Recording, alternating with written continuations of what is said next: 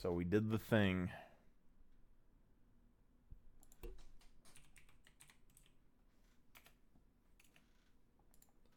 Let's just make sure here. We got Spirit. We got Debonair. I think Eternal Brand Dragon.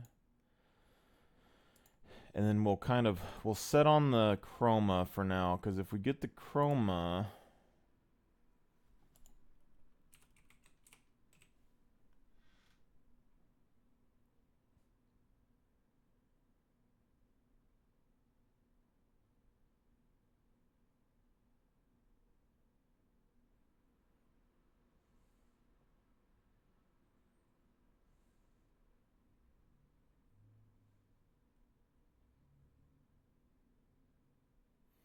they got blue, they got that dark pink, or whatever this is. They got like purple and dark purple.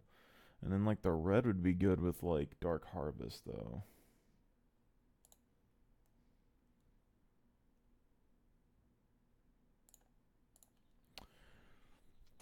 Any case, I'm kind of not sure what we should build on brand anymore, because I do like Blackfire Torch, but I feel like anytime that we've had the best success with brand, we've always had Rylai's first item.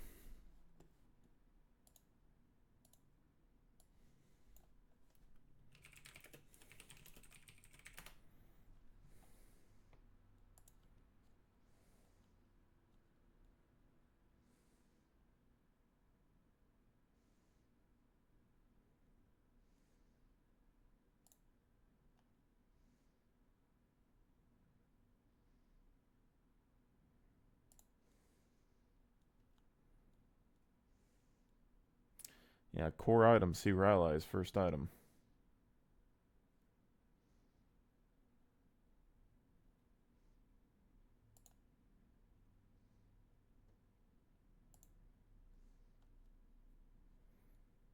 Leandries and Rylai's.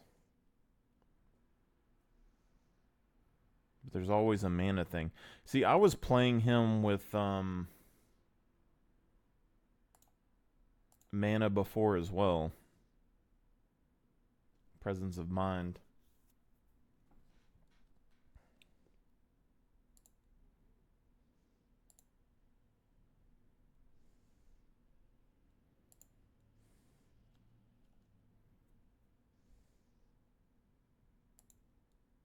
See, Rylai's first item, Situational Blackfire. Fourth item, alternative for Leandry's Torment.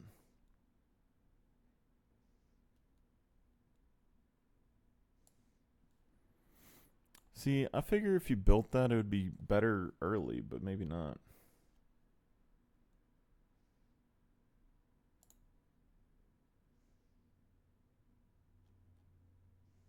I guess let's get rid of Blitzcrank. We'll play the brand, and then we'll do the like, I don't think this is gonna be the best with like what their team is doing, but should be.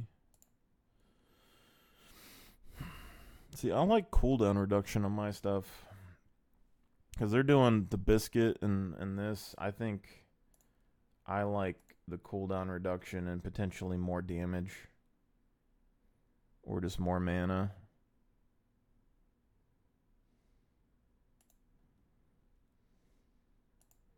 With more cooldown reduction.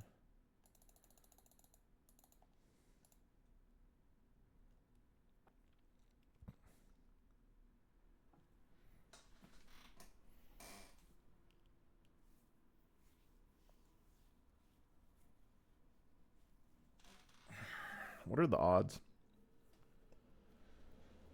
You know?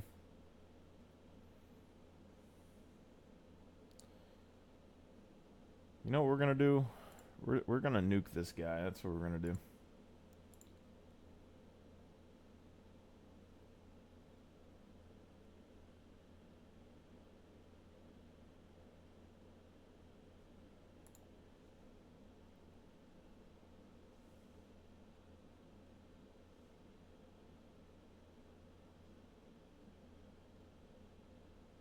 Do we do Rylai's on Annie and then stick it on Tibbers? Annie Rylai's combo?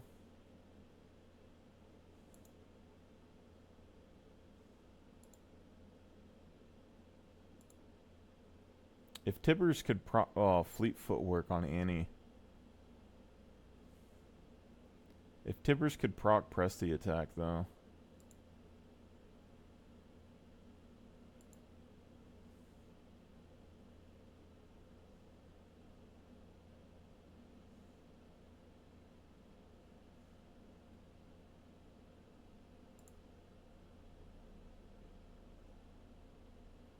I think she's kind of unique. So we could do Mana Flow Band. And we'll do cooldown reduction.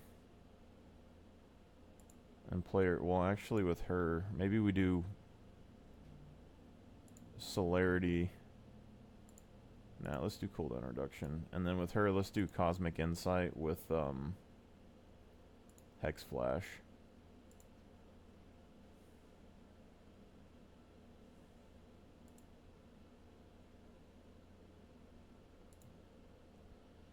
And what I want to do, it's not going to be the best, but what I want to do, I think, is Rylai's first item, just like Brand.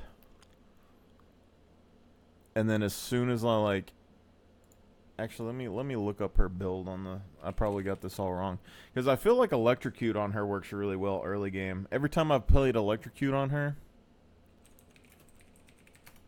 it's felt really good.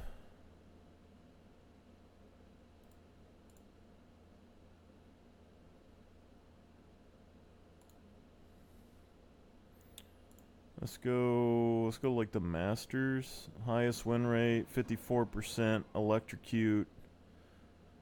There's one with Phase Rush. They're also running Axiom Anarchist. See, I wanted to try Phase Rush on her, but I wasn't sure because if we did Phase Rush with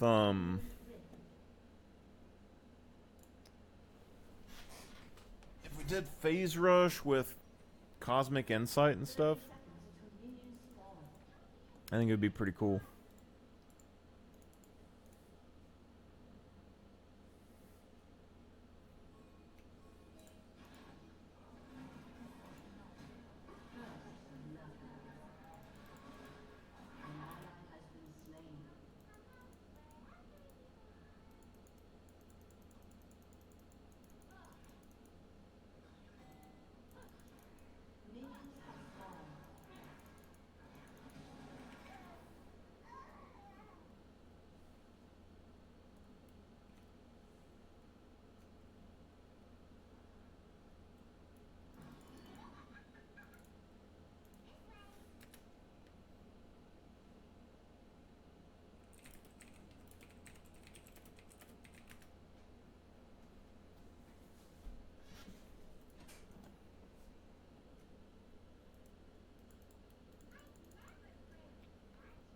I think Bard's gonna dumpster me here, honestly. He gets the Electrocute proc.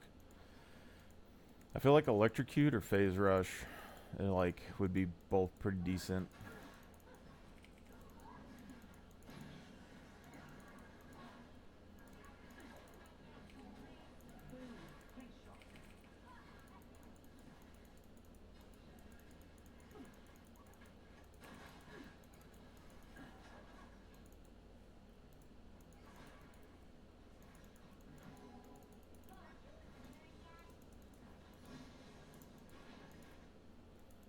Question is, do I max E second? Because I think that's what normal Annies do. Or they supposed to.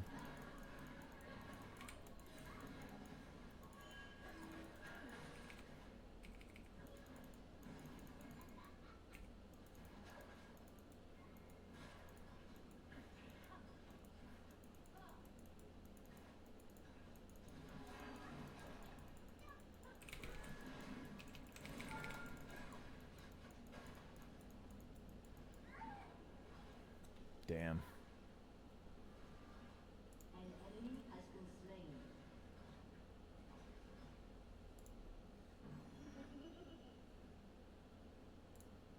Let's wait for boots, I guess.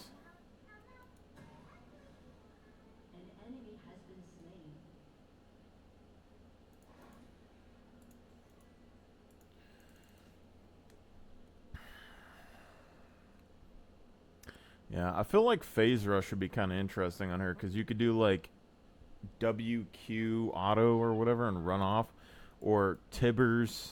I wonder if Tibbers counts as like multiple procs. Tibbers would be interesting.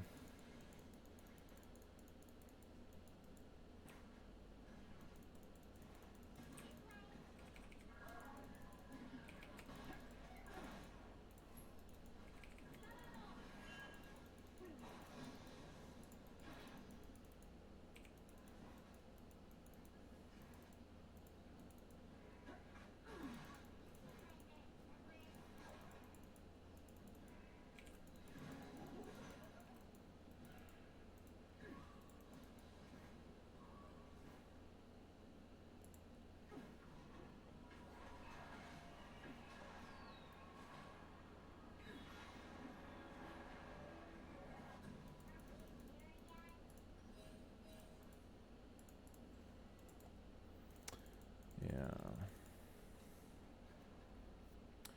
I'm curious about maxing E second because it does a 200 shield, which would make Tibbers stronger. And then the damage reflection, and it gives a speed buff. Because it makes him rampage.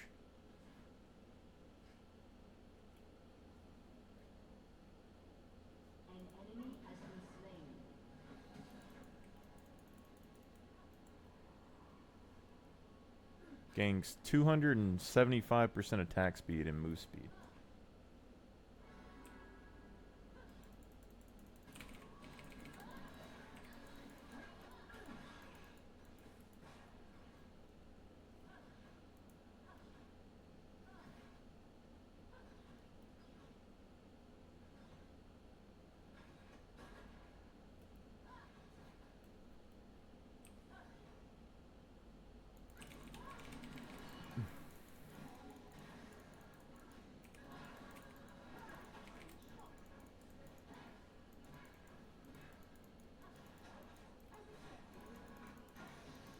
Definitely having some mana issues though.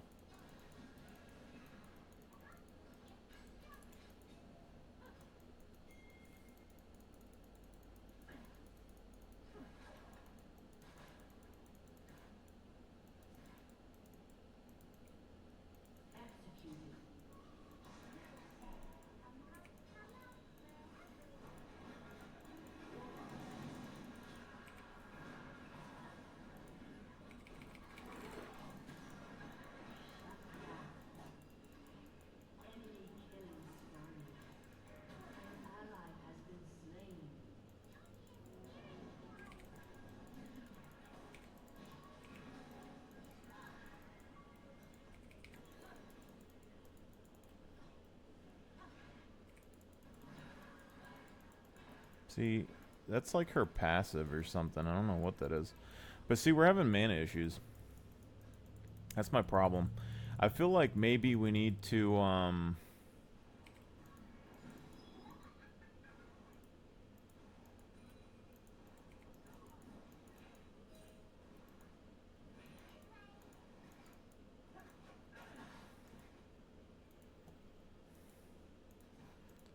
maybe buy a mana crystal early.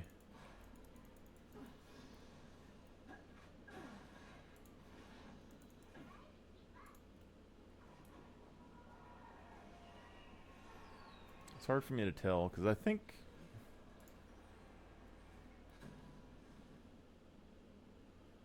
go for that, or we could go for Lucidity Boots. I feel like Lucidity Boots early is going to be okay. More cooldown reduction, more cooldown on the flash.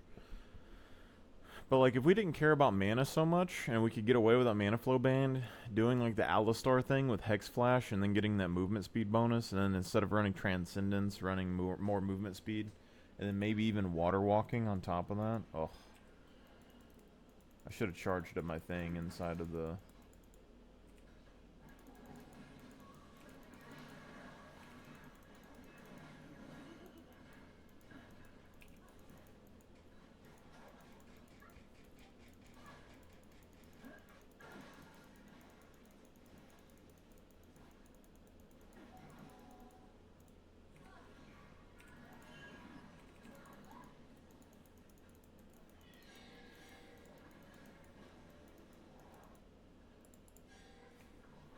I think we're losing.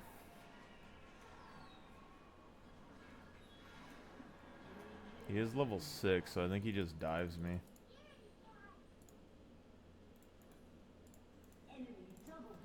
Because we've played Glacial Augment on Annie, and it's been fine.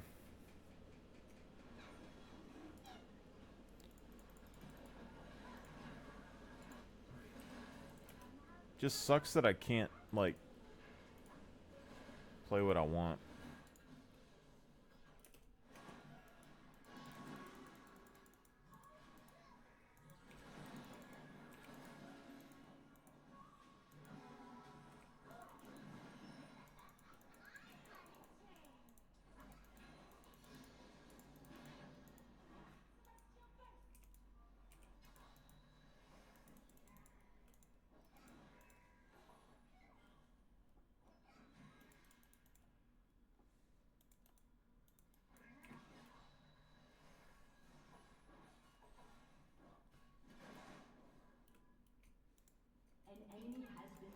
It is 300 gold, though.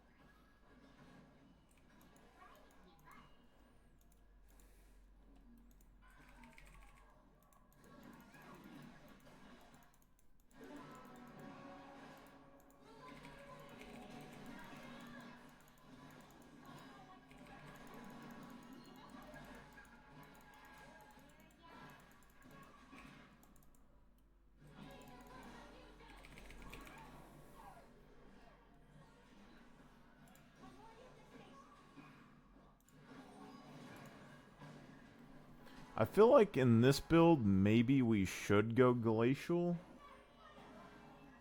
But I'm not positive. Because Glacial would do, like, a 4-second slow field. But if we build Rylai's, we wouldn't necessarily need Glacial. I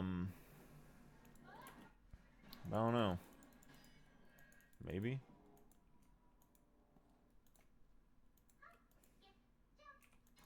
It's kind of crazy that they're just leaving my ADC ball in there.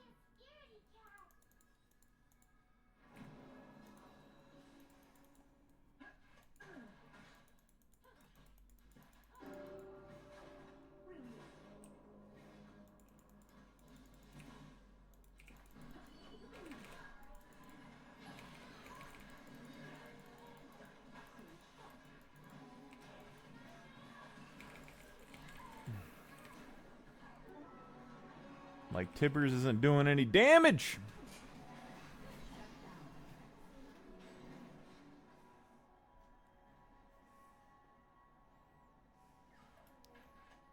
This goes up to 240, that goes up to 250.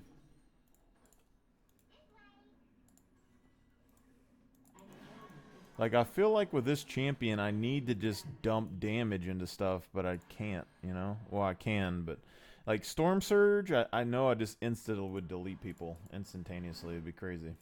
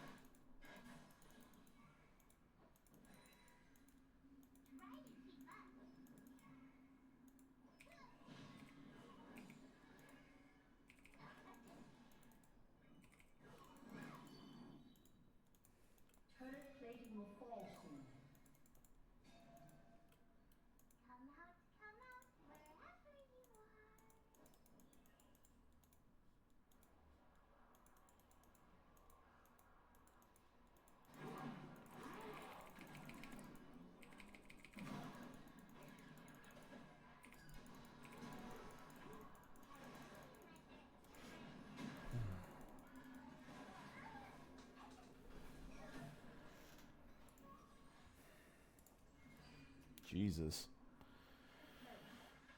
Jesus, take the wheel. We could go Solace's Slay and get that movement speed buff. An ally has been slain. What am I saying?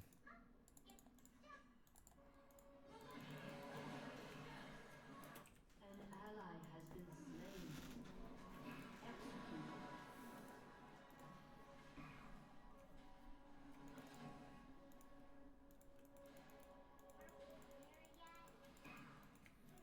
He's 2 levels above me.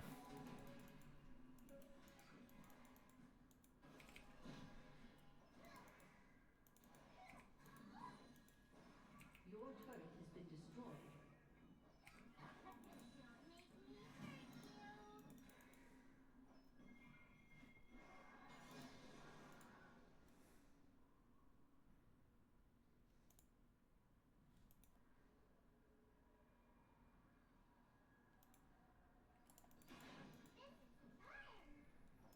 I think if we're gonna do Rylai's, then we need to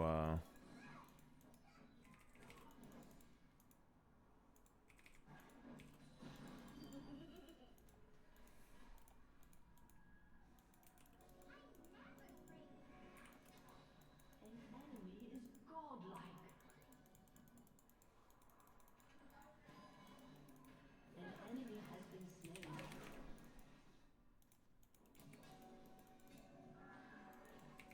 Enemy killing spree. Slain an enemy.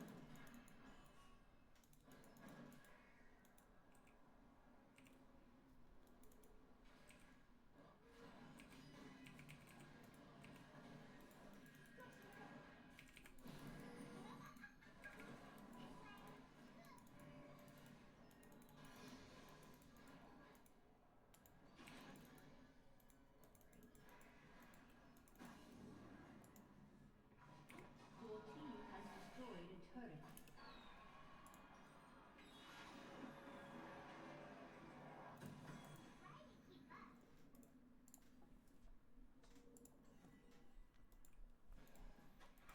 So the real question is, do we care? Like, we could max this first, you know? If we really wanted to. An ally has been slain.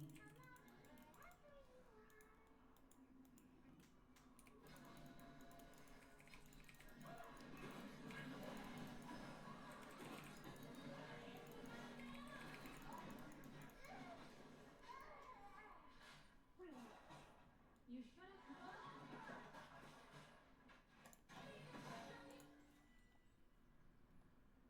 They have a lot of slows on their team. It's actually crazy.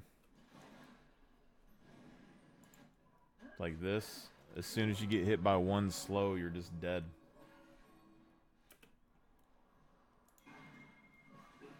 Your turret has been destroyed.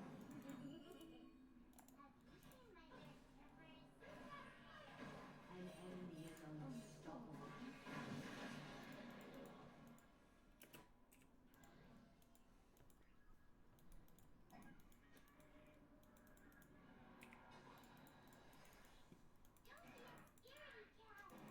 An enemy has been slain. Shut down. An ally has been slain.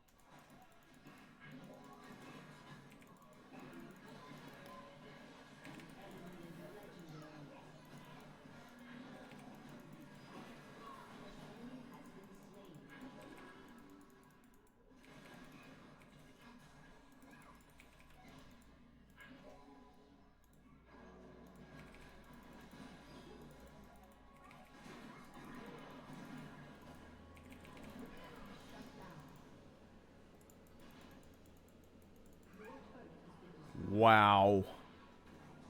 How does that burn kill me? That's crazy.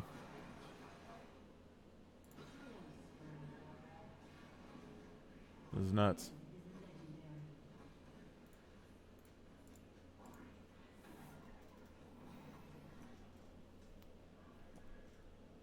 Yeah, no, maybe Dark Harvest, but or like First Strike or something.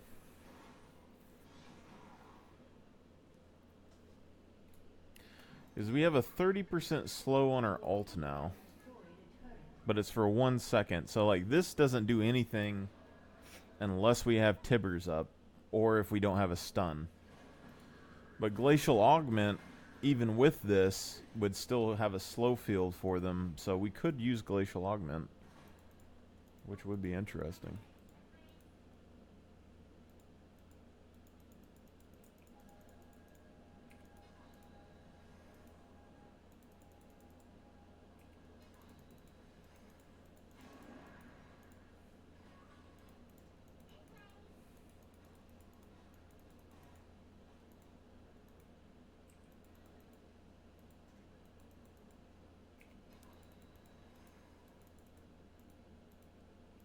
There's a lot of flowers down in here.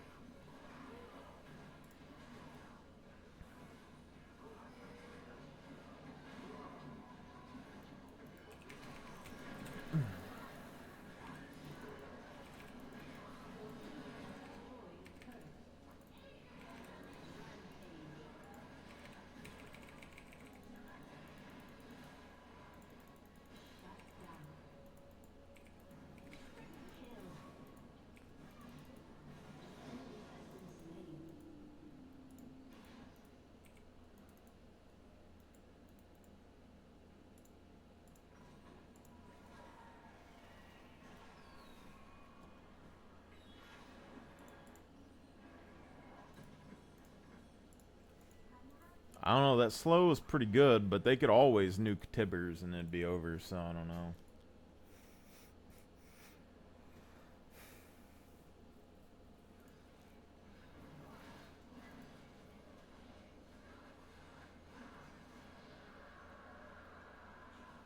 Like, I feel like we could just build her like a support with Frozen Heart.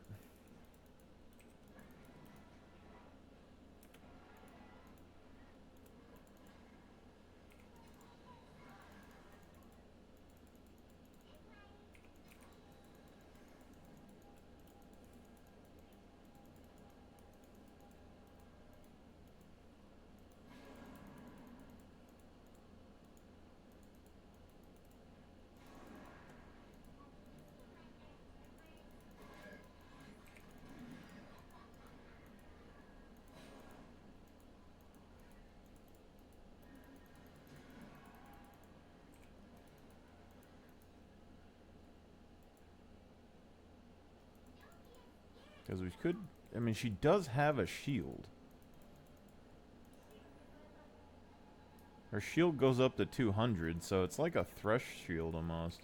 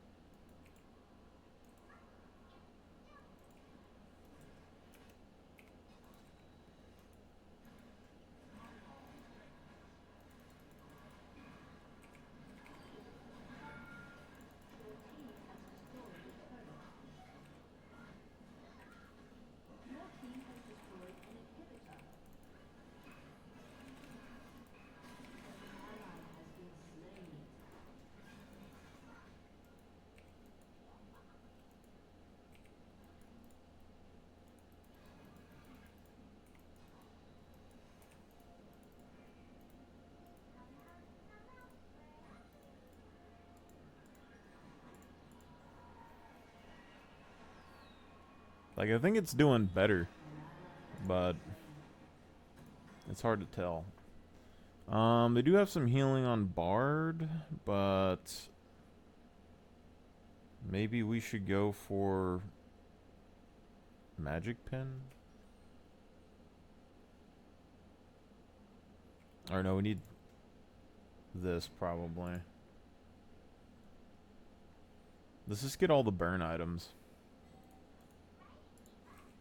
Why not? Full burn, Blackfire Malignants.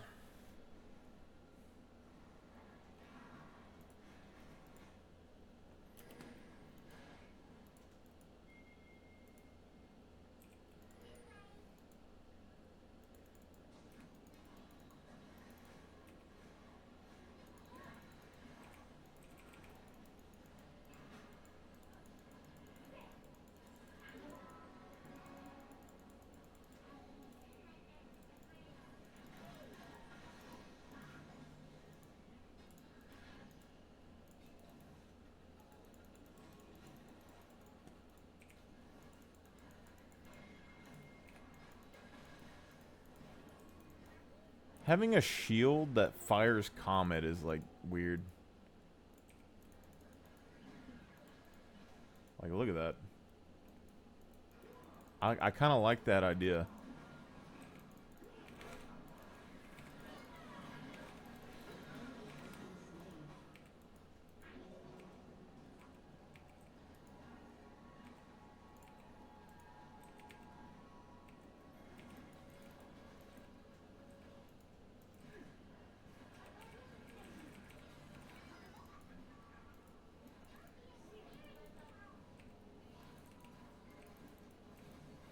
See, Tibbers regens health.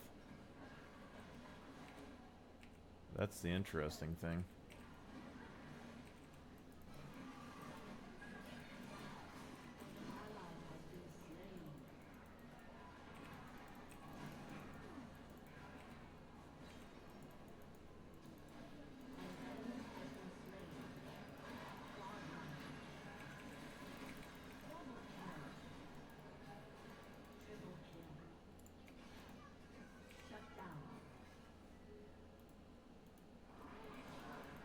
A shield that can proc other stuff.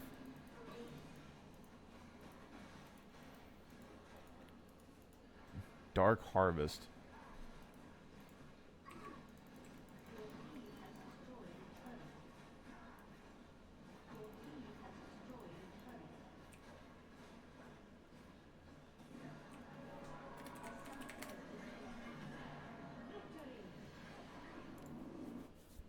It's interesting because any shield procs Comet, the shield doesn't use our stun.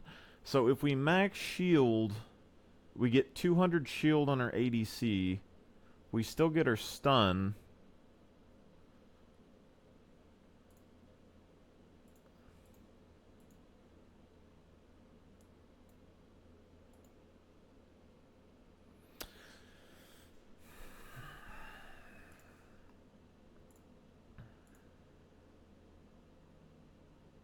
I had a lot of damage. Somehow.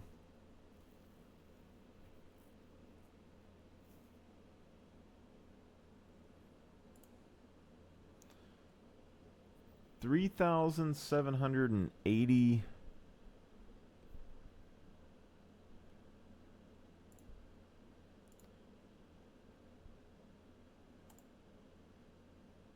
Like, is Tank Annie a thing? Go Aftershock.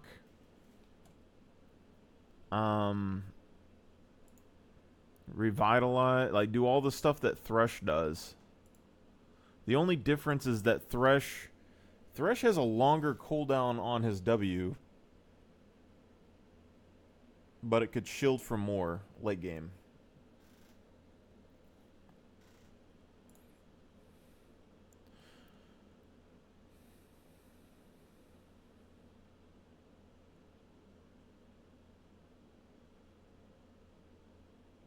Grants, ally or Annie a shield, a burst of movement speed, and damage enemy who strike with attacks or spells. 10-second cooldown.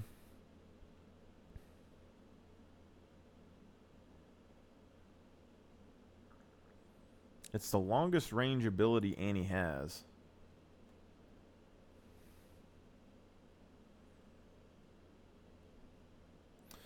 It can proc Comet, which is another one. I'm assuming it also procs Rylai's if it procs Comet. So if you put a shield on somebody and they attack that shield person, they then get 30% movement speed slow with Rylai's for a second, and they're getting hit with Comet, and they're taking damage from the effect, and I'm shielding my ally. So if I build Annie around shields and stuff and not around damage, I wonder what that does. Because I could build Locket Redemption, and she's not tanky, so I just go for shield items like Locket Redemption, the Bell, and the other thing. And then I could go like Airy Spirit maybe, because if I put Airy on my ally, it would shield them for extra, and then if they damage my ally, maybe Airy would then trigger on them. It would be interesting experiment for sure, because I'm fairly sure we can get her E cooldown lower. Like, I know it goes down to 6 seconds, but we could probably get down to like 4 or something. And that would be pretty absurd just for like a single person shield. And then we could still build Rylai's or whatever too, but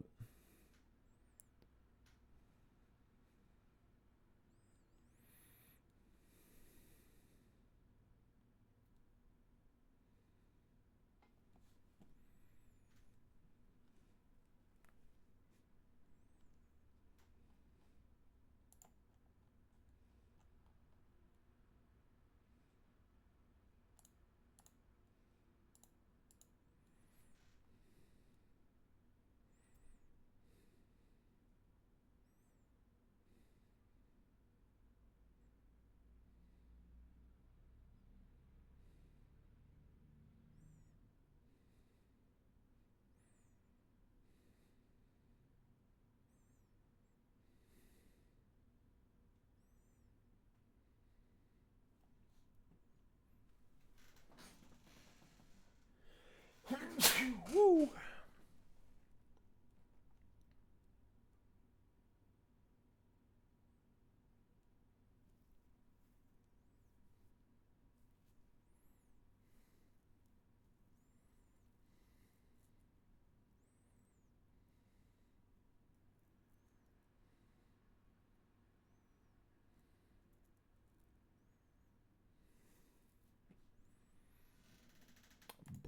And where is it? There we go, boys.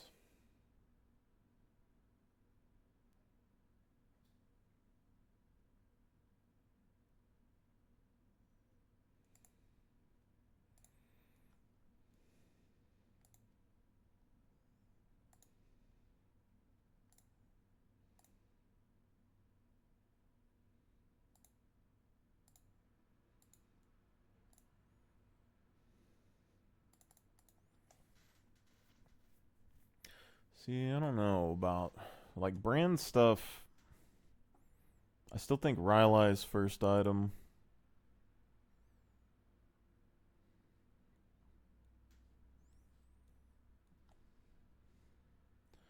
I don't know if we necessarily care about Malignance or anything, to be honest.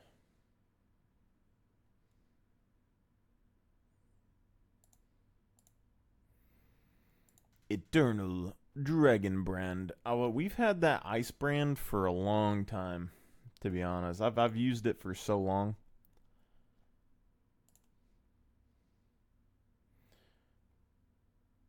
But I would almost say like, because this is good for a Comet Brand, but if we were going to use, also I probably should have swapped summoners, but if we were going to use like a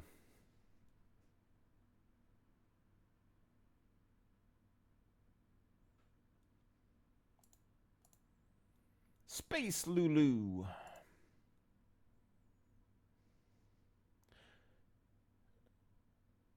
What?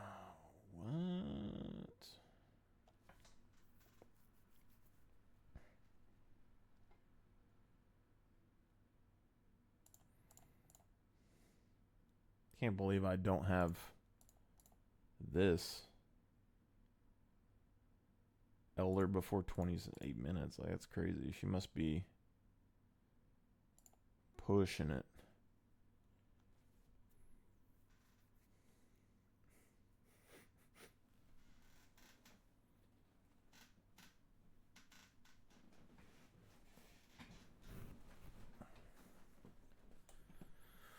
Ooh, chum. Fourth item alternative for Leandri's Torment. Fifth item alternative for Morellonomicon.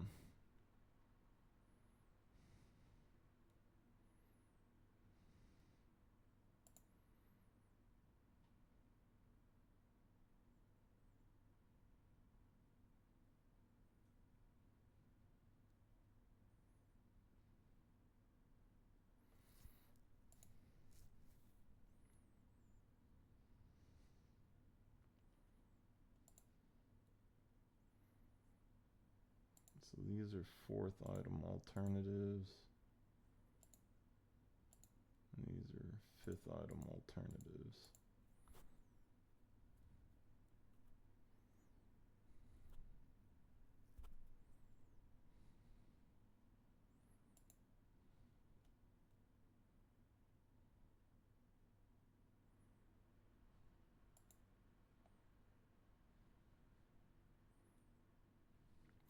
Showing 6 items on brand, but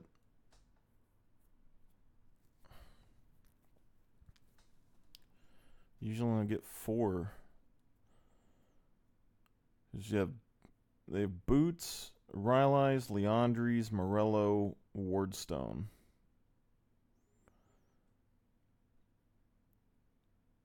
And then you have Blackfire, Zonia's, Bloodletter,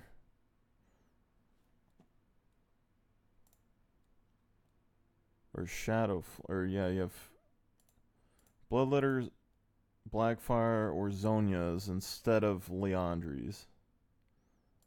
And then you have Shadowflame or Malignance instead of Morello. And then they have Storm Surge instead of Wardstone. And they're maxing W and then Q, which I get gives you the most damage, but I'm still a big fan of Qmax on brand because when I Qmax, I don't use nearly as much mana. And then if I get my cooldown reduction low enough on Q, I can just sit there and Q people over and over in lane until I stun them. And then hit them in the face with the W or the E.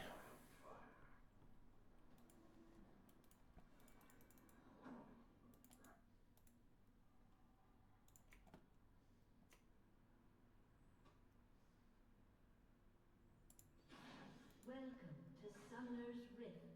I am the fire that cleanses the world. Is that fire proof? 30 seconds until minions spawn. Is it hiding or is it just me?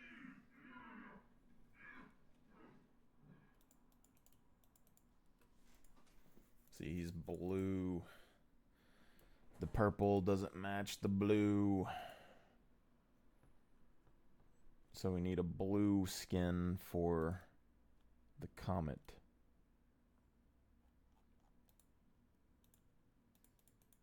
Minions have spawned.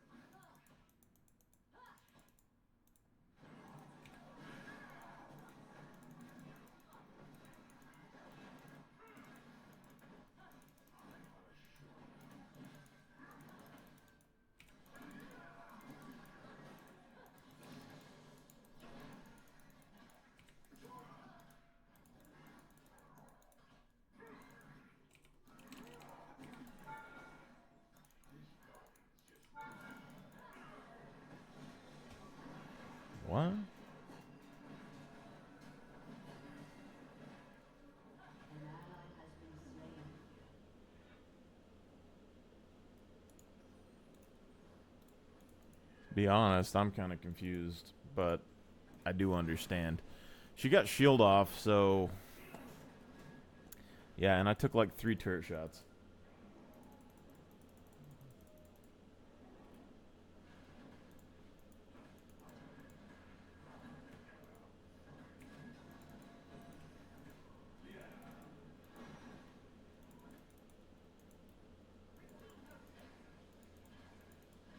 An enemy has been slain.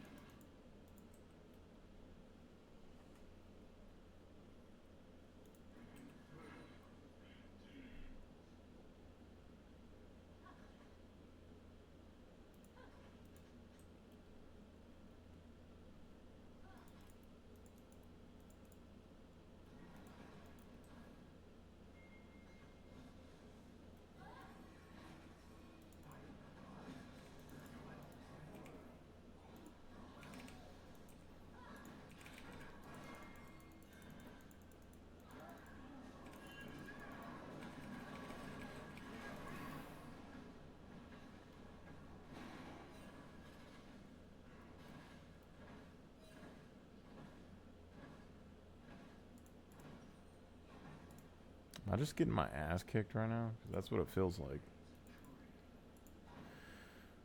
That doeth be what it feels like.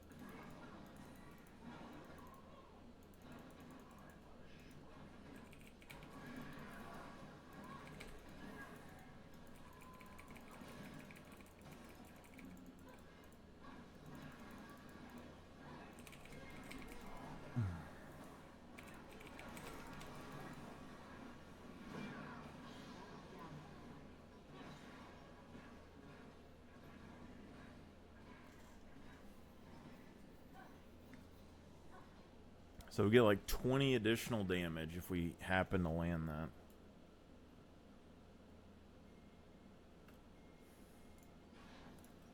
ally has been slain.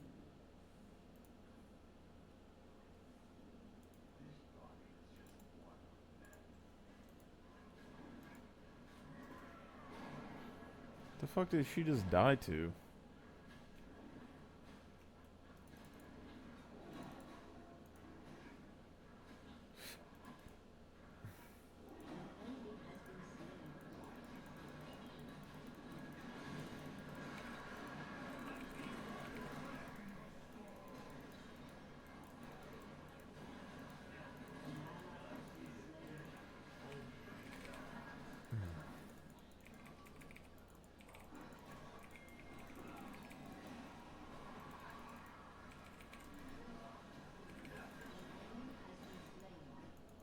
An enemy has been slain.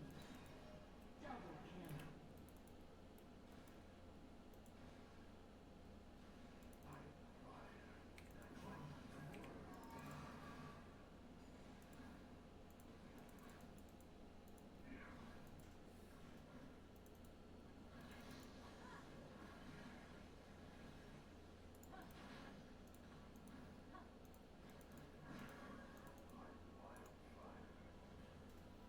I don't think it's gonna get there in time.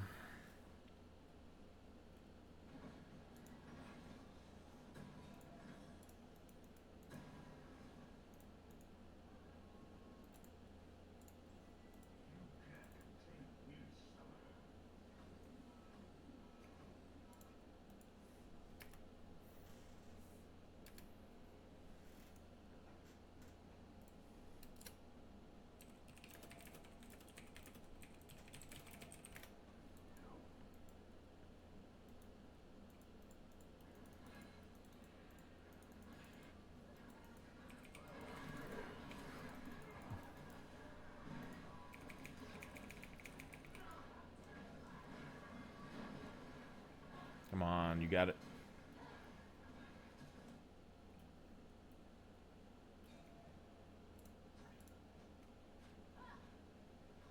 An enemy has been slain.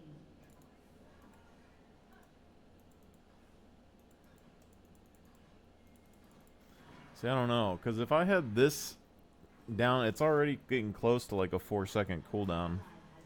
But if I had that lower, then I could have hit a second hit.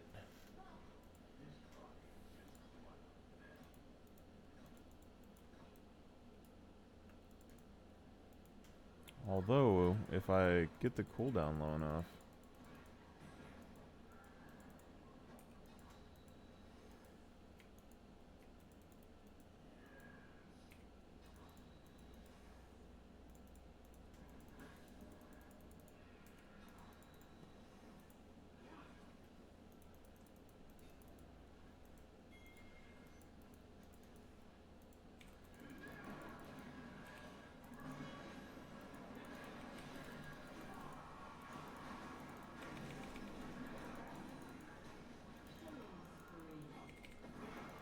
Shut down.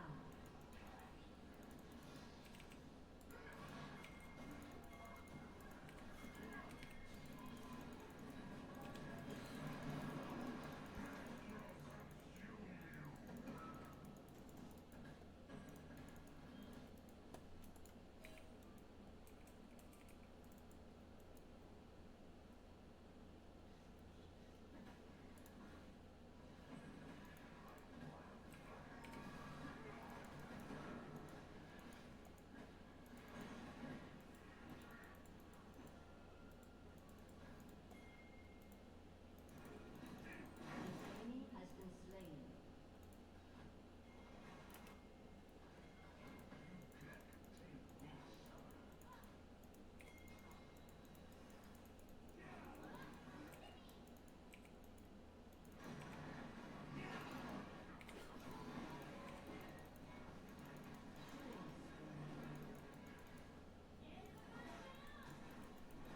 Double kill.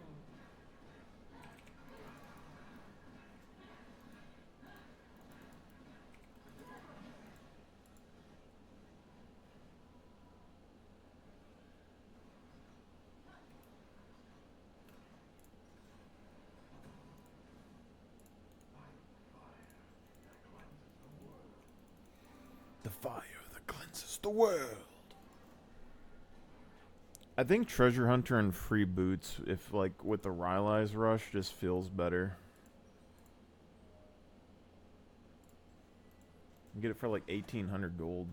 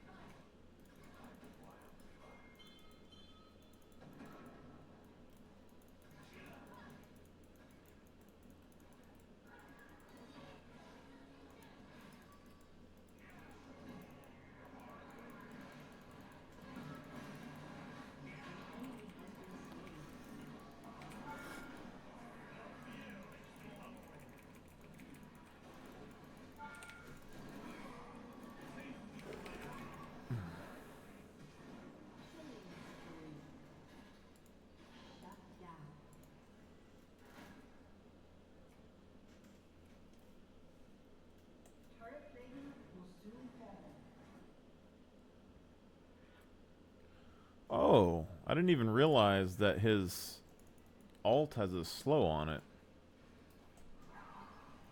If they're ablaze, so you'd want to hit them with E before you hit them with R. 30% for... It goes up to 60%. It's wild.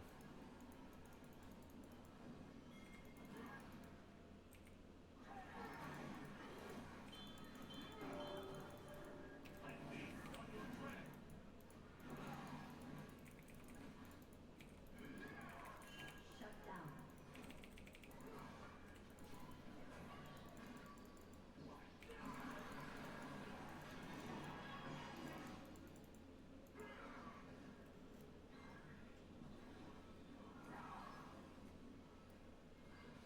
Jesus. What happens if I go, like... Because this does percent HP damage, which will help with Boulder Bear, but what happens if I go for the auto attack one? You know what I'm saying?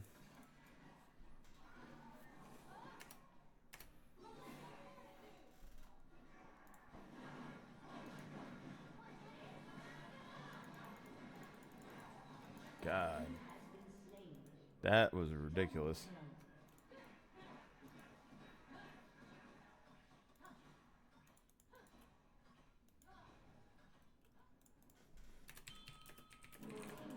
Destroyed a turret.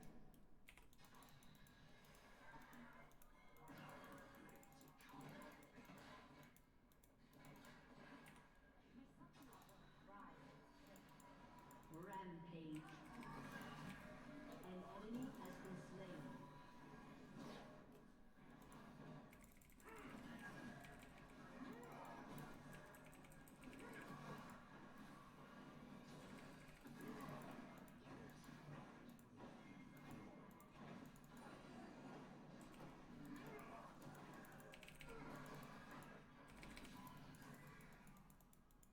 Your team has destroyed a turret.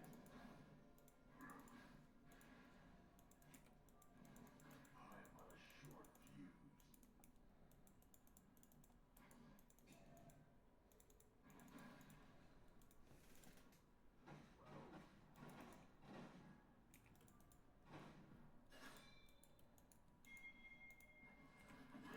Can't contain me, summoner.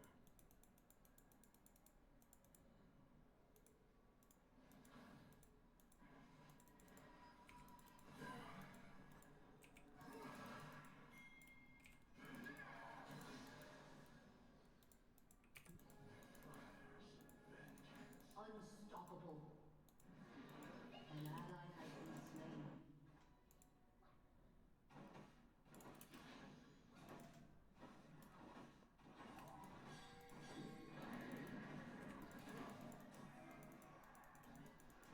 Like wildfire.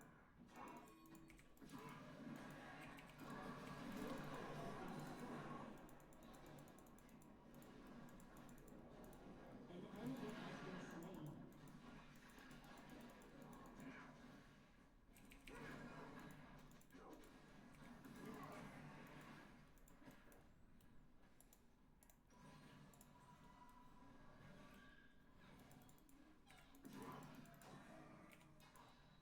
Your team has destroyed a turret. Fire that cleanses the world.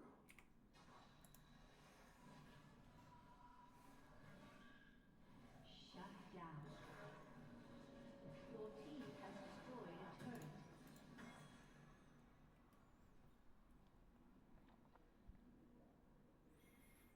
Alright, so we can go Rylai's or we can go any of those items.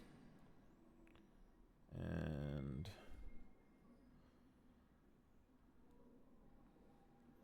So Blackfire. Torch.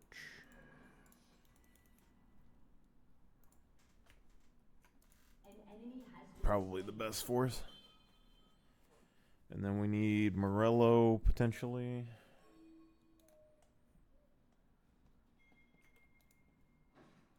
This body is just one of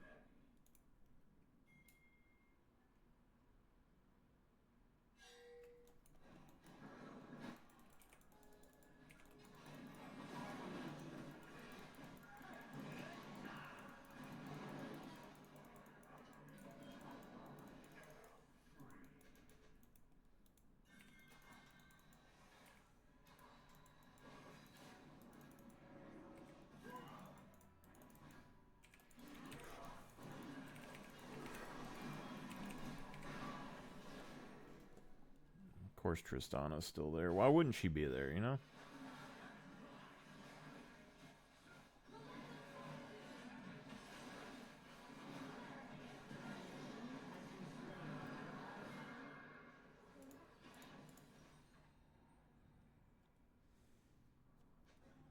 Enemy killing spree. Why wouldn't she be there?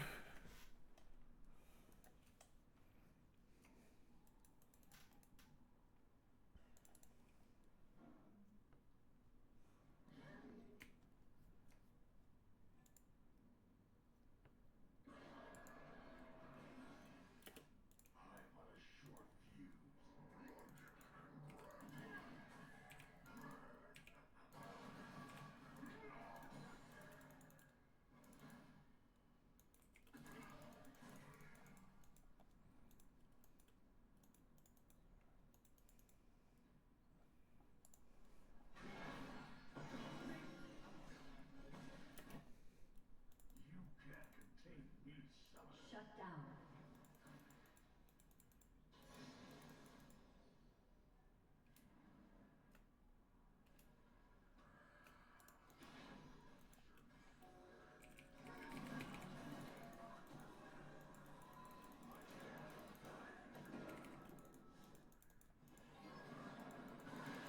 Fuck me.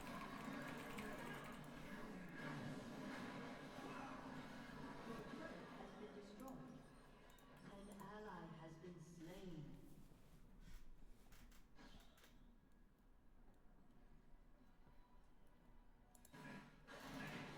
Godlike.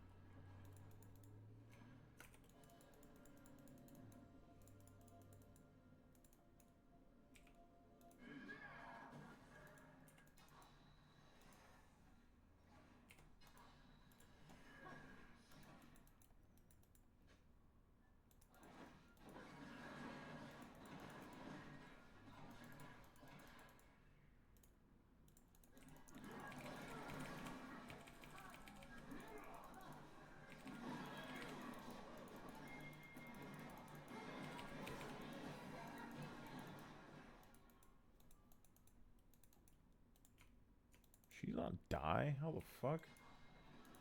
An ally has been slain.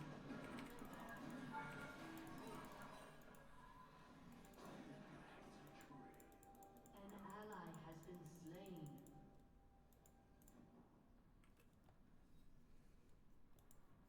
Legendary.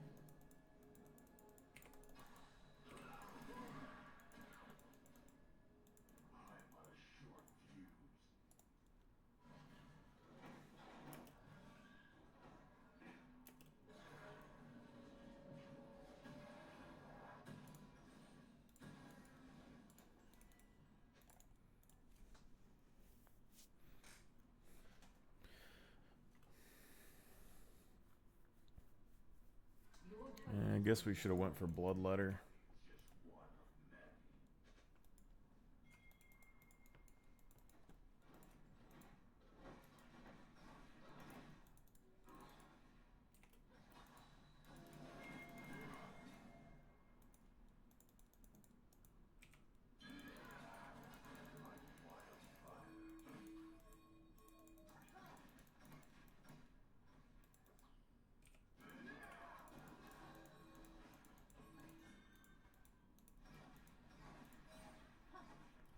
See, I don't like leading with this.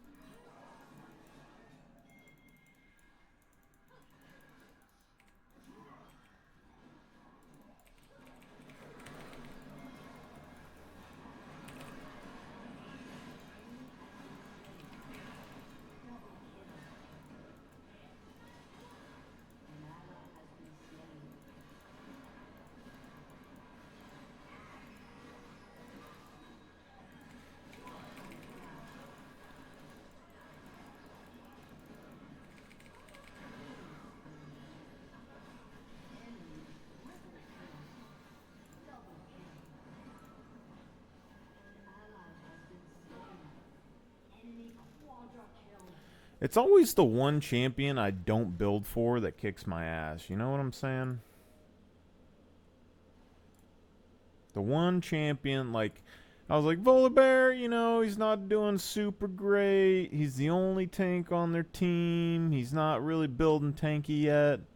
And then what? He builds MR items right after. He got a Glacial Gauntlet. He just shit kicked my whole squad. Crazy.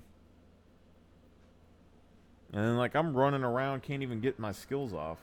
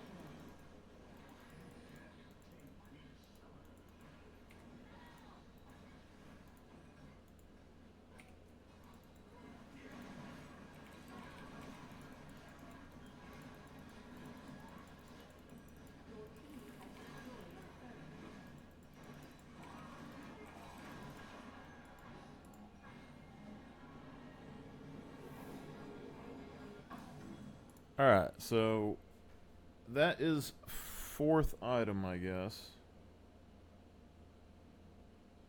And then that's potential 6. So they have Malignance or the other thing.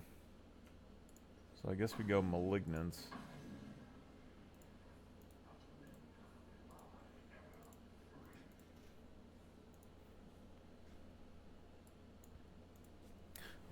I really needed probably Bloodletter. The thing is that, or no, Morello was supposed to be the next thing.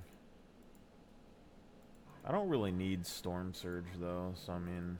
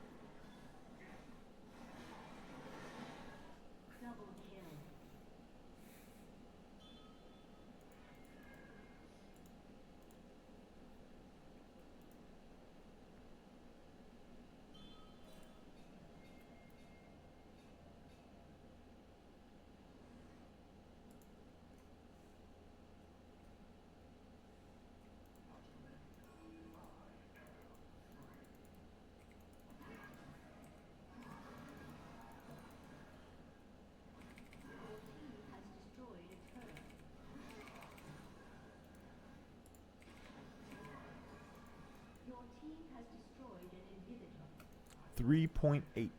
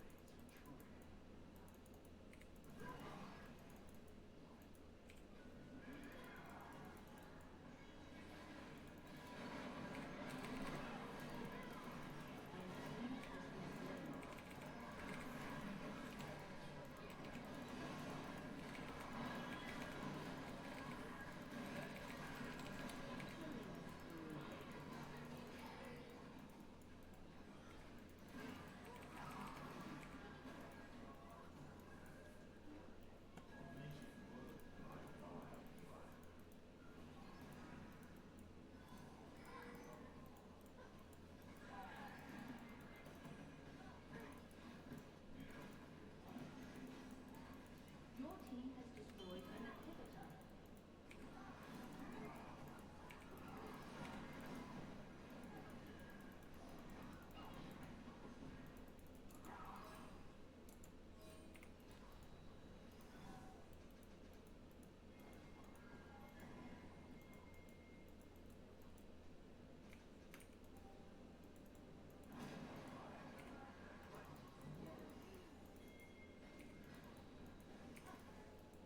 Your inhibitor has respawned.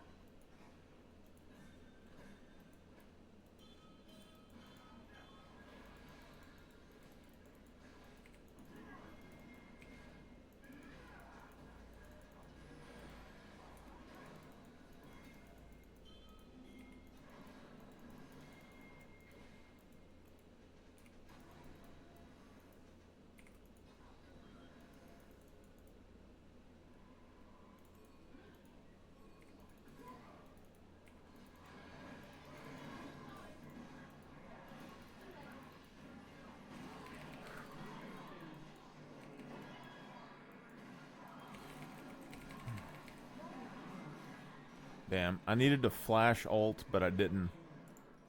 And then mouse stunned me.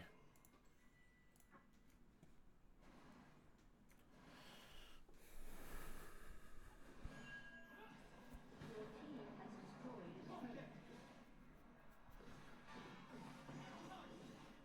Your team has I have to see if there's a blue.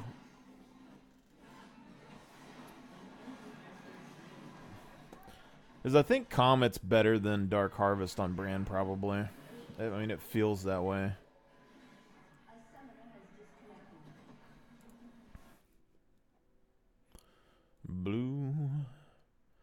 Christmas.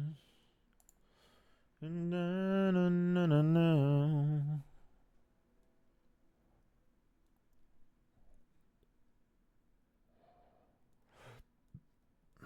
See, I feel like Annie should be very similar to how Bran plays, though.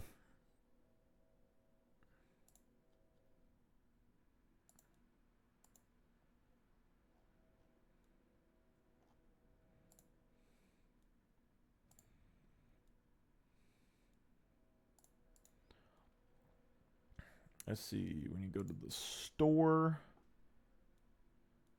and then we go to the skins, and then we go to the chromas, and then we go to the brand, and then we go to... So you have Eternal Dragon Brand Sapphire.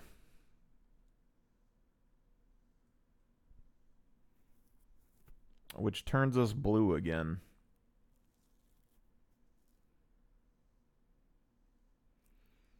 Or pearl.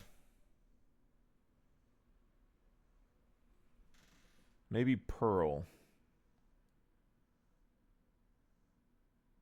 But I think the orb is more this color, so it's like...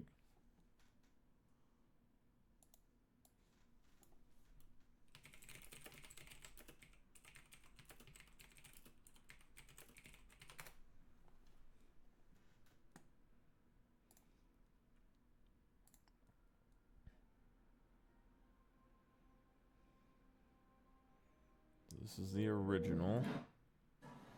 Amethyst is like really dark.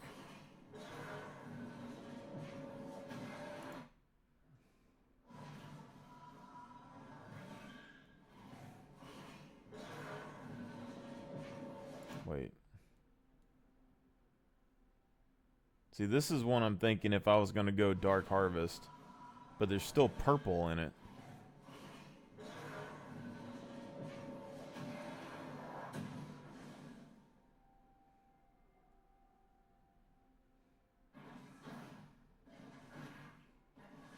The auto attacks are still purple. That kind of looks dumb. Yeah, see, there's purple.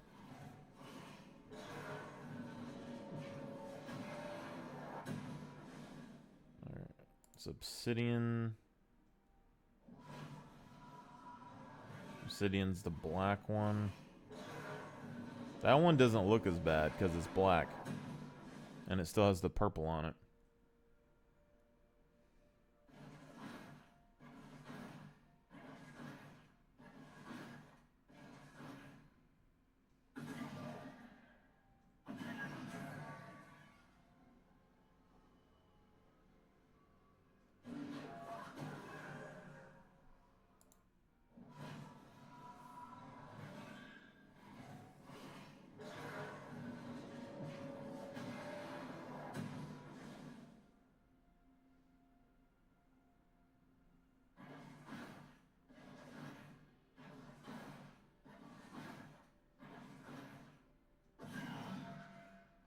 I don't know how I feel about the skills still being purple on this one or not. Like, it doesn't look terrible, but, like, it still kind of bugs me a little bit.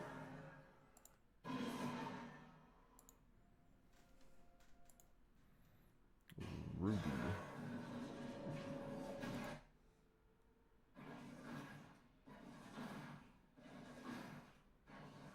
Maybe this is the one that we need. It has green, it has red, there's purple on the fingers still. Actually, I think there's purple on all of the fingers.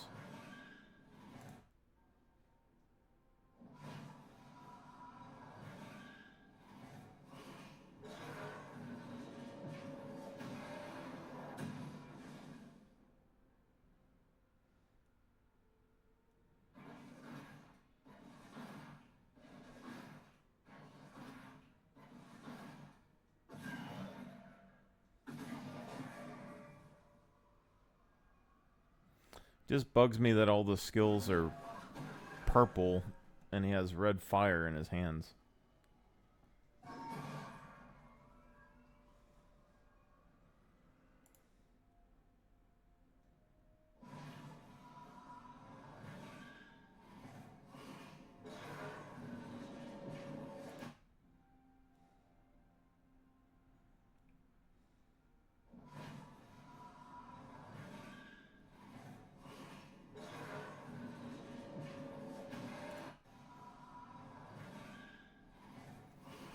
Because I like this one a decent bit. But I would definitely need a reason to have the red. Because, like,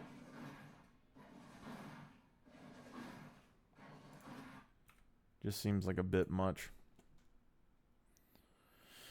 Alright. What were we wanting to do on Annie again? It was, build her like Brand.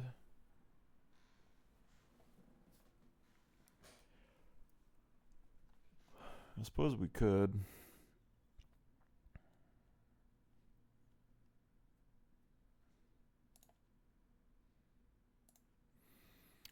See, but Brand we've been doing W. Hold on, let me look. Annie, they're doing QW max.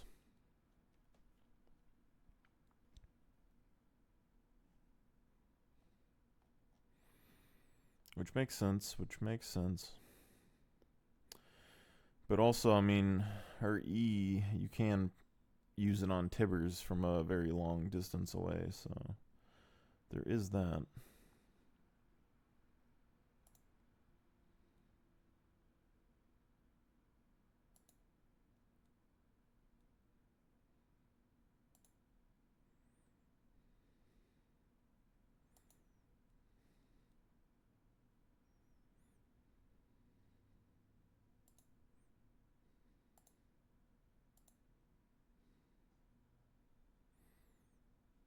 QWE.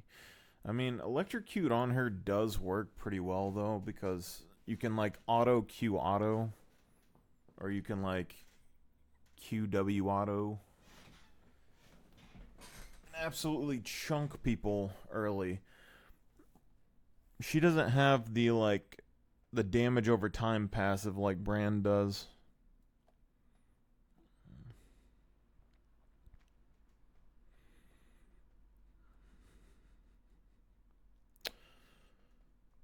So with her, we could probably get away with just cooldown reduction on her ult as much as possible. The thing though is that I really think that she likes, like, you don't need Hex Flash and Flash on her all the time, but like I feel like it helps you trade a good bit in lane. So like if we don't go Anaxium Anarchist, which increases Tibbers damage, the thing is that it only reduces the ult cooldown if you get a kill.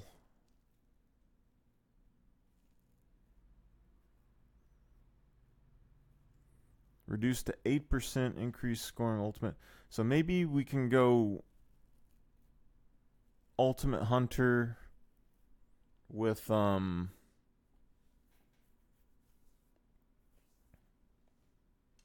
Cosmic secondary.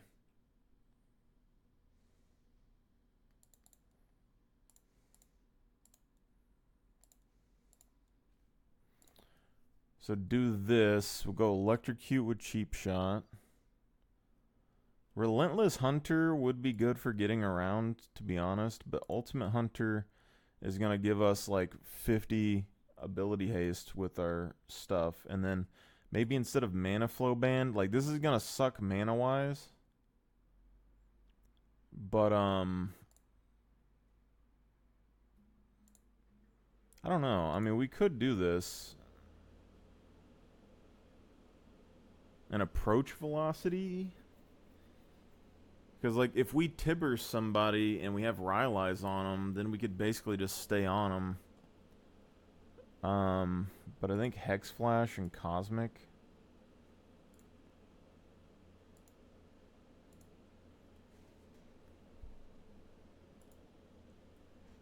could be pretty good. If we go Relentless,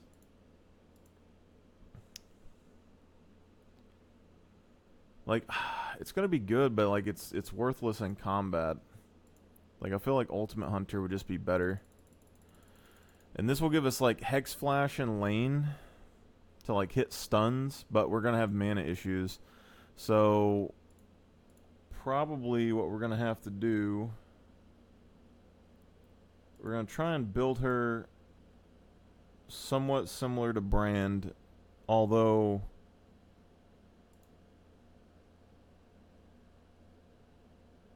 her win rates and stuff are kind of terrible. See, the highest win rate and like Master as a support has Airy Spirit as her rune with like Scorch, so maybe they're like trading auto attacks and Qs. And Tibbers can proc it, but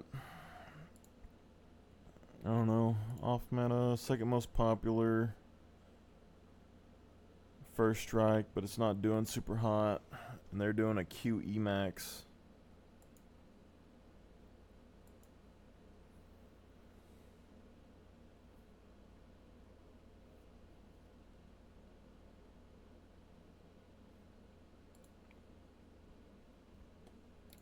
I definitely think I want Rylai's, to be honest.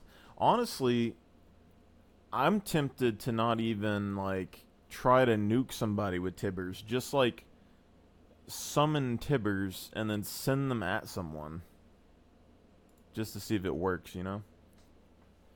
But with this, we could do Lucidity Boots, potentially, but they're probably going to want us to do damage boots. But Lucidity Boots for more cooldown could be good.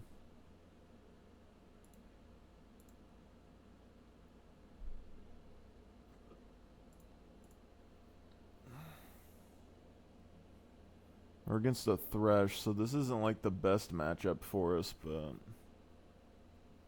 Oh, someone dodged. That's crazy. Actually, let me go to... I'll go to a normal. Let's go to draft.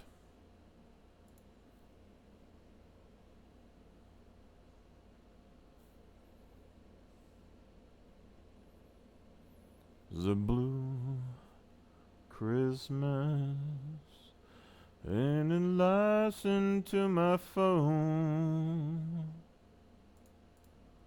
The blue Christmas.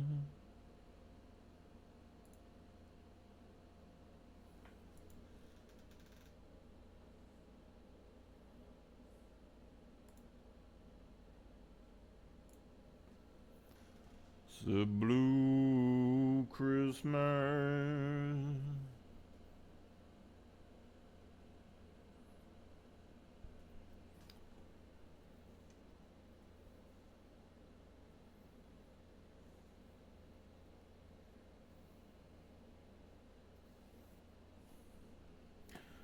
Bum bottom bum bum bottom bottom bum. Shielding and healing and mana.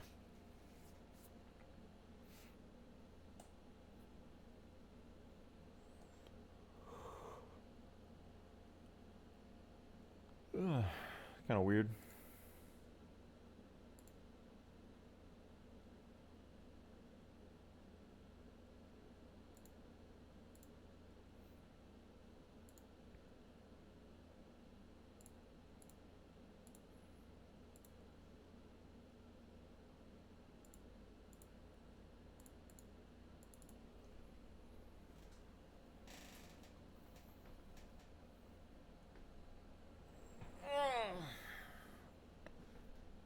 See, I think Annie cares about Malignance a little bit more than Brand does. So, I would say if we do the Rylai's, Malignance probably would be the next item.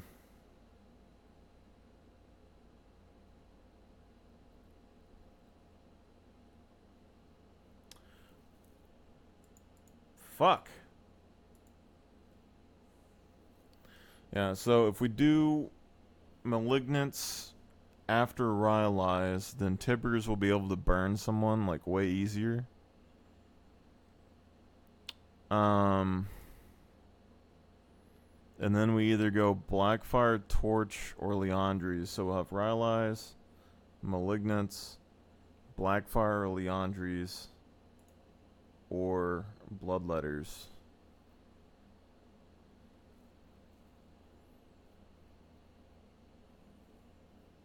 I guess.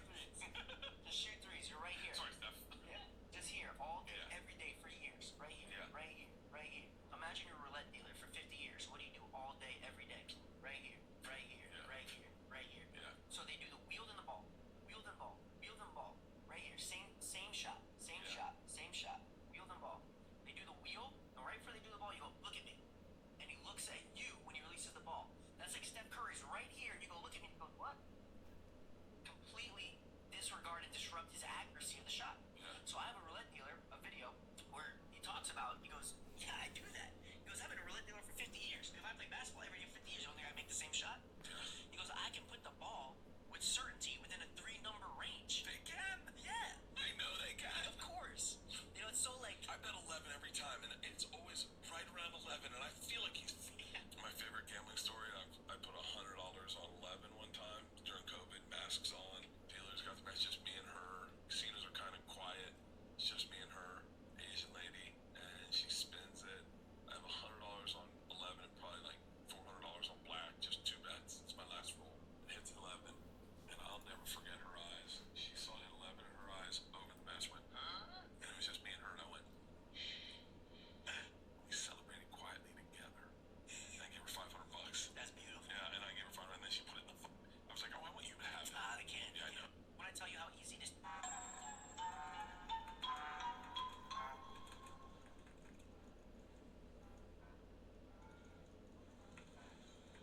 I'm a retard. Yo, I might have brain damage.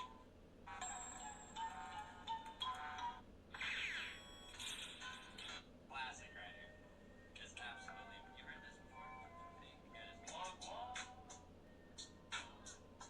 I don't even understand how the fuck my up tall. Pick him up in a space suit. I don't let my fuck wall skirt. New freak had to cut my other little bit short. Classic right here. Just absolutely. You heard this before?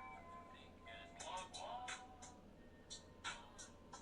I don't even understand how the fuck my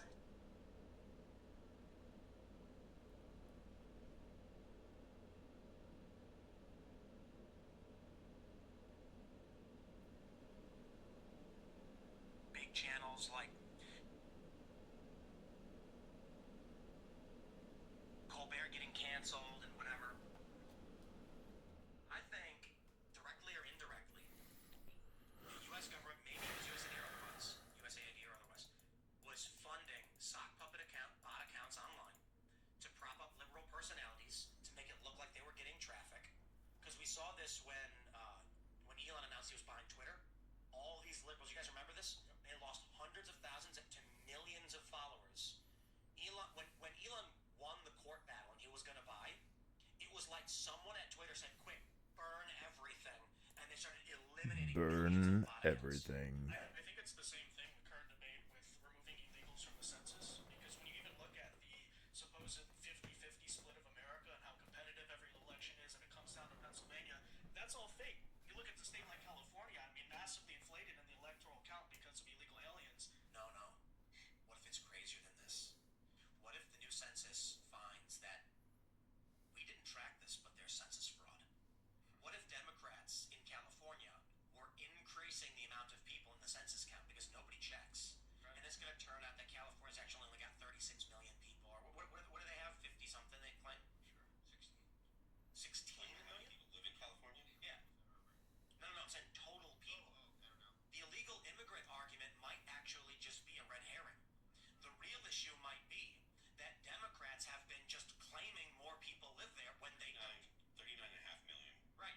39,528,000. And what if it comes out, it's like, actually, they added 3 to 4 million to the number, giving themselves extra seats without actually anyone living there. That's dead internet theory, but in the physical world. Let me ask you, how many times have we or anyone else talked about census fraud? Never. So I wouldn't be surprised with Trump doing the census move now. If the reason they're freaking out is they're like, it's not about illegal immigrants. It's about, they do ballot harvesting, and they do. We watch them do it, and people get paid to collect ballots. Why would I not believe at the same time they're saying, that census form you got filled out? They said 3 people live there? Make it 6. It's like when Doge found all those dead people getting benefits. Right. 190-year-old guy getting benefits still. Yep. There's a lot of dead people who vote still. Consider how much that warps your understanding of American politics Yeah. and the supposed competitiveness. You look back to 2024, it's like, wow, no, actually, this country is not 50-50. It's the entire majority or split of Democrats or liberals the past at least decade or so is essentially fake. It is. I think the bigger picture story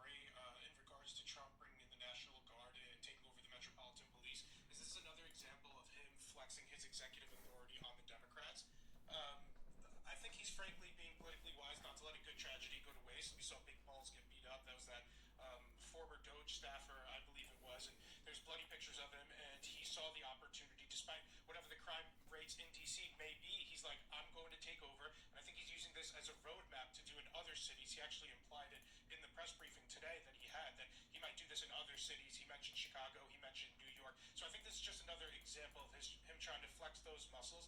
I think we should be honest here too. DC's an 80-20 area. He's taking control of where Democrats work and live, and flexing his muscles onto them and saying, I'm going to bring the National Guard.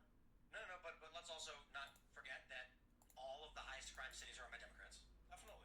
Yeah. And he's going to use that as an excuse to bring in the National Guard as well. Not as an excuse, but as a reason. I don't think it's an excuse or the targeting of Democrats. It's just a correlation, not a causation. So they're going to say Trump is targeting Democrats. No, it's just that all of the worst cities are Democrat run. Trump's not saying I'm coming after you Democrats. He's saying crime is really bad. I'm coming to your city. Yeah, and he also did bring in the National Guard, people say a little bit too soon, into Los Angeles or wherever those anti-ICE protests were in California. The city was already on fire. Yeah, and I foresee him doing that in other cities down the line. Look at the results of him bringing the National Guard into LA. It worked, right? Like the whole point of the National Guard going to LA was they were there to basically do crowd control while ICE did their jobs. And that's probably the blueprint that he's going to use in DC and other places. The military or the National Guard will be there for crowd control to make sure that people aren't interfering with law enforcement carrying out their duties, because he federalized law enforcement as well. So if there's National Guard on site, it's only there to make sure that law enforcement, who is being directed by the Trump administration now, by the federal government, can carry out their job. Should he do it in other cities? If crime rises to the rate, or protests or riots aren't going to be able to be controlled by the police departments that exist there. What do you mean if crime rises to the rate? Like, I don't know What the murder rate in our cities is. like DC specifically, I think you said it was something like 27. 27. You know, Chicago Every is 100,000, Chicago's half of 20. that. You know, Detroit is 37. Baltimore is 45. So the question is, what do you think the line should be for when he sends in the National Guard or has to nationalize whatever police You department? know, I'm going to be liberal and say 10. Okay. Okay, but you know, we can take a look at the per capita deaths of let's do Malta, Sweden, because I went there and that was a big deal. It's 1. And so we look at these other countries where their murder rate is 1 per 100,000, and we're supposed to be happy that DC's got a higher murder than what did they say, like Bogota and Colombia or whatever? That's insane. The crazy thing is they're like, crime's down. Yeah, but it's still 27 murders per 100,000. What's wrong with you people? It's like you're watching a dude smash up your house, light on fire, and you're like, yeah, but they're smashing up less than they did yesterday. I don't care. Stop them. Stop it all. So the Insurrection Act, this is a funny argument. Trump can invoke the Insurrection Act to deploy active duty military for law enforcement if the laws are not being enforced at the local level. One could argue that right now, any reasonable person would be like, yeah, Chicago ain't got no law enforcement. And the local cops might say, our hands are tied, they won't let us do it. And NYPD might say the same thing. I say this, if the unions in these, here's a good criteria, if the police unions, I'm not a big fan of the police unions, but any public sector unions, or any unions. But if the police union come out and say, every time we make an arrest, they're like, we can't enforce the law, Trump goes, okay, send the troops. The police have said, I think that's criteria. Thanks for checking out this clip from Timcast IRL. Make sure to watch the show live Monday through Friday at 8 p.m. Subscribe to this channel, and we will see you all there. Vengeance is at hand. Reduces the amount by 50%. Welcome to Summoner's Rift.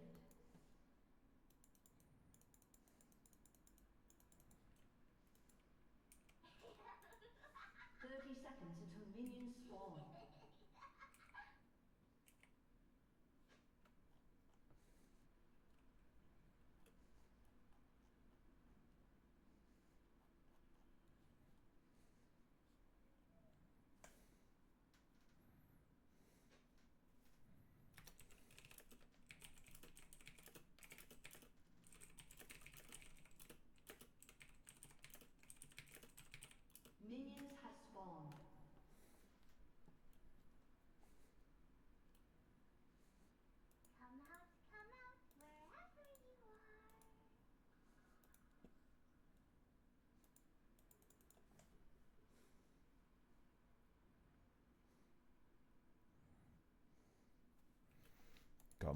come out wherever you are. Don't you stray way too far. Jeffafa. So what we need to do is auto. I would like to auto queue auto the Callista, but I feel my ADC might be a wuss. I feel it. I can feel it coming in the air tonight. Oh Lord.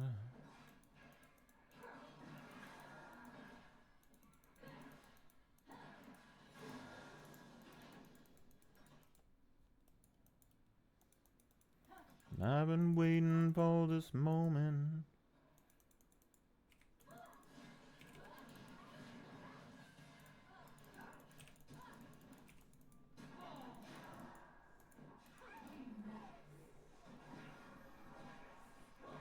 Come on.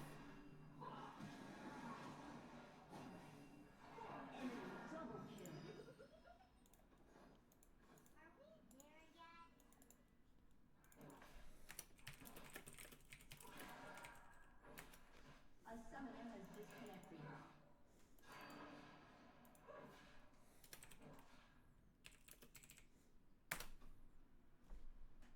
be a scaredy cat.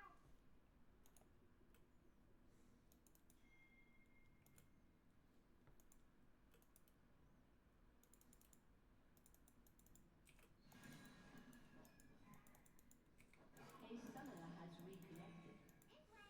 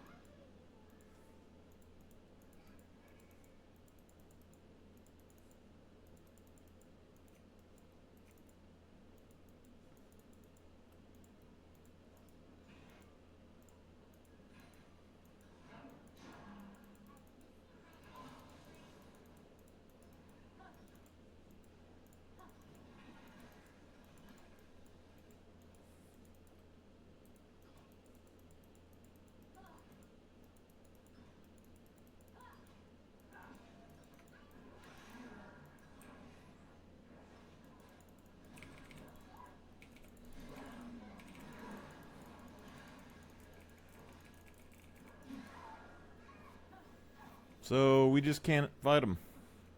Like at all. I guess. That's cool. Just, I don't know. It just feels great. Love it.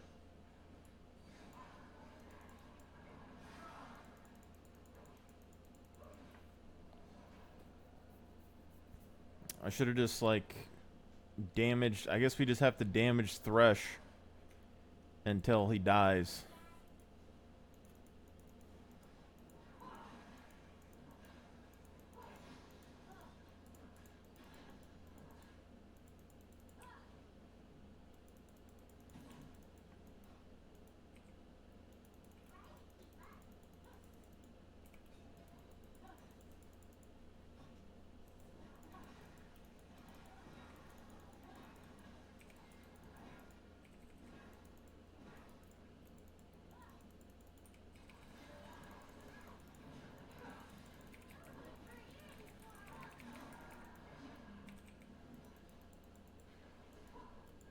Get her.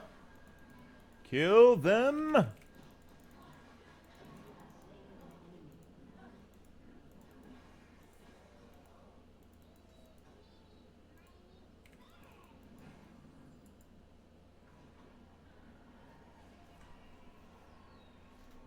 Kill them.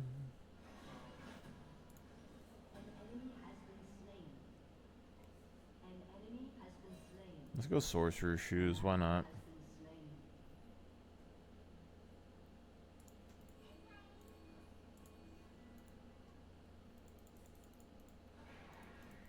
So sad. So sad, shoe. So c'est la chou. So c'est la chou.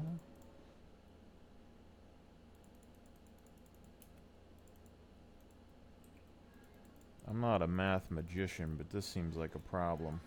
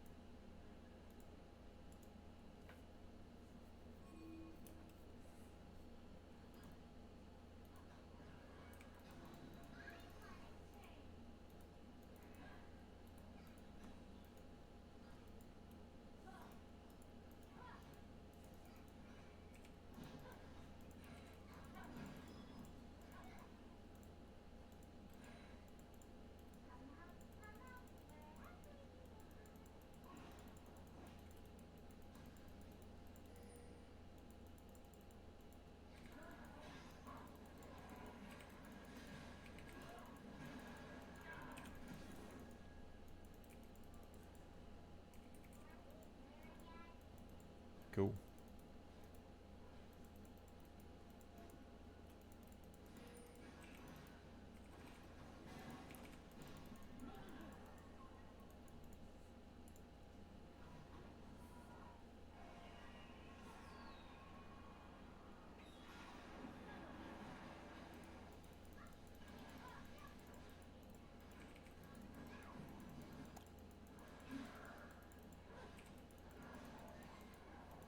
See, that right there. That was a lot of damage. It felt like, but the damage reflection is only like 25.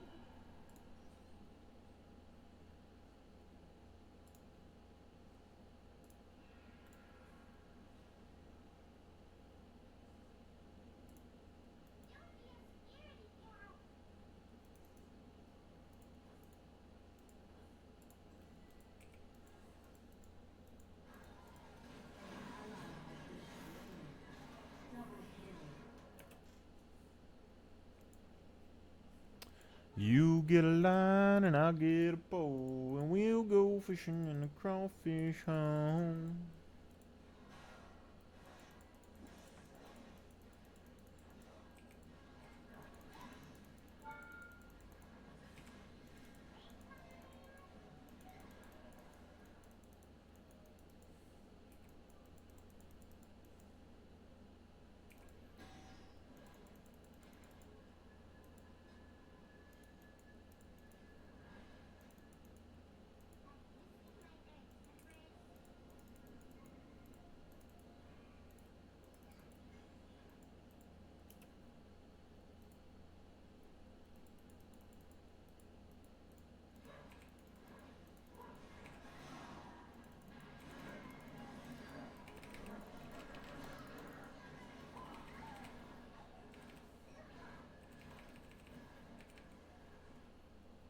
Where's my ADC at? She's staying after all that?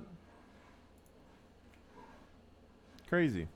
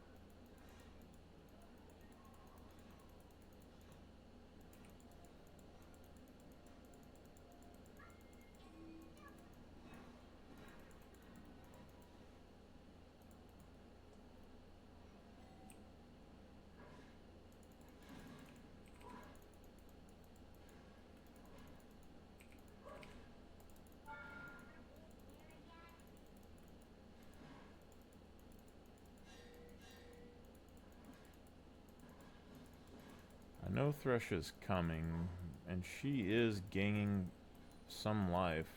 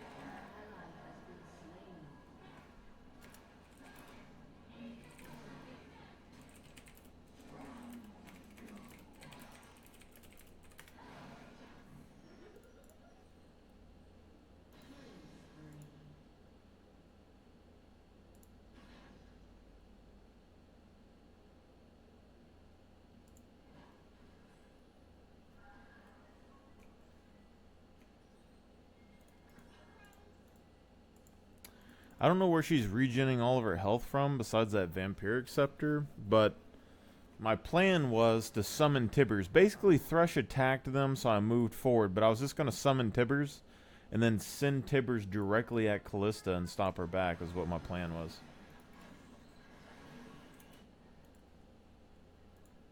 An ally has been slain. Turret plating will soon fall. An enemy has been slain.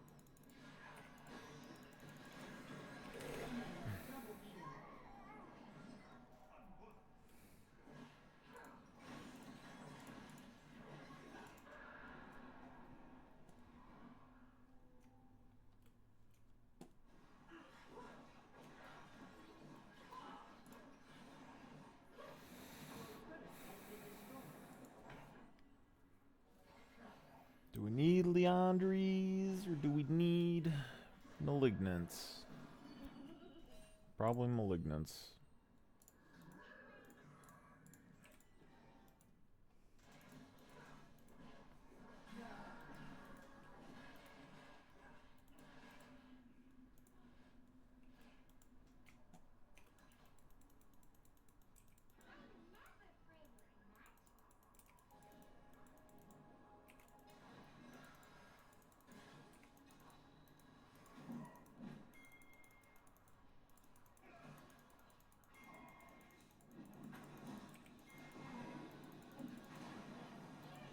Ally has been slain.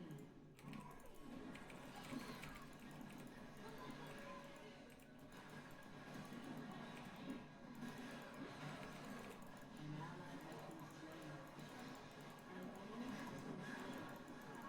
An ally has been slain. Enemy double kill.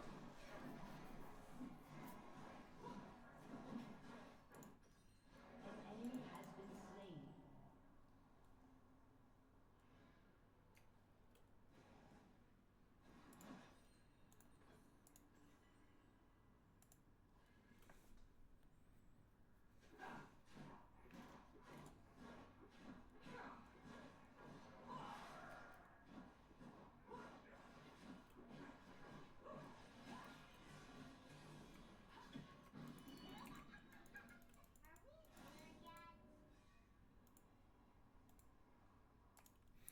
See, Tibbers is going to be too weak to really keep up with Callista. She's just going to jump off of it.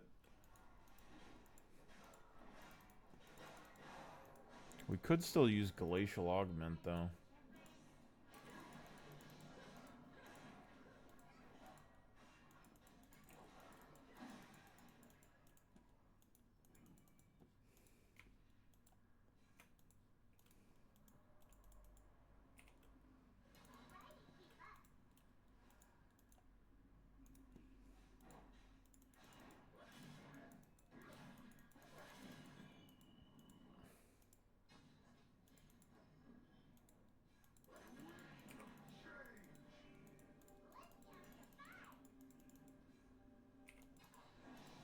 I can only count to 4.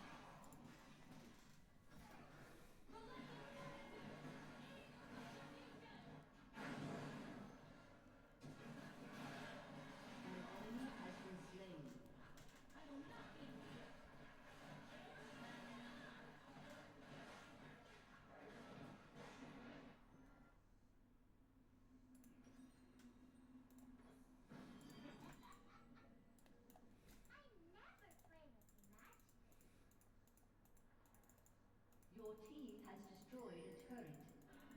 Shut down.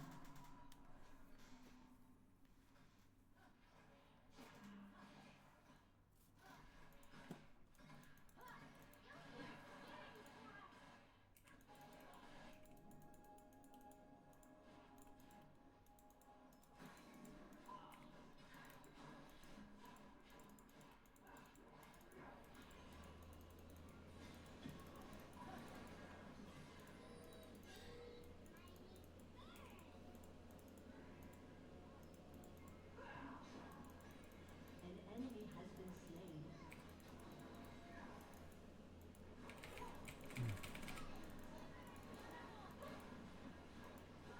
Your team has destroyed a turret. Rampage. An enemy has been slain.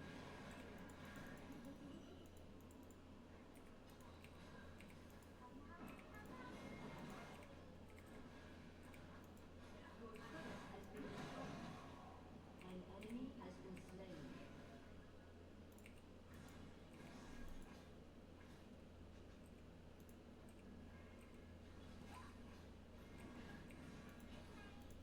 Your team has destroyed a turret. Your team has destroyed a turret. Your team has destroyed a turret.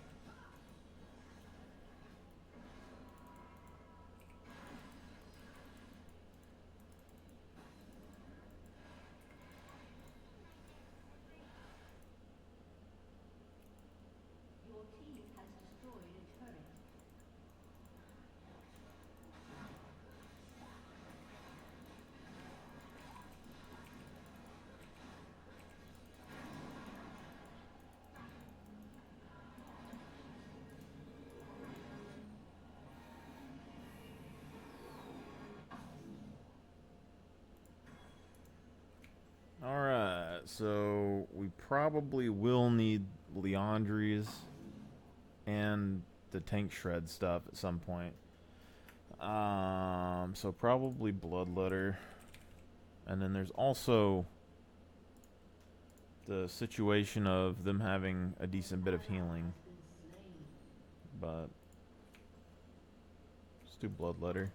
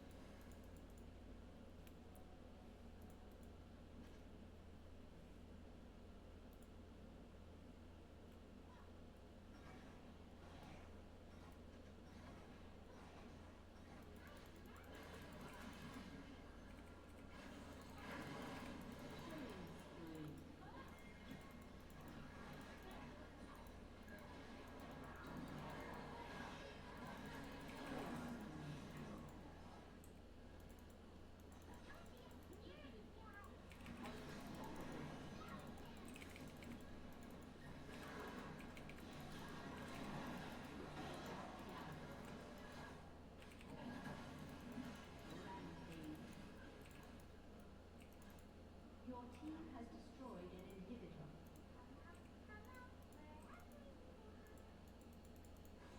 Your team has destroyed a turret. Your team has destroyed a turret.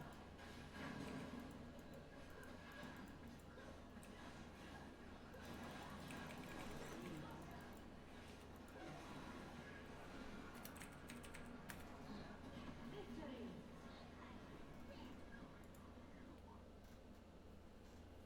A little rough. Champion B a little rough, but the Rylai's on the Nasus there kind of good, to be honest. I mean, because he couldn't one shot Q Tibbers, and Tibbers had the 30% slow on him the whole time. So kind of interesting there. But I don't know, because like I like having the ultimate cooldown on Tibbers feels really good.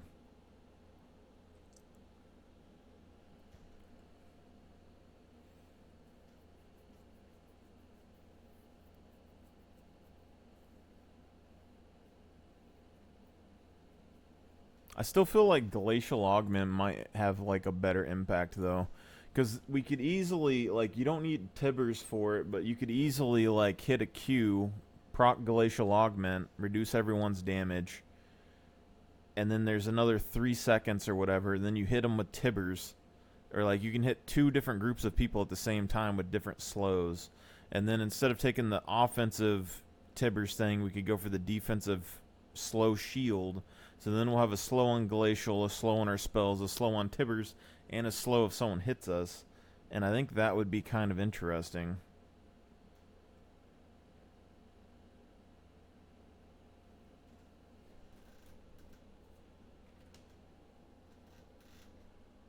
I genuinely believe USAID was funneling money to prop up media and big channels like Colbert getting canceled and whatever. I think, directly or indirectly, the U.S. government, maybe it was USAID or otherwise, was funding sock puppet bot accounts online to prop up liberal personalities to make it look like they were getting traffic. Because we saw this when Elon announced he was buying Twitter. All these liberals, you guys remember this? They lost hundreds of thousands to millions of followers. When Elon won the court battle and he was going to buy, it was like someone at Twitter said, quick, burn everything, and they started eliminating millions of bot accounts. I think it's the same thing, the current debate with removing illegals from the census, because when you even look at the supposed 50-50 split of America and how competitive every election is, and it comes down to Pennsylvania, that's all fake. You look at a state like California, I mean, massively inflated in the electoral count because of illegal aliens. No. What if it's crazier than this? What if the new census finds that we didn't track this, but there's census fraud? What if Democrats in California were increasing the amount of people in the census count because nobody checks? Right. And it's going to turn out that California's actually only got 36 million people. Or what do they have? 50-something, they claim? Sure. 16 million? People live in California? Yeah. No, I'm saying total people. The illegal immigrant argument might actually just be a red herring. Hey, wait a second. This looks like a real body. When they broke the arm off, they noticed bone, muscle, tendons. This is Albert McCurdy. Joseph Johnson is the caretaker. He left the body in the funeral home for a couple weeks waiting for someone to claim him. So he embalms him and just leans him up against the wall in his office. And the people all over town start showing up because they're like, hey, I hear there's a dead guy at the funeral home. We can go look at it. Joseph is like, wait a second. I can make some money off that. No. So he puts him in a separate room and he's charging people to come in. So word starts to spread and you can go see this dead dude in Oklahoma. Sure. He's like, I cannot release him to anyone who's not the family. So James and Charles Patterson showed up one day and they said, yeah, this is our brother-in-law. And Joseph is like, okay, here you go. They lied. They shipped him to Kansas where their traveling carnival, the Great Patterson Carnival, Yeah, they lied. they took him on the road with their carnival and they called him the Embalmed Bandit exhibit. So they did this for 6 years. 6 years? How long does embalming last, I guess? After those 6 years, the ownership of this circus was transferred over to Lois Sony. And this guy, he put it into his traveling museum of crime. And so in the Museum of Crime, you could come see a real dead bank robber. And they did this till 1949. 30 years? 1949, Lois Sony died. They put all of the circus into this warehouse in LA, where his son Dan just kind of was responsible for all his crap. He gets a call from a filmmaker who's filming a movie called She Freak and needed a dead body. And he's like, you know what, I actually have a wax figure of a dead guy. He thinks it's wax? He's like, he has no idea that this guy is an actual dead guy. Albert McCurdy's real corpse is dead in the background of the film. 4 years later,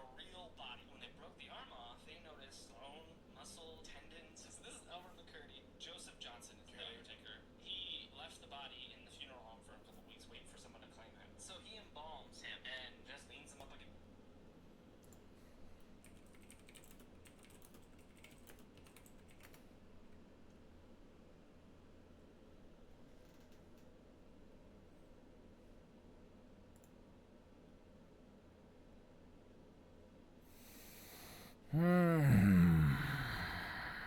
do we do here, boys? A fiddle mid. Fiddle me sticks, maybe?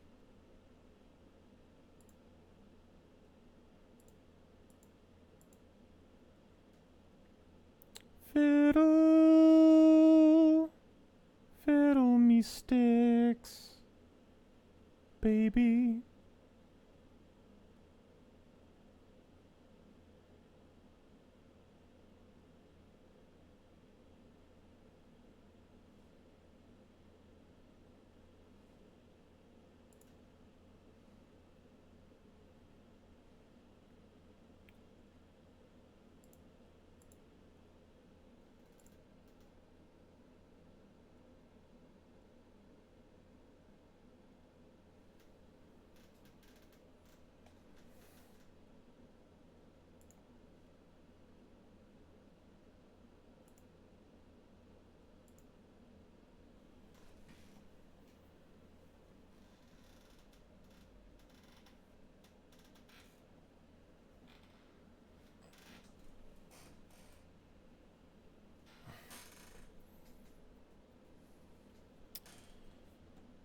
I don't even know how to play fiddlesticks.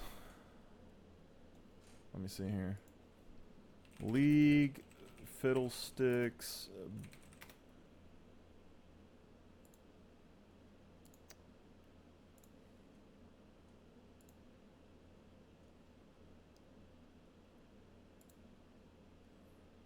Electrocute.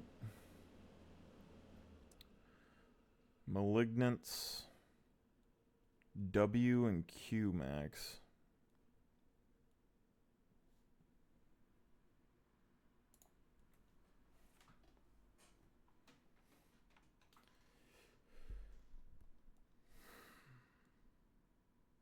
Pretoria. Fiddlesticks.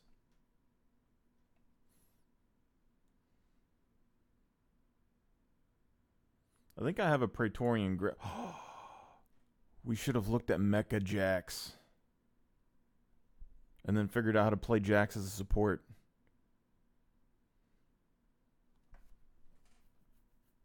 Jax with Zeeks. You get the AoE slow, which lets you auto attack, and you get the defenses. Do like a stun max. What do? Lethal tempo? Do a stun max with Zeke's first item. And then you jump on people and alt. And then just auto attack them to death. Or maybe like a Sunfire Jax. Like let's go tank Zac. Like let's go Sunfire, Zeke's, Leandries. Actually, what's that? Yorick, we had a build like that where it was all percent HP items. So you had like Blade of the Ruin King, Leandries. I wonder if we can make that work on Jax. Be like Triforce, but we could run that support item that does that. Or we could use the shield item that slows, and then when we jump on them, the shield procs, which slows them, which lets us auto attack them, and then we alt and proc Zeke's, which slows them again while we auto attack them some more. And then we run Ignite, and then we do. So if we have Zeke's, Blade of the Ruin King, and Leandri's Torment.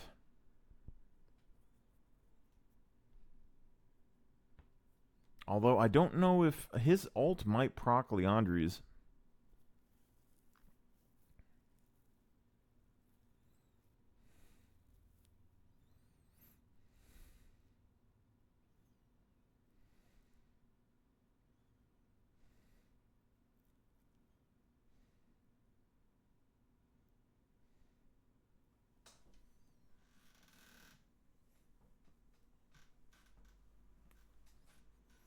Just saying W, so you start E, and then you get W, and then Q, and then you max W, and then Q, and then E, is what this is saying. And this is a Master Plus build, 60 or 76.2% win rate mid.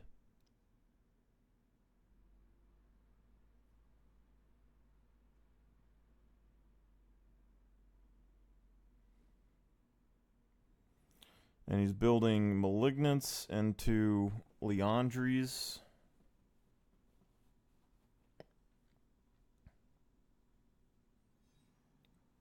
Rylai's.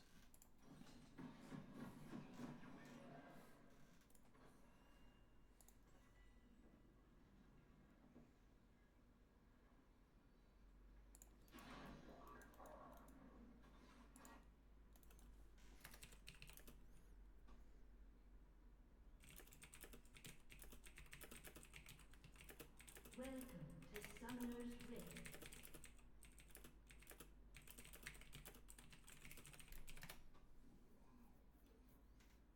Seconds until minions spawn.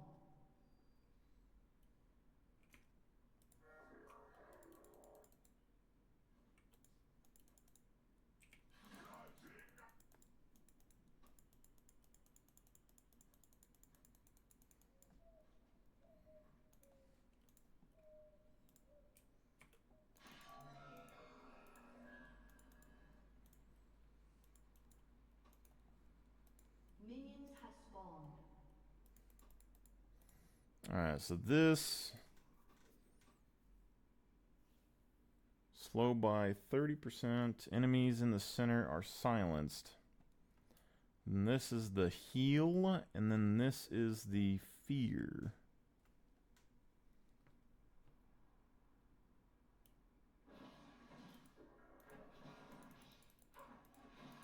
A summoner has reconnected.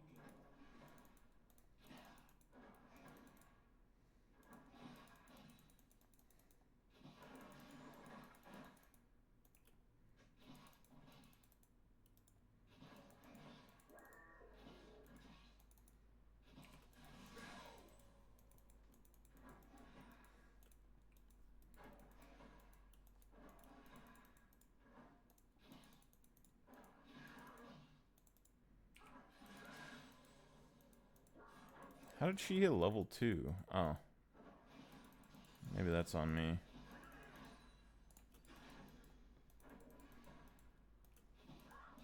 Maybe. First blood.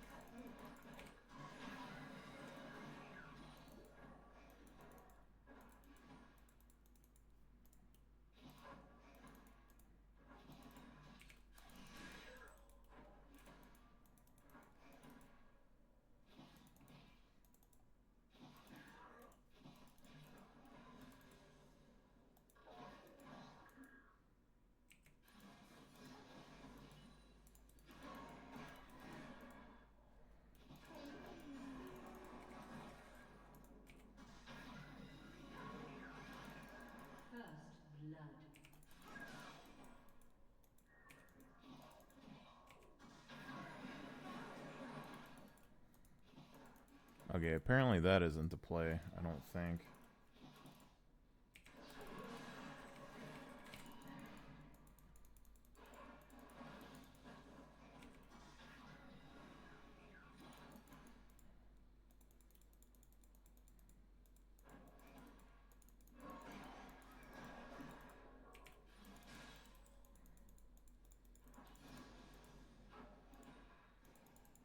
Max W.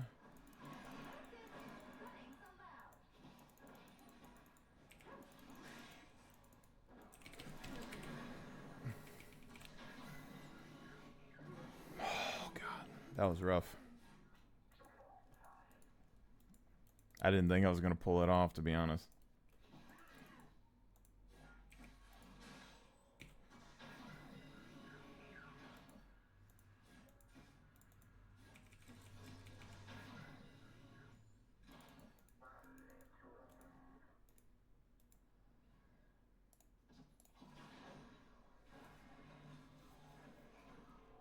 First item, Malignance.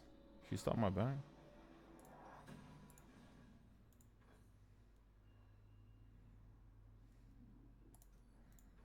Go for the rod. She's about to get rotted. A needlessly large wad. Or no, this is a blasting wand. Never mind. What is this? I don't even know what to do on this champion, really, to be honest.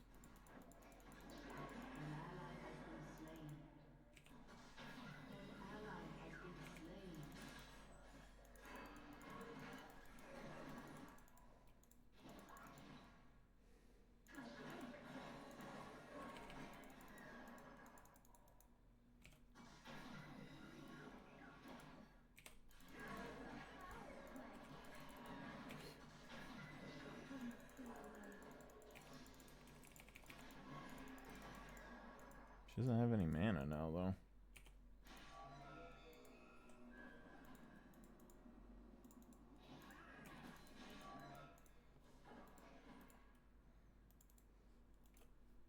An enemy has been slain.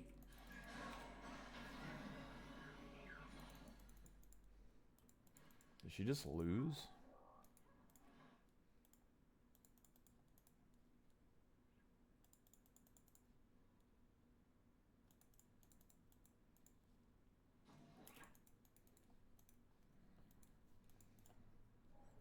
I guess she's backing right there.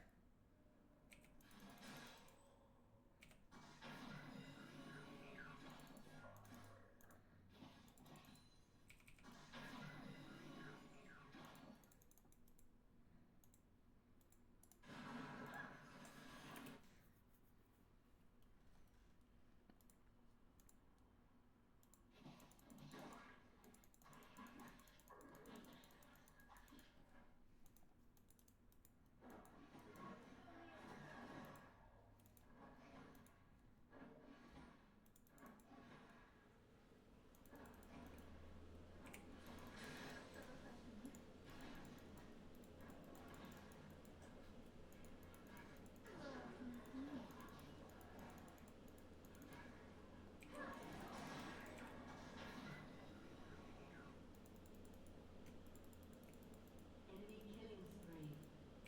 An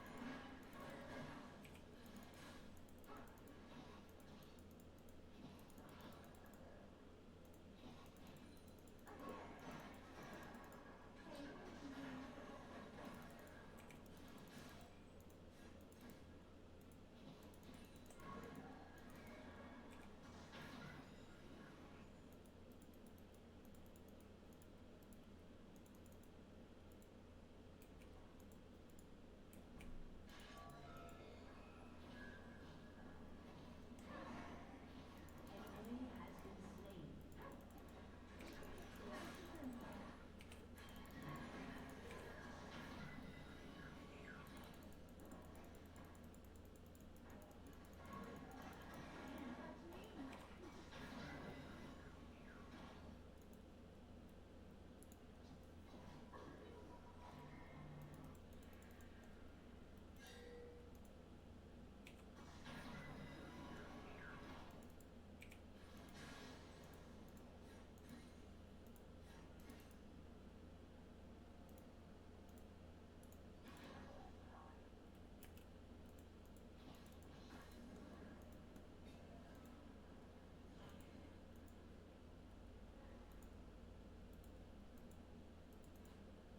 Enemy rampage. You have slain an enemy.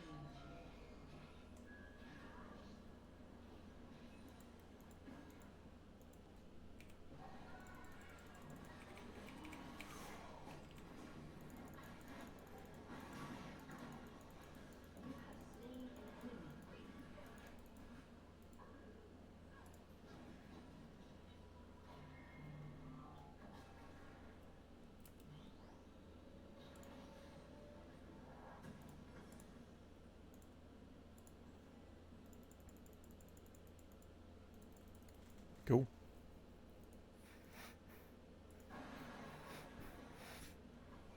An ally has been slain.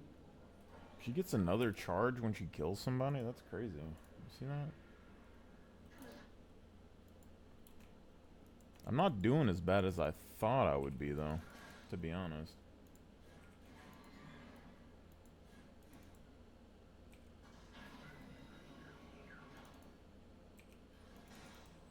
An enemy has been slain.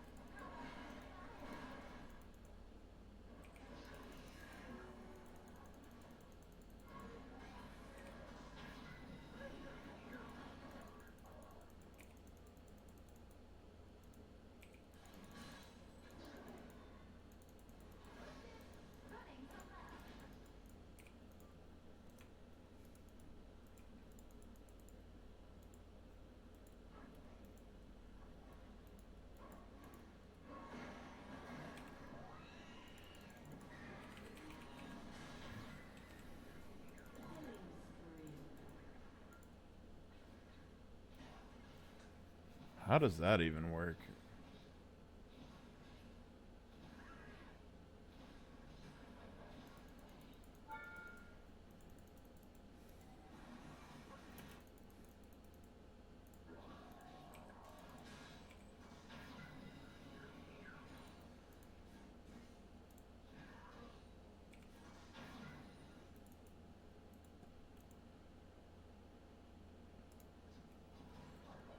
I guess the range is pretty large, but I mean, maybe my ult did it. So we get that, and then we need boots and Leandries.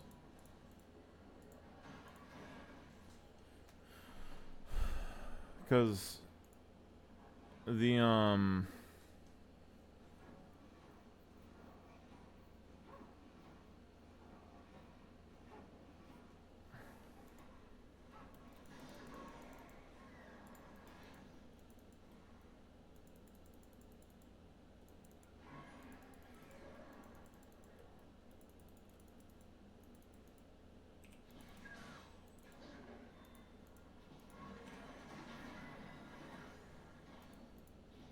An ally has been slain.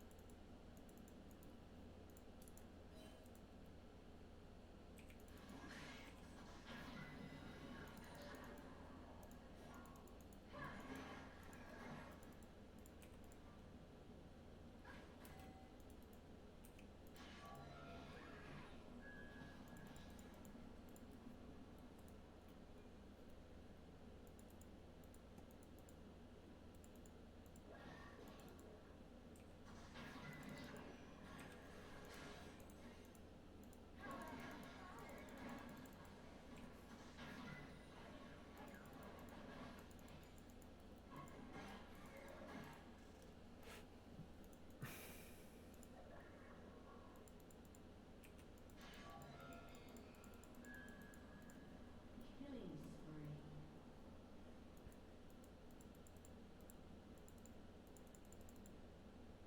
spree. Turret plating will fall soon.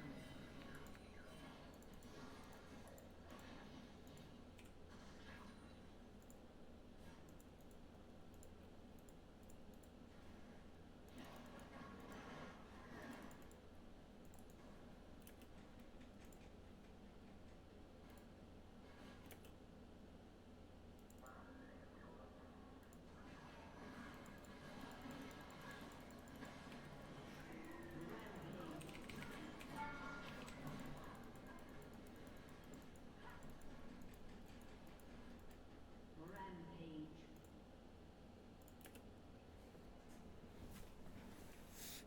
team has destroyed damn, a turret.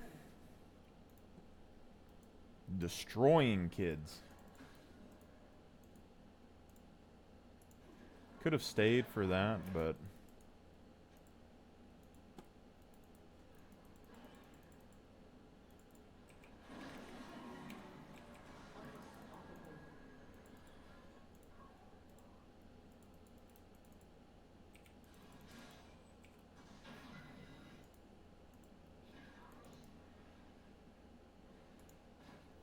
Unstoppable. no way she stops me. Damn.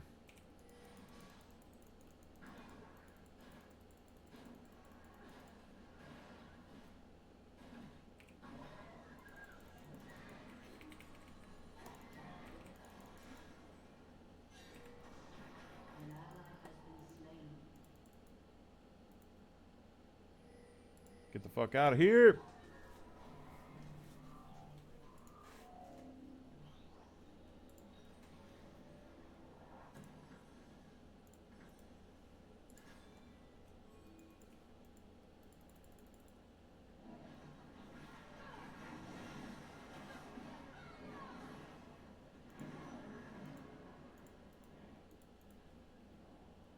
An enemy has been slain.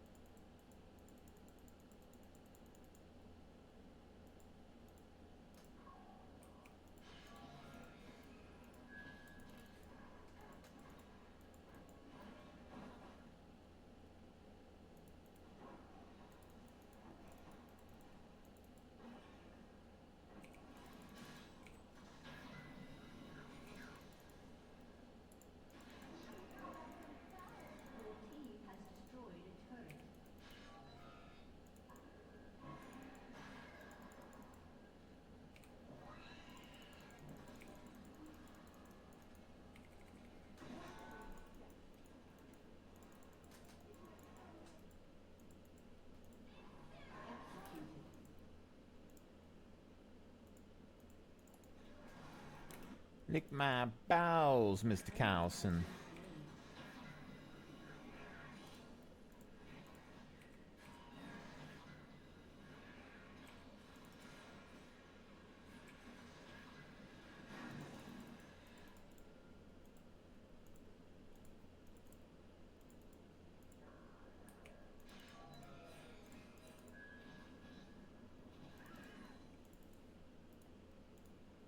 Your team has destroyed a turret.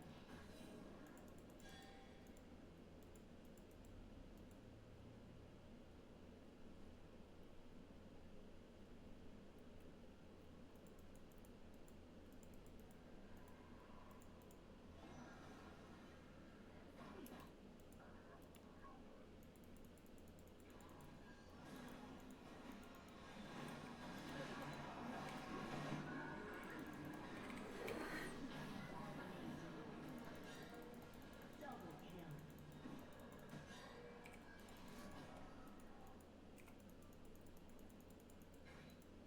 An enemy has been slain.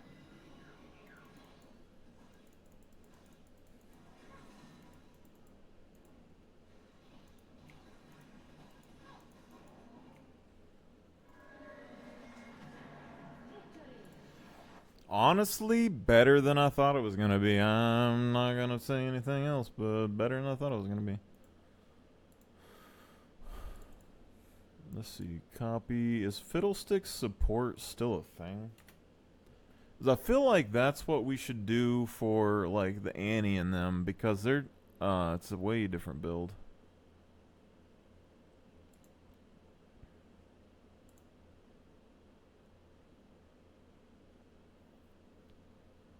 Comet and support stuff.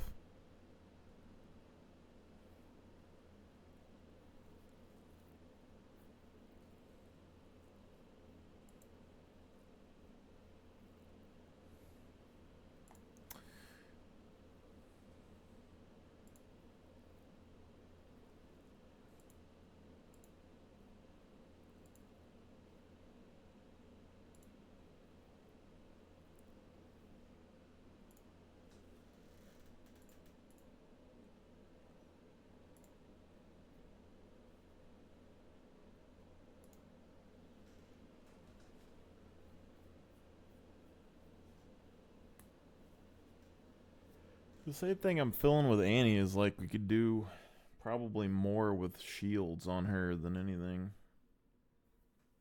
But I guess it makes one of her abilities kind of useless.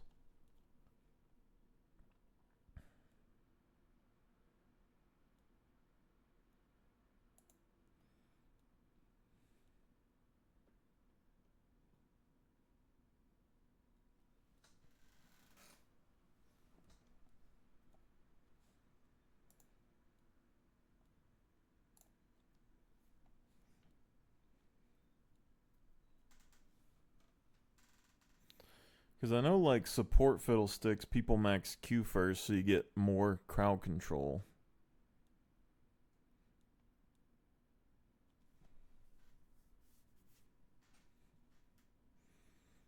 But maybe you could play it more like Mordekaiser.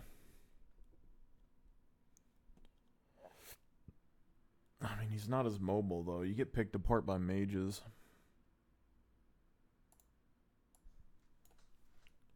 League of Legends Fiddlesticks support.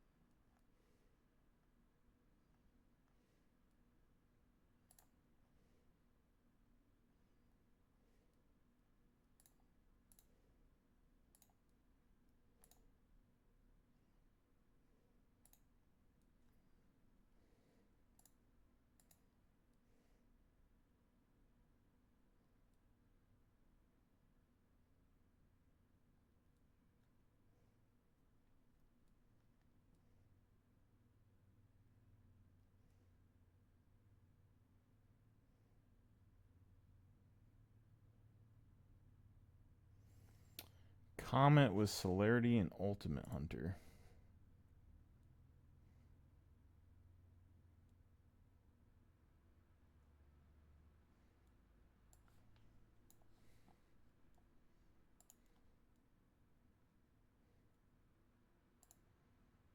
Comet, Celerity, Ultimate Hunter.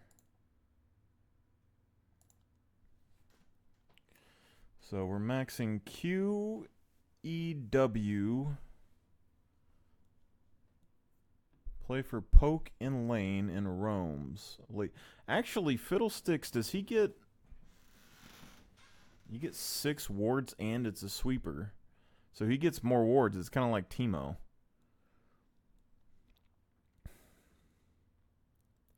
Comet, Celerity, Ultimate Hunter plus Cheap Shot. Nimbus Cloak has 60% win rate. The highest I've ever seen in Ruined Choice.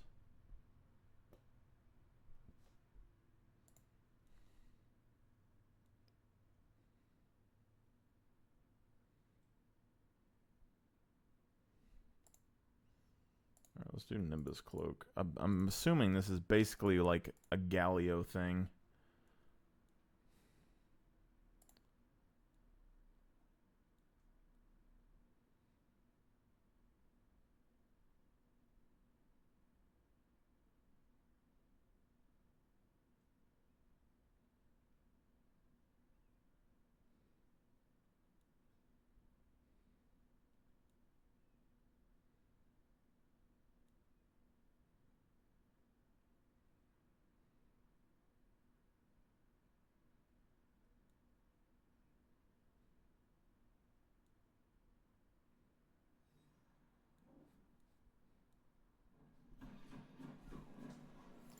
Alright. Let's see if we can add one more to our roster, boys. I need to look at the page again, though.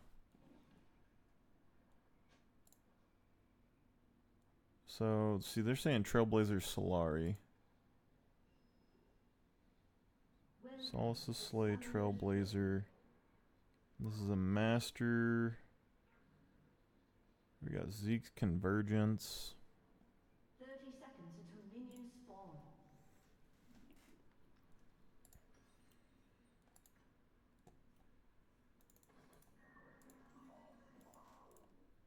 Q Emax.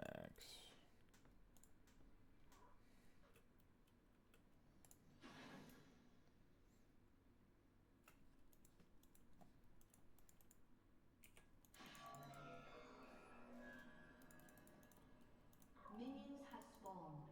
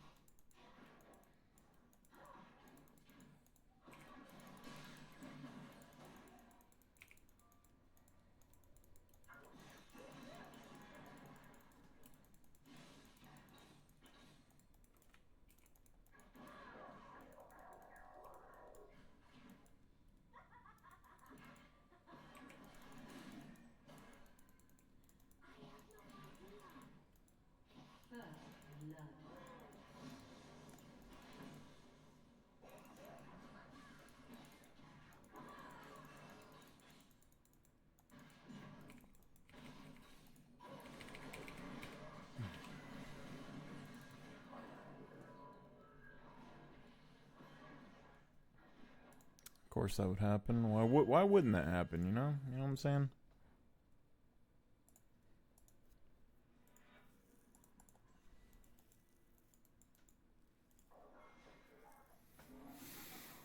Almost more tempted to run, An enemy has been slain. whatchamacallit? Relentless Hunter.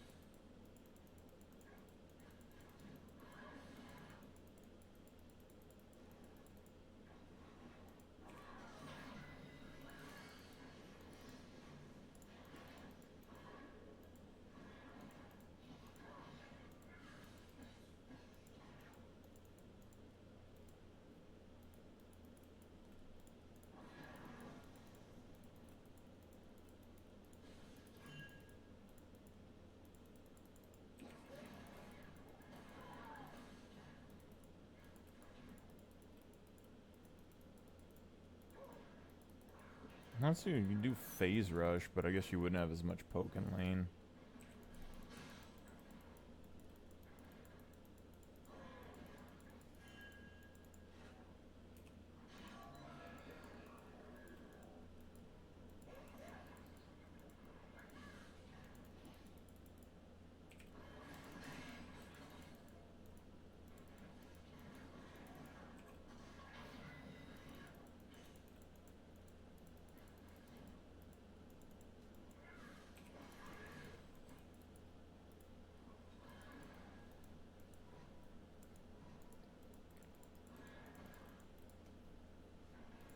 Point and click CC is what he's looking for.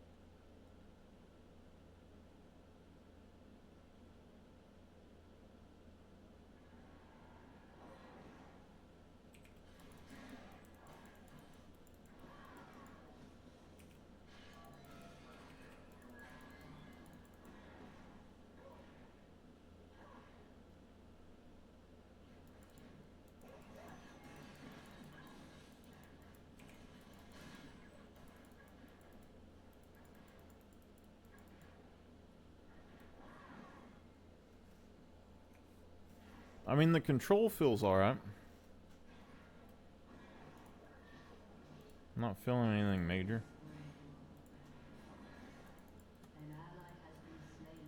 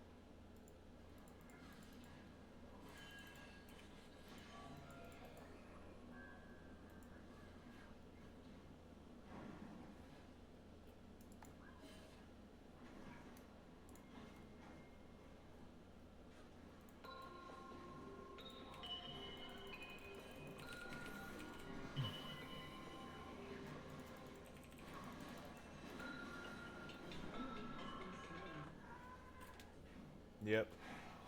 Hello, what are you doing? I'm at the house right now. I was about to go over to yours in a minute. I didn't know if you were at Walmart or whatever. Well, I actually was calling you because of that. You can still come get her or whatever, but I was gonna go for a walk and I was trying to get Matt to go with me, so Alright. I didn't know if you could like maybe wait like an hour or something at least. Yeah, I can wait. Unless you want Matt to stay and wait on you. Nah, it's fine. He hasn't left the house yet, so he said he's fine with that. Alright. Well, I'm sure she'll be happy to see you, and we won't be late. I'll be back by darkish anyways, so. I mean, I gotta run by Walmart at some point anyway. I still can't access my bank website thing, so I don't know how much money I have. So You can it's usually do it by your ATM if you, like for free if you have a bank card or whatever. yeah. Like you can just slide your card in there and get your balance, I'm just saying. Yeah, I mean, I probably can here in a little bit. Well, anyways, I wasn't trying to rush you or anything like that. I just didn't want to, I thought, well, I better make sure he's not already at Walmart or something, because then as soon as we leave, you'll probably get here. Yeah. Alright, well, I'll see you a little bit later then. Alrighty. Alright, bye-bye. But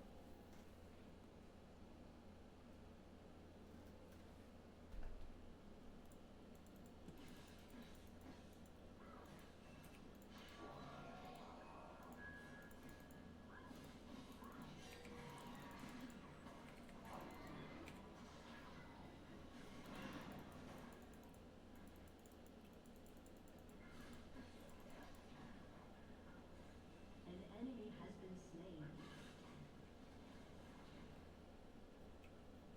slain. An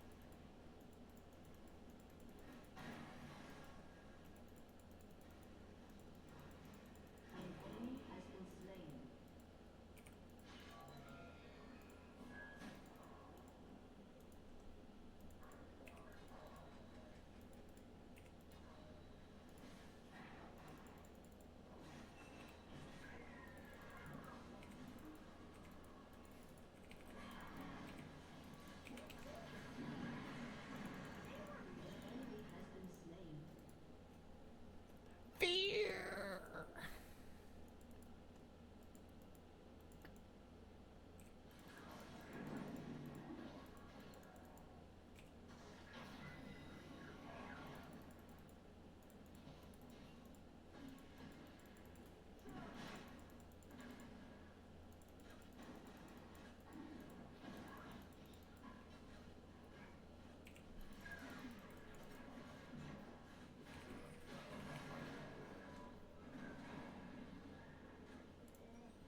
Turret plating will fall soon. An enemy has been slain. Shut down. Double kill. I guess it's the silence. I mean, this is a slow and a silence. Double kill. It's kind of crazy. Destroyed a turret. Your team has destroyed a turret. Could go down there and ult him, but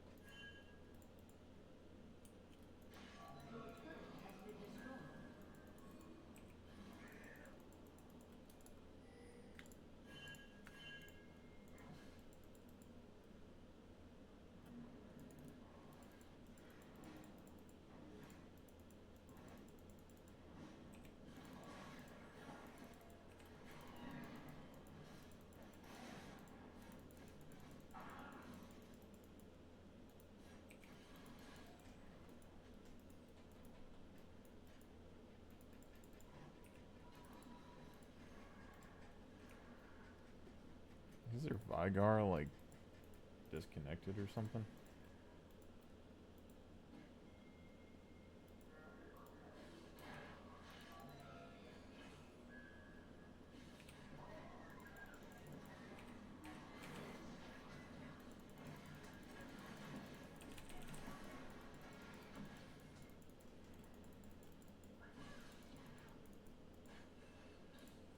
I just don't have the damage that I'm expecting, to be honest.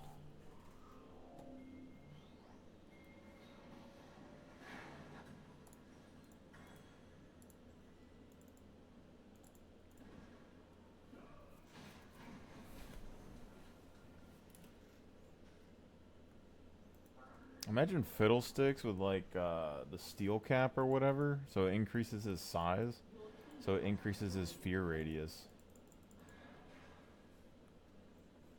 That'd be pretty wild. Shut down.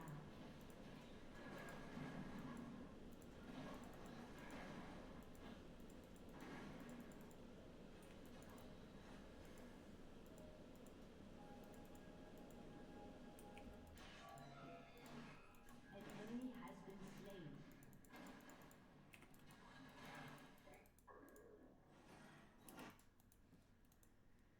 Your turret has been destroyed. Your team has destroyed a turret.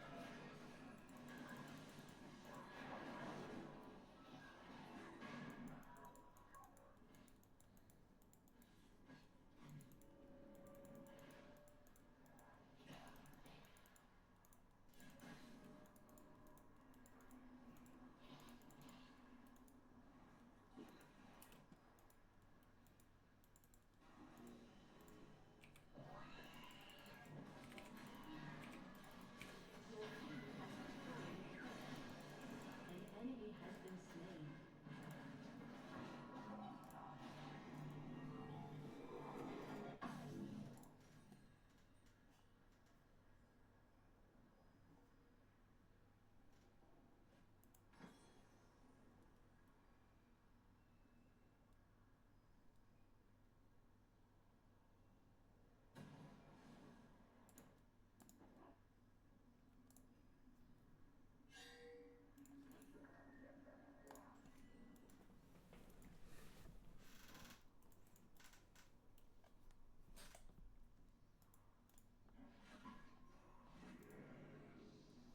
While unseen and out of combat or impersonating FJ, fears them for 2 seconds. Your team So then you can get destroyed 2 procs of that. So you can get like 4 seconds of fear.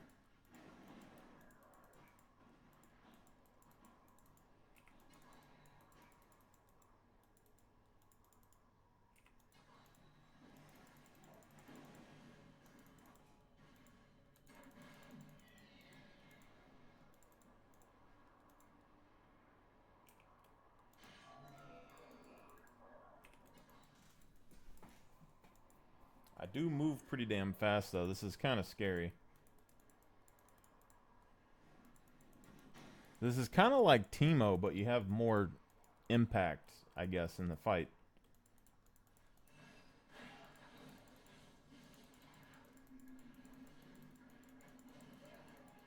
Only I had Hex Flash. Your team has destroyed a turret.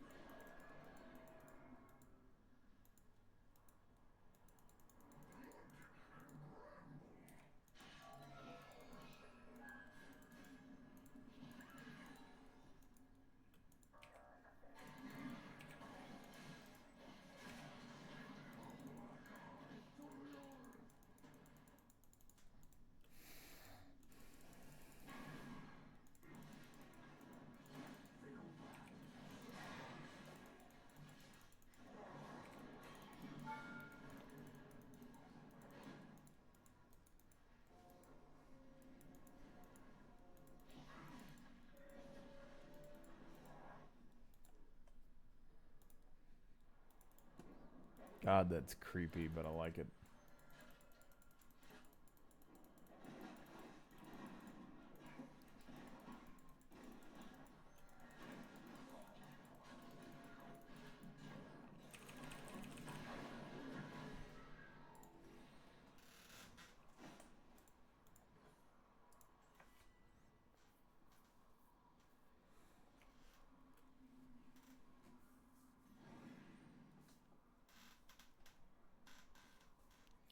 We get 1,000 damage no matter what we do, and then this is doing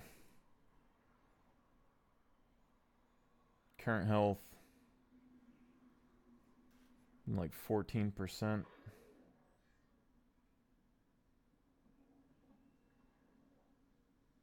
And then this does 12% missing health, so like his damage also scales just on how much damage people have taken.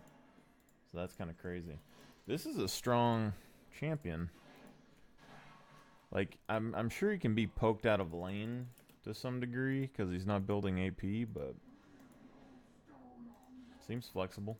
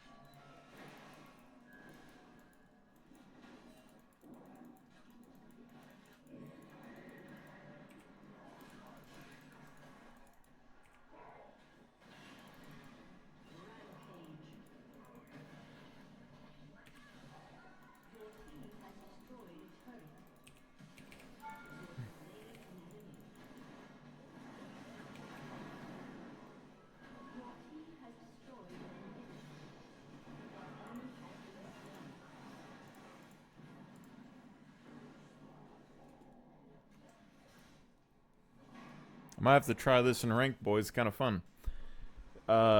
Probably not going to do super well, but it does seem pretty good. Because, like, you get all of your wards from Slay, and you get 3 wards. Or wait.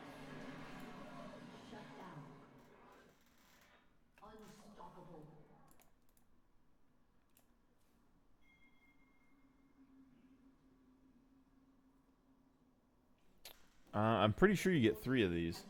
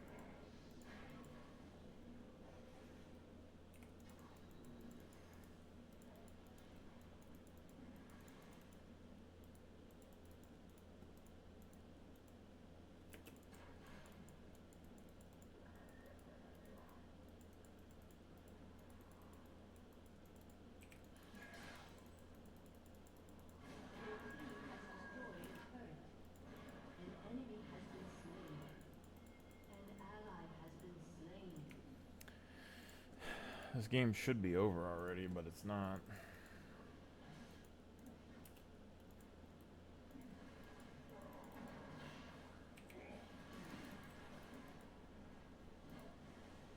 It's just the sheer amount of crowd control he gets, I guess, that does it.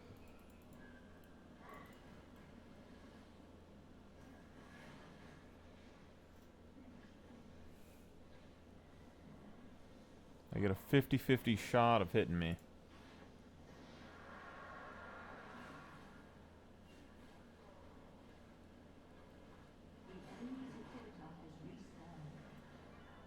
Oh, Vygar's back.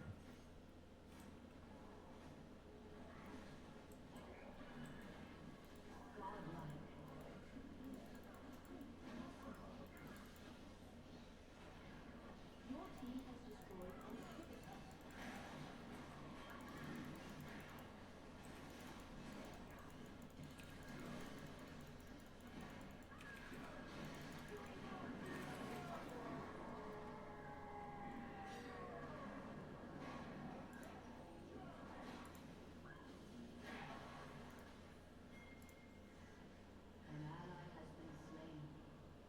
An enemy has been slain. Rough. Game should have been done at like 15 minutes, to be honest. I don't know what's going on. Also, I'm not sure how useful Cheap Shot is. Like, I get like in lane, this could be useful, I guess, but it didn't seem to do a whole lot of damage. Anything major.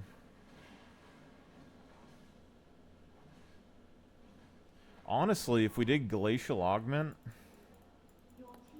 like, we would lose the speed and stuff. That's probably would be the biggest downside. We lose all of our speed buff. But if you did Glacial Augment, you could fear them, proc Glacial, and then fear them with the Q or the ult or whatever. Like, you could fear them and then run away and then ult back in or something, you know?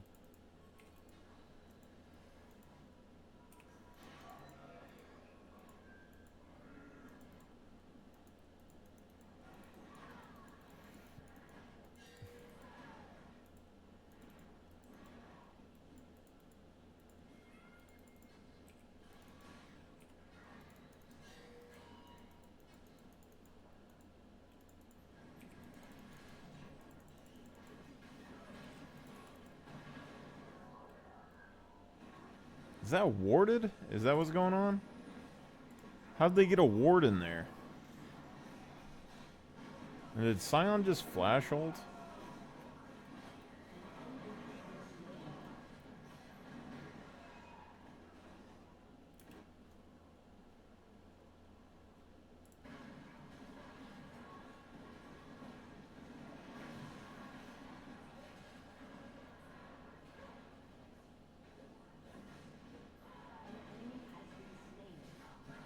Your team has destroyed an inhibitor. It's basically tank fiddlesticks. But it's because he can do 2 seconds. He can do like 4 seconds of like fear on somebody, but he can do like 2 seconds AoE fear, which is interesting.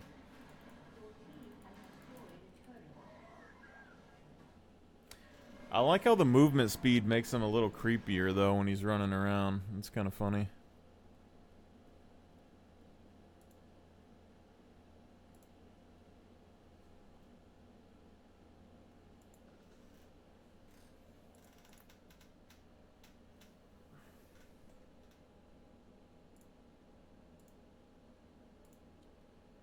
Smooth. Feeling pretty good about it. We could try a ranked game of it maybe after one game. Why not? Probably the last game before I go take a break.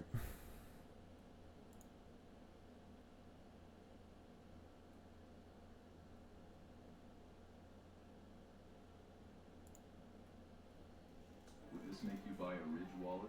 2 people could win a Lamborghini Huracan Sterrato, a Hennessy Velociraptor, or $100,000. Hold on. Where the people who lost can just sabotage the will of the American people. And that's what they did. We have the records. of the acting attorney general. We have the CIA director, John Brennan, in the Oval briefing Obama on a complete fabrication, the so-called Steele dossier implicating President Trump in a Russian connection, which was all a lie. With a clip from MSNBC, where I don't know who this guy is, but he says Donald Trump is engaged in a revenge presidency, going after his political opponents. On Reddit, they say it's a fascist takeover of Washington, D.C. They say Trump has begun his authoritarian takeover of Washington, D.C. Ladies and gentlemen, the issue that we're dealing with is that we had mass rioting in the past several years, an economy that was hurt, mass illegal immigration, and Donald Trump is reversing the illicit actions, the corruption of the previous administration and their ilk. Russiagate was a hoax. Trump never colluded with Russia. It was a lie. And they can come out now and say, oh yeah, oh we know that now. They knew it from the get-go. The intel was bunk. Adam Schiff is now accused by a whistleblower of leaking classified intel to smear Donald Trump. We cannot function as a country without accountability. And in D.C., crime is bad. I'm going to be pulling in Sebastian Gorka to talk to us about what is currently going on. How should I refer to you? I'm not sure your title's like Mr. Gorka, or what's your official title? Dr. G is what they call me here. I'm Senior Director for Counterterrorism, Chief of CT for the President, at the rank of Deputy Assistant to the President, but you can call me Seb, Dr. G, guy with the strange accent, whatever you prefer. I like Dr. G. Well, let's jump into these big stories. MSNBC's got this segment. They're saying Trump is engaged in this revenge presidency. We got this report that a whistleblower saying Adam Schiff was leaking classified intel along with other staffers intentionally to go after Trump. Every day, this Russiagate scandal more and more is being exposed. But when Trump does what I think is the only reasonable thing, going after the corruption, they say it's just revenge. And then the second subject is with D.C., they're calling it a fascist takeover, but again, crime is running rampant. So I'm curious your thoughts, working with the administration, what you see as happening. Are the people winning? What is Trump's point? I feel like I'm making myself lose here because I'm not taking poke. If I take the poke, I feel like we're going to probably be able to do something early, but when I do this, I don't think we're going to be able to. But I'm tempted, I'm curious to see, because I want to hit them with like an E. Proc Glacial, which will do like a 3-second slow. And then we could potentially even do the defensive slow item. But with this, we should be able to do like Hex Flash, E, which procs Glacial, which procs our approach velocity, and then we'll be sprinting at the person. And then we can fear them as the slow is ending. You know? Maybe we even get a Rylize. But that's probably a bit much. So first things first, these people really are, they must have single-digit IQs, Tim, because what's the problem with trying to turn the word revenge into a criticism? Well, there's a big problem, because revenge can only happen if what? If something wrong was done to you. So actually, it's a confession. If this is the revenge administration, it means that everything we're fighting against, the Russia collusion hoax, the open borders, the complete wussification of the military, the use of Patriot and FISA powers against innocent Americans, that means they're admitting that it's all true. So if it is a revenge administration, then they fessed up to actually being the unconstitutional human filth that they are. Secondly, and this is not to undermine the great work of all of my friends, like, Cash Patel, Tulsi Gabbard. I should have feared him the other direction. Dan Bongino. God bless them for doing what they are doing now. The people who respect the Constitution are back in power. But none of this is new. So that if you've been following these issues, I think you and your viewers have been doing, the facts of the case, let's just stay with the Russia hoax, have been known for at least 7 years. Go back and read the books written by Dan Bongino, the reporting of John Solomon, the reporting of infinitum. We all know what happened. And let me, for those who've been in a cave, okay, the Rick Van Winkles, the people in a coma for the last 7 years, the last administration, I mean the Obama administration, when President Trump won, used that peculiar time left in office. We're the only developed nation in the world that you vote first week of November and the winners don't get to take over the government till the end of January, which is insane. It's based upon the speed of a horse-drawn carriage or something nuts. I mean, you win the election in the UK on a Friday, the guy at 10 Downing Street better be out of the office by Monday morning. So we have this interstitial period where the people who lost can just sabotage the will of the American people. And that's what they did. We have the record of the acting attorney general. We have the CIA director, John Brennan, in the Oval briefing Obama on a complete fabrication, the so-called Steele dossier implicating President Trump in a Russian connection, which was all a lie, that Brennan forced the analysts to rewrite because they said it's fabricated, it's old news, it's not real, and then they rewrote the presidential daily briefing in and of itself. Inspect prototypes in minutes. Compare manufactured parts to original design. And catch small issues before they become big problems. Build better products faster than ever by seeing it all from the very beginning. This is Neptune.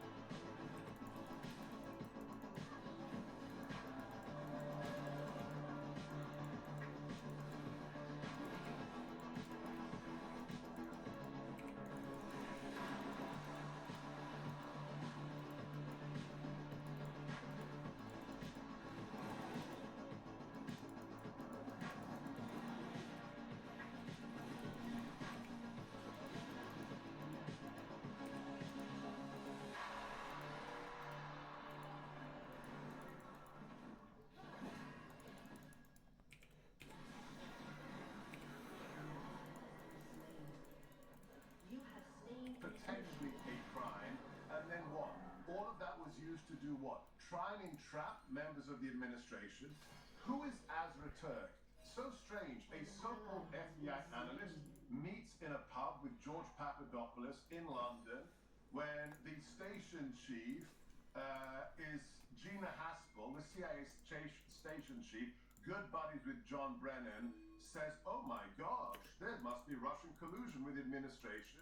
Other, and I don't want to get into things that still may be classified, other nations' intelligence services were used to do an end run against the US Constitution, to spy on US citizens when there was no predicate of a crime. We know that one of our closest allies said, sorry, we're not going to do your spying for you, John Brennan, because there is no evidence that these US citizens were colluding with the Kremlin. Other nations were less circumspect and did the end run for Brennan, and they went after General Flynn and everything else. We've known this for years. Now it's being investigated, Tim. Let me ask you then the most direct question I can. There's the grand jury probe that's happening now, and I don't want you to speak ahead of where this is going, but should the people implicated be in prison? If they committed crimes. I'm not an attorney, but I've done enough of this when I had my own national radio show and TV show. I've done enough research. I've listened to the experts and the lawyers. Under federal statutes, there is a crime which is corruption under the color of law, which means you denude a U.S. citizen of their civil rights, like General Flynn, like my colleague here in the White House, Peter Navarro. You denude them of their civil rights under the protection sense of the massive authorities you have as a federal government official, using the FISA courts, using illegal surveillance. If you take somebody's civil rights away, saying, I'm doing counterterrorism, or that person's a Catholic going to a Latin mass, they must be a domestic terrorist, you are committing a federal crime under the color of law. Anyone who committed that crime with the massive powers of the U.S. intelligence community should face a court and stand in the dock for their crimes and be judged by a jury of their peers. This sounds like the biggest political scandal in the history of this country. An administration knowingly and falsely accusing the incoming administration, namely the president, of being a traitor to his nation, working with a foreign power to undermine the country, despite the fact that he won. And the ongoing impeachments, the arrest of his lawyers, what we saw from the Democratic Party at the state level, this is all unprecedented and terrifying. I was told over and over again, they will never arrest Trump. It can't happen. That's crazy. And then they did. I was told it wouldn't happen. They're not going to go after his lawyers. Then they did. So now I fear this. Many people fear that there's not going to be accountability where it needs to happen. But on top of that, the bigger fear is, what if Trump loses this battle? What would that look like for this country if accountability is not had? An enemy has been slain. So, as someone who chose this country as a legal immigrant to the United States, I still have faith in our system. Yes, they raided my boss's home at gunpoint, Mar-a-Lago. Yes, they put my colleague, Peter Navarro, think about this, a fallacious contempt of Congress charge, and the FBI, the individual who was responsible, was just fired by cash. So that tells you Peter Navarro was put in leg shackles at Reagan Airport to chill everyone who worked for the president. He was frog-marched off a plane at the National Airport for a contempt of Congress charge in leg shackles and handcuffs. We cannot allow that to stand. So my faith is in the system. And look, I know these people. I know Kash Patel. I know Dan Bongino. They will not allow the abuse of the U.S. Constitution to continue. And my gosh, when you've got the likes of my former colleague, Judge Janine Pirro, as the chief prosecutor of this cesspit that is Washington, D.C., then, you know, we have the right team. So I just say, have faith. You know, the Tim Cast crew, all you viewers, have faith in the system, because this is a man who took a bullet for us. Do you remember that thing at McDonald's? Everybody focused on the apron and the fry station. And I said, guys, you missed the whole point. When did President Trump really win the election? When that Indian immigrant family pulled up to the takeout window, and the father says in a deep South Asian continent accent, "Thank you, Mr. President, for being there for nobodies like us." And first the president goes, what do you mean a nobody? You're an American. And then you've got to put the gain up on the volume. The wife from the other side of the vehicle says, "Mr. President, thank you for taking a bullet for us." Wow. And there's this pause. You can't rehearse this. And the president goes,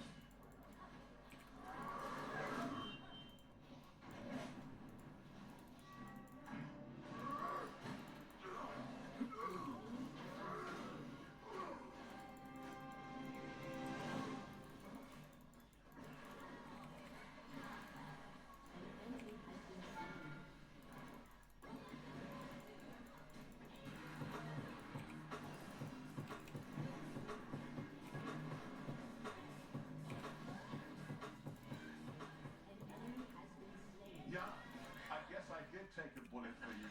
That man will not be stopped. Not 700 years in prison, not the fake indictments, not the raid of his home by FBI goons. That man will not be stopped." And let me tell you, there's a big difference. I keep being asked, what's it like to be in the Trump administration now as opposed to 8 years ago when you're in the White House? And let me tell you, it's who's in the team.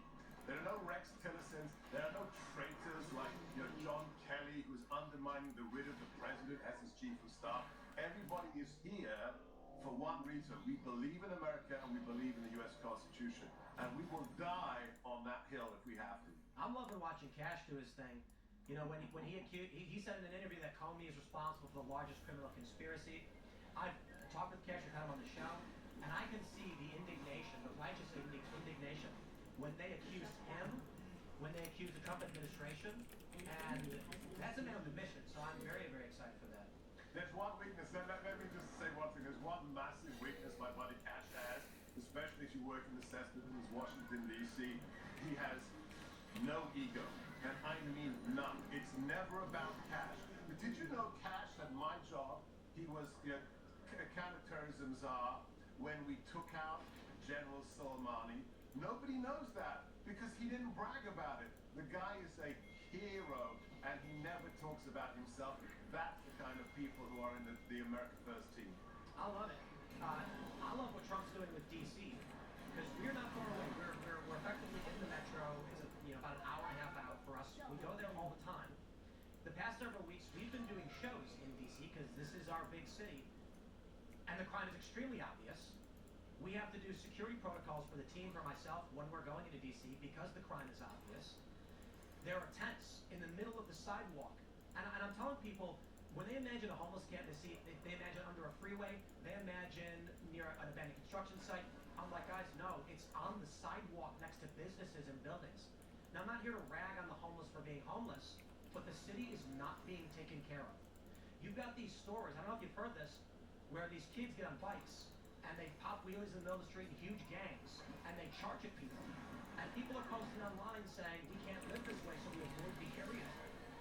They're telling us in the liberal press it's not happening in crime is down, but what's really going on? So, I come into D.C. every single day to work. And this is the capital of the greatest nation on God's green earth that put men on the moon 6 times. Not once, 6 times. Under the Biden administration, the last year in office, this isn't a big city. It's 600,000 people. I grew up in London, 10 million. We had 900 carjackings in a 12-month period in the nation's capital. We had female FBI agents, armed agents, who were carjacked in broad daylight. The personal story, when I had my radio show, I'm not going to mention his name because I don't embarrass him. I had an amazing boredom. I had an engineer who said, Dr. G, I love working for your show, but I'm going back home. I'm getting out of the city because of the second stabbing he witnessed from his porch a block from Congress. And I couldn't blame him. I said, Buddy, Godspeed, God go with you, because I don't need, you to be endangered by lunatics on the nation's capital. So what person? I had somebody DM me yesterday, a follower on Twitter, say, I was crying watching the president's presser yesterday because I live in Maryland and I don't bring my family to D.C. anymore. God bless President Trump. That's the reality the MSM will never tell you. You know what's funny too is one of the events that we did in D.C., we had a conversation about MS-13, and this was when the Alberto Garcia story was really popping off. And it was a debate show, so we had this liberal who made the liberal arguments, we shouldn't go after these people. A local woman who lives just north of D.C. in Maryland came up and said, I don't care what you think, I don't care about your opinion, I live here, and MS-13 is a problem, we are all terrified. And we've been seeing MS-13 gang graffiti popping up all over the area, getting worse. So these liberals come out and say, a Maryland man, but the local residents are terrified that these street gangs are expanding and getting worse. But now under Trump, it's starting to finally get better. Yet here's what really blows my mind is, for those of us that are in D.C., I mean, you're in D.C., for those of us that go to D.C. for work, we can see the crime. You can't ignore it. It's mind-blowing to me that on MSNBC and other channels, they're telling their viewers who've never seen it, it's not actually happening, Trump is lying, and you got Mark Elias saying this is Trump's roadmap for a fascist takeover of other cities to see if he can get away with it in D.C. My view is just... Ready? Yeah, I'm looking.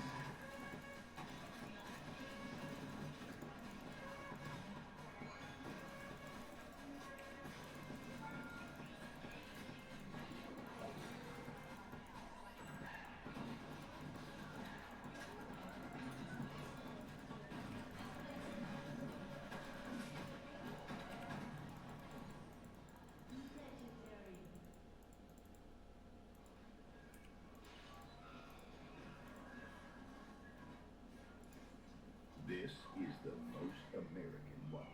Why? Well, let's break it down. First, it's built tough. From aluminum, titanium, or carbon fiber. Can it survive a gunshot? Probably. Will you ever need that? Hopefully not. But it's nice to know. It's slim, it's fast, no extra fluff, just cards, cash, and freedom. Works with AirTag, snaps to MagSafe, and, like any quality item, it's guaranteed for life. Over 5 million people already carry Ridge. Because sometimes ditching the old bloated wallet feels patriotic. Try Ridge risk-free for 99 days. It's durable, it's practical, and yes, it's the most American wallet. Now go ahead, upgrade yours. Fuck. Should have just left his ass.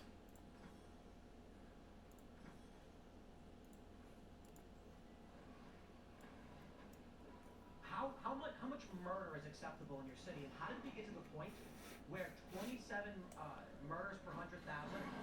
I believe it's the 8th highest in the nation. Some states it's comparable to the worst, but I think the metrics from last year show it's in the top 10. Why is that acceptable at all? And it's like their argument is, well, hold on, murder is really, really bad. It's not the worst, so we shouldn't have law enforcement. What should we do?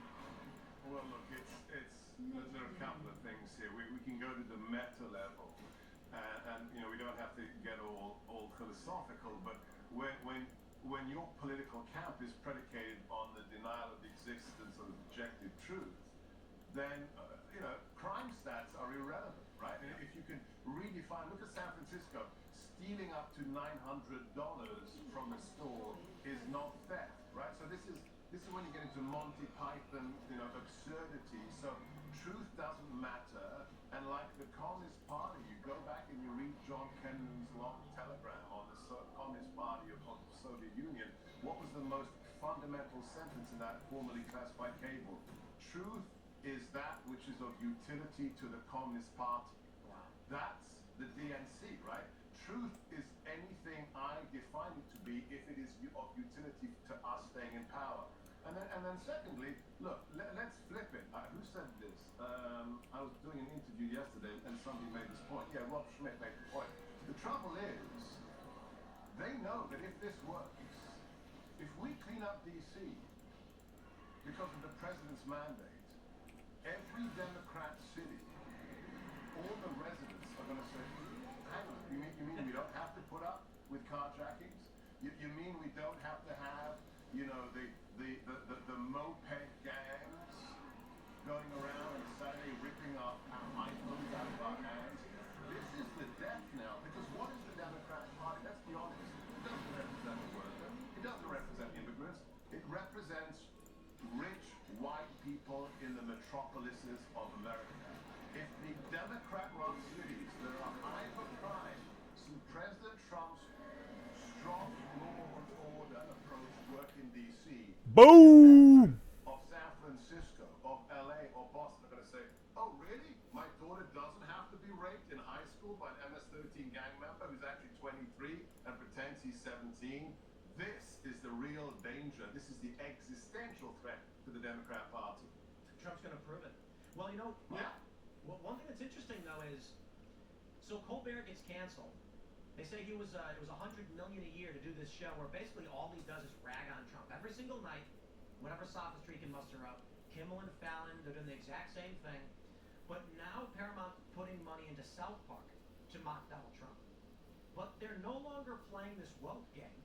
They insult Donald Trump on South Park for being gay. They're not even talking about his policies. I feel like the Democrats maybe, and now we've seen this too, they're going to put, I think it's $100 million into content creators. They're trying to find a way to get rid of the weird woke stuff that people have abandoned, Bud Light has proven it, and try and start going after middle-of-the-road people to say Trump is uncool and bad. I'm curious if you think their media strategy is going to work for them. It will fail, and God bless them for continuing to dig that deep ditch. It wasn't me who said this, but what is the left been saying now since November? Oh my gosh, we need to find the liberal Joe Rogan. You mean the guy who was a liberal and said I'm never going to have Donald Trump on my show until we, people like me, embarrassed him who said to him, "What are you, you cuckold? You believe in freedom of speech, or you've got to have President Trump on your show?" Tim, I'm not sure because I haven't known you personally, but I don't think you were a hardcore conservative all your life. Is that a fair statement? No, So kind of the liberal people guy. who were left-wing media successes said enough of the cult. I want to live in a country that's safe and prosperous. They're digging a deeper ditch, and there is no mainstream media. I had a modest radio show on Salem, okay, talk radio. I had 3.5 million live listeners Monday to Friday for 3 hours, and I wasn't even working hard at it. Well, I don't know how big your following is now on whether it's Rumble or YouTube. I'm sure you're still crushing it. Let's give me the stats. CNN on a good night, has less than 500,000 viewers. They're irrelevant. Treat them like the garbage propagandists they are. That is my statement to all conservatives out there. They are garbage propagandists. But I gotta correct you on that. You said they get less than 500,000. That's total viewers. When you look at their key demo, it's like 40,000. That's non-existence as far as the media landscape goes. So you're right. You asked about myself. I think it was August of 2020. I said I decided to vote for Donald Trump for the first time. I didn't vote for him in 2016, and for those years of his presidency, I said I wasn't going to vote for him. I don't want to. I don't care for either party. But it was the weird DEI woke cult stuff that was in the Democratic Party at the highest levels. And I said, you know what? That stuff's freaking me out. They want to have government contracting based on race. Trump said, we're going to end the wars. We're not going to have these nation-building incursions, and we're not going to have DEI in contracting. And I said, I would be a hypocrite to not support that because this is one of the most important things we've seen. Unfortunately for me, Trump lost that one. And what we ended up getting was exactly what I and many people feared with the Biden administration, complete ineptitude, and this mass flooding of illegal immigration into the country, which Trump has now largely reversed. And I think you're being far too fair and charitable. It's not ineptitude. he may have been a senile old, fool, but this was all by design. Opening the borders was by design. Giving billions of dollars to Iran was by design. So, let's be. Caller said this on my show, and the second he said it, I felt like I was going to jump down the phone line and rip his carotid out. But I counted to 10, and I realized he's right. The caller rang into my show about 2 years ago and said, "It's good they stole the election in 2020. And I was going to go, what? And then I thought, hang on a second. The best engineers don't just build, they see. Every well. No raid on Mar-a-Lago. No 21 million illegals. None of the redistricting. None of the transgender men in sports. No raid on Mar-a-Lago. No arrest of Peter Navarro. The red pilling of tens of millions because they stole the election. We have to be thankful for them. And not only that, it's beautiful. Isn't it just delicious? I didn't want to talk about this before the election. The fact that President Trump did not serve 2 contiguous terms means he will be the commander-in-chief behind the Resolute desk when we celebrate the 250th birthday of the greatest nation on God's green earth. That is just glorious. Forget the Olympics and FIFA and everything else. Simply that he's going to be the man in the Oval. And then lastly, can I just add one plea to all of your viewers, and even people who are totally MAGA and have been like me for a decade. I've known the president since I first briefed him in 2015. People do not understand the enormity of what he's doing. Just with the tariffs alone, he is rewriting geopolitical history for the next 50 to 100 years. He is a tectonic actor of epochal proportions. And you need to understand that this is a historic presidency. So if you want to make a change for your kids and your grandkids, now is the time to pile on and support the bravest politician in America's modern history. Well, Dr. G, we're strapped for time, but where can people find you? Right now, just on X, really set Gorka, Facebook, Instagram, Sebastian_Gorka. I don't post as much as I used to because I live in a skiff for about 12 hours a day, but to do a longer chat sometime because this was super fun, Tim. I do appreciate it. Hey, I bet we should set something up. So thanks for hanging out, and we'll see y'all next time. God bless. Thank you, guys. Take care. That was the man himself, Sebastian Gorka, working in the administration. And of course he's a pro-Trump guy. He's working for Trump, but I agree largely. He's trying to be a bit more optimistic. I know a lot of people are concerned about whether or not we're going to succeed. Come on. You know, I know a lot of people are going to say... We are getting new video of the National Guard arriving in Washington, D.C. after President Trump called them in to help bring order to our nation's capital. Reaction is pouring in from the left surrounding President Trump's major crime crackdown. And they're seething, all because President Trump wants to keep Americans safe. Hello, everyone. This is Outnumbered. I'm Emily Compagno here with my co-host, Harris Faulkner. And also joining us today, Lisa Booth, Fox News political analyst, Kennedy, podcast host of Kennedy Saves the World, and Bill Hemmer, co-anchor of America's Newsroom. Now, President Trump says the National Guard and temporary federal control of the D.C. police will help him to clean up D.C. streets once and for all. But for some reason, Democrats aren't happy. What the president did this morning was political theater. His idea of federalizing the police force of D.C. ignores the reality. They are making dramatic progress in reducing violent crime in D.C.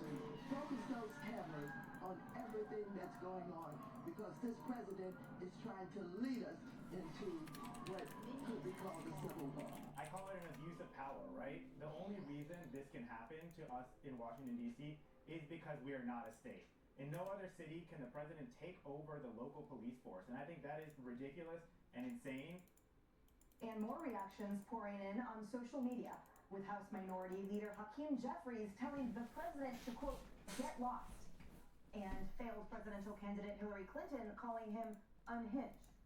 Meanwhile, anti-Trump protesters hit the streets, pushing back against the crime crackdown by singing.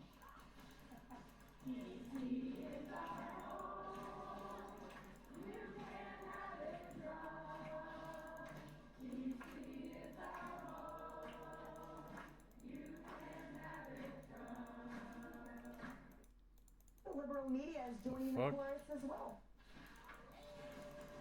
Maybe it's not about time. Maybe it's that he really enjoys using U.S. military force against American civilians on American soil and wants any excuse to do it anywhere he can. Chris, to be honest with you, I'm trying to hold my temper. I think there's an ongoing argument that he's having in his head with Black Lives Matter. We have to understand this, Chris. Within the context of Donald Trump's racial politics, he's actually trying to give his base red meat to get them off of the Epstein story, and it's on the backs of citizens in Washington, D.C. And the Washington Post is getting called out for quoting one D.C. resident who claimed the city was safe, but also requested to speak anonymously off the record over, quote, concerns of personal safety. Bill, you can't make this stuff up, but at the end of the day, it's tragic because these are people's lives that are getting lost. Good afternoon to you. Good to be with you all, ladies. It's been a minute. You're an attorney. I think one of the interesting things about what Trump has done here is that he goes in and picks our former colleague, Judge Janine Such Pirro. bullshit. And in the District of Washington, D.C., you That have skill should not have hit me. some local jurisdiction, which is significant because you can plug people into the job and they can enact what you want to happen. You can't do that in every city. You can't do that in every state, but in the District of Columbia, you can do that. How about this? What if it works? We're going to know, right? We're going to have an idea because it's going to go on for a minimum of 30 days, and we're going to have a fairly good example of how this is being implemented. There was a statistic we did on America's Newsroom earlier today on carjackings in Washington, D.C. The numbers are astonishing. 56% of the carjackings are committed by people who are age 18 or younger. Wow. All right, we're going to stop that. Right? And how are you going to do it? And what sort of parental control will you try and exert? But I would just say, keep your powder dry, and let's see if it works. And if it does, there will be an example for a lot of other cities, perhaps. And I know the left doesn't like that, but we'll see where it goes. And not only are they, most of them committed by those minors, but they've also spiked in prevalence up 600% almost in just 5 years alone. So let's talk about, how we got here, Kennedy. So we had Biden's former chief of staff He was on Fox and Friends this morning with this explanation for what might be driving the youth behind this crime problem. Let's take a watch. Welcome to today. The day where you no longer have to see the world for what it is, but what it could be. But what it could be. About inheriting someone else's world and make yours instead. Today is that day. To rip up the blueprint, make it what you want. Turn walls to art. Make every screen tell a story. Leave every rule in the rear view.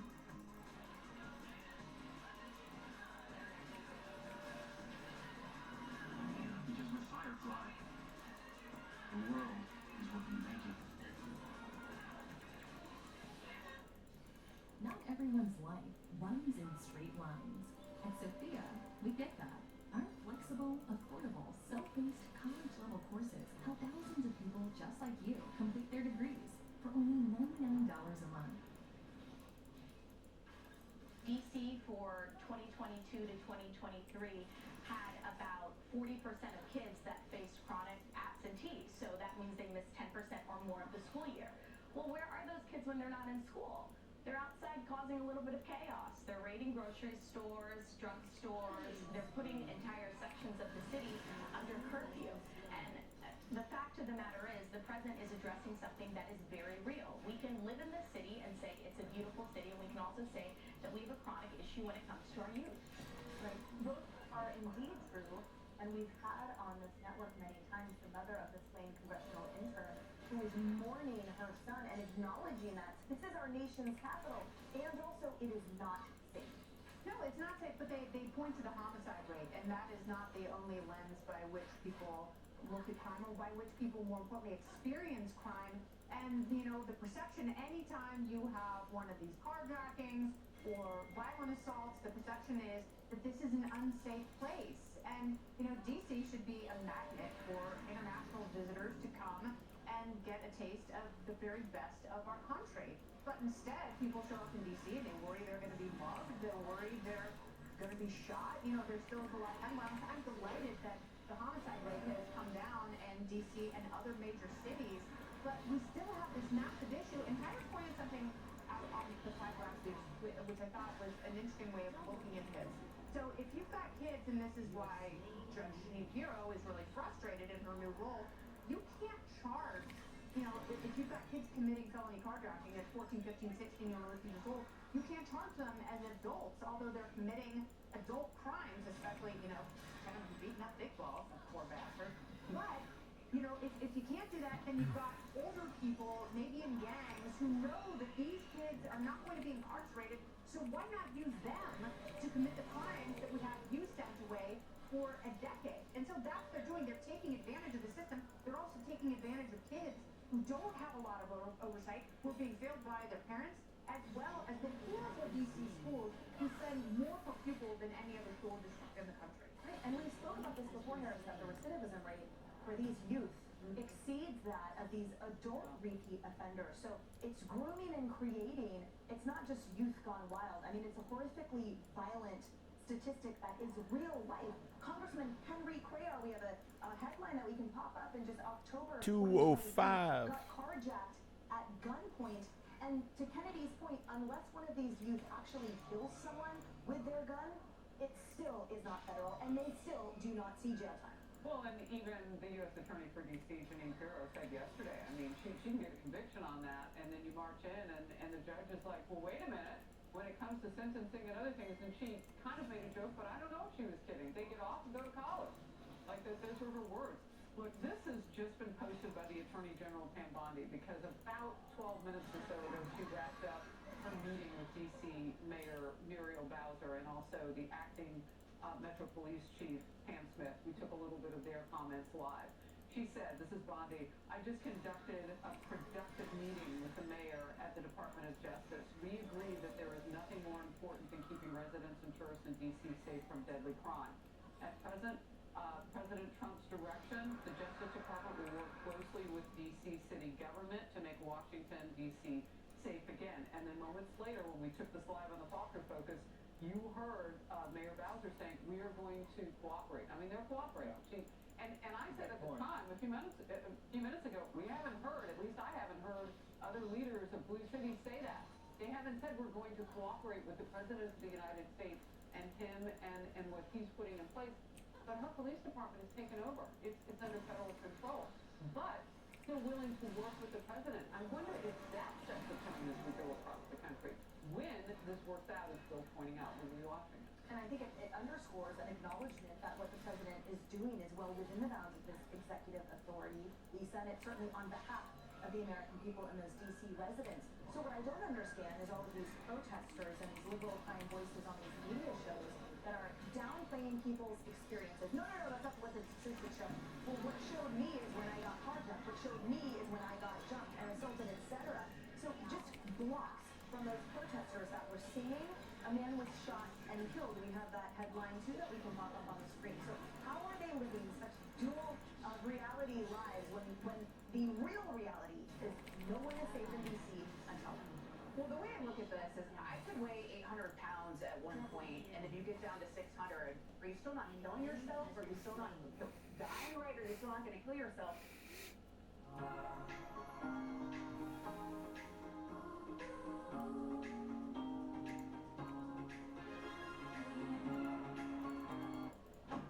It's summertime here in the country, and there's only one place to get Jeeps cheap. That means it's time for us to sell some Jeeps during Seth Bobby Jeep Mart. Sure, there's employee pricing plus, but at Seth Bobby Chrysler Jeep Dodge Ram, we are below employee pricing. And with below employee pricing, engines and oil changes fraud, why would you go anywhere else? So get to the store with more at Seth Bobby Chrysler Jeep Dodge Ram in Park Valley and experience the difference with employee pricing plus. So just because homicide rates have gone down doesn't mean that the homicide rates in D.C. are higher than most major cities in America. And you look at 2024 alone, they're fourth highest in the nation, right? So those two things aren't mutually exclusive. And to your point, Emily, you had an ABC anchor yesterday talking about how where the ABC bureau is in Washington, D.C., that there were 2 shootings nearby in the last 6 months, that she's been jumped, that her colleague's car had been carjacked that morning. Right, and you also have the D.C. Police Union chief saying, look, we need this, praising what President Trump is doing. And to your earlier point, he's absolutely within the law of what he's trying to do. First of all, D.C. is so different than any other country in America because the Constitution grants Congress the ultimate authority over Washington, D.C. Also, federal statutes give him the authority over the D.C. National Guard. And then the Home Rule Act gives him the authority to take over the D.C. police in cases of emergency. So he's completely within his rights. And, this reminds us of the cheap plates, right, where the media are telling us to not believe things that are directly in front of us and the things that are so obvious. So I think that citizens of D.C. understand this. Most of America understands this. The left, they don't want us to believe it. I know it was 24 hours ago he mentioned the mayor. I would have brought Maria Bowser into that press conference yesterday in the brief room. I don't know if she was invited or not, but it was a good We got problems. Stand up with the cabinet members up there and answer the questions for the media. And because I think there is a measure of cooperation. I think she does want to get this thing right. I thought that would have been a smart move. My one thought about that, though, is you set yourself up and maybe set herself up again. I mean, you kind of think a lot of the reporters would have fired their questions at hers. Yeah. And what needed to happen about the time she spoke, and just a few minutes ago, the National Guard had just gotten on the ground and had that as brand new video. So now she's like, okay, now I can comment. But I like the idea. I just think it might have been too early. Maybe next time. Yeah, so maybe next time. Hey everyone, I'm Emily Campagno. Catch me and my co-hosts Harris Faulkner and Kaylee McEnany on Outnumbered every weekday at 12 p.m. Eastern, or set your DDR. Also, don't forget to subscribe to the Fox News YouTube page for daily highlights. Inspect prototypes in minutes. Compare manufactured parts to original design. And catch small issues before they become big problems. Build better products faster than ever by seeing it all from the very beginning. This is Netflix.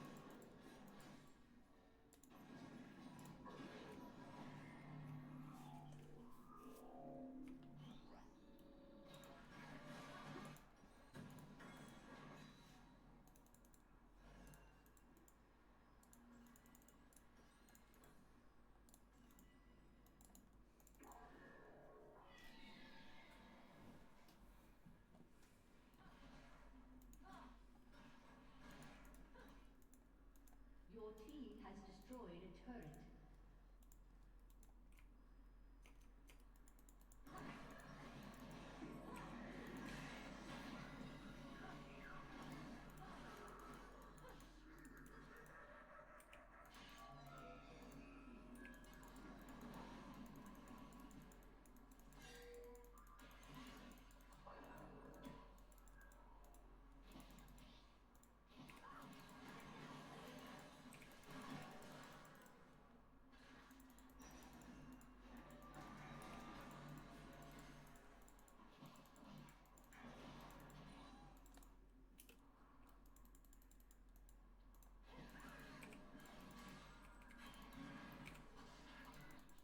An enemy has been slain.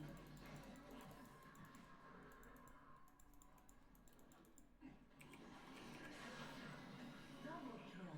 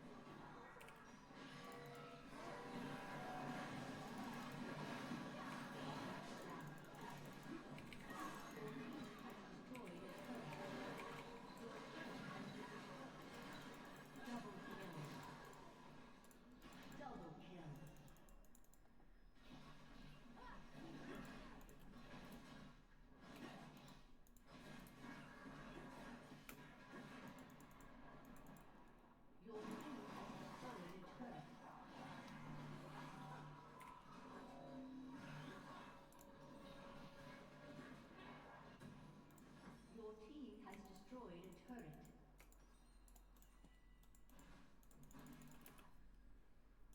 Your team has destroyed an inhibitor.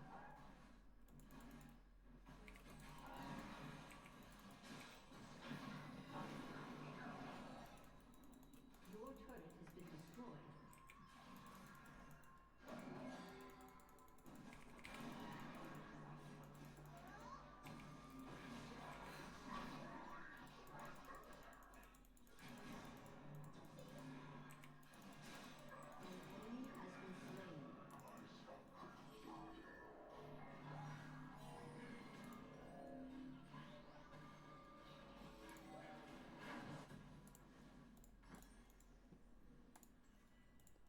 Bloodletter.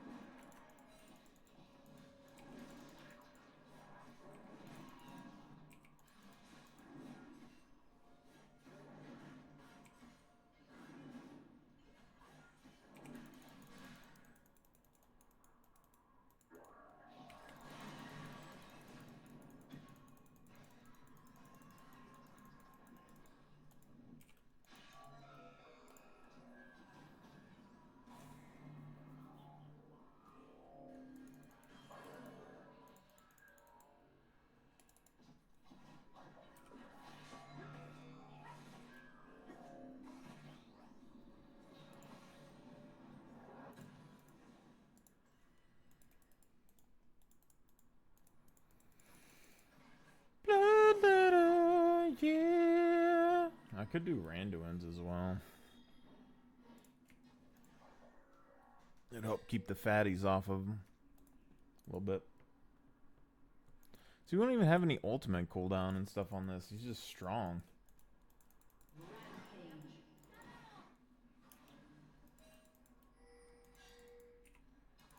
Double kill.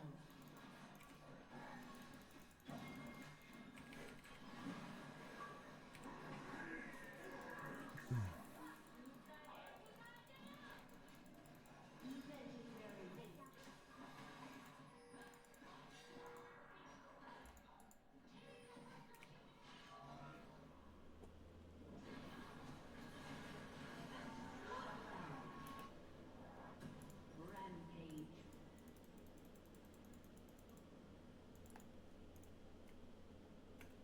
Age of Retribution.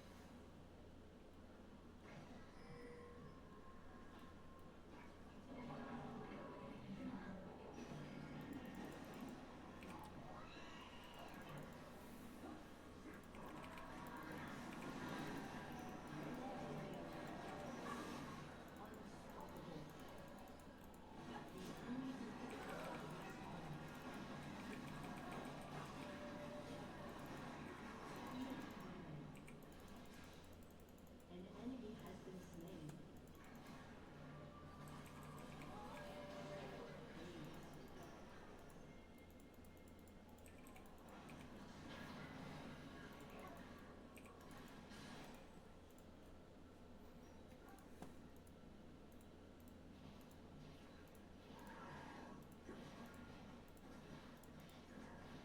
Your team has destroyed an inhibitor. Your team has destroyed a turret.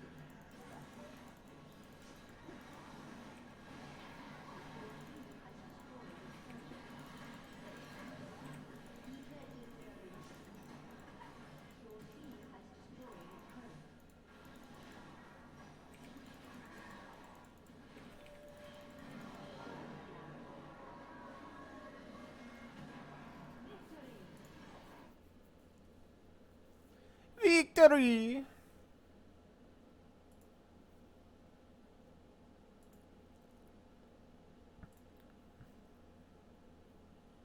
Alright, let's do another one.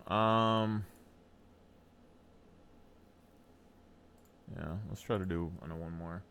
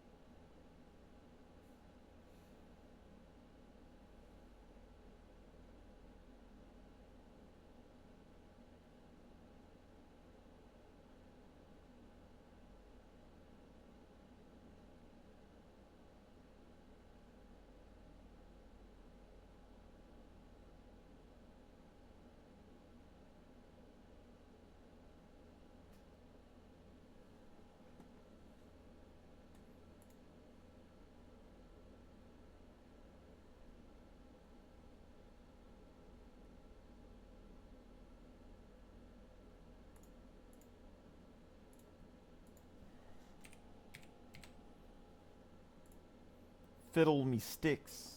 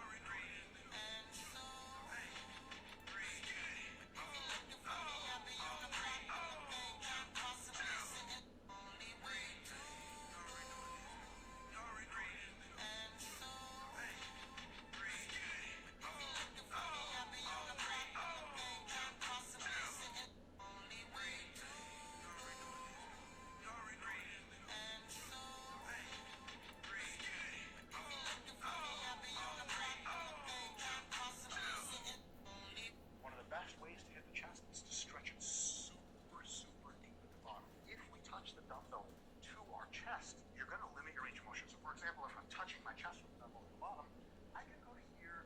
That's cool. You should never get mad at video games. Video games are not the problem. It's the person playing the video game. That's such a lie. It's unbelievable. That's a fact. I need you to listen. Clean slate and wipe the off your face. Okay.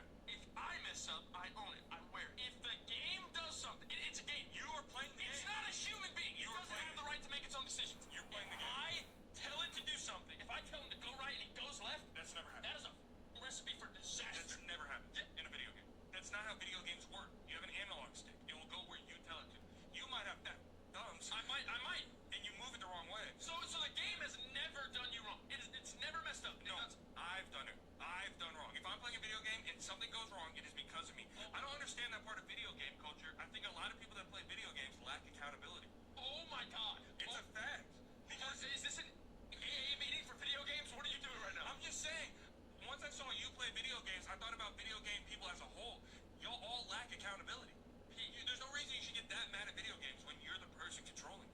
You should never get mad at video games. Video games are not the problem. It's the person playing the video game. That's such a lie. It's unbelievable. That's a fact. I need you to listen. Clean slate and wipe the off your face. Okay. If I mess up, I own it. I wear it. Look at this freaking guy right here. He's been selling the same 3-ingredient dessert for over 20 years, and he makes up to $2,000 a day. He makes it inside these metal canisters that sit in wooden barrels packed with ice and rock salt. 2 hours of non-stop hand spinning, and yes, that is a feature, not a bug. Hand spinning causes people to stop and watch and silently encourages them to spend a little more because they see the work that goes into it. What's the recipe? It's fresh fruit, water, and candy, dirt cheap.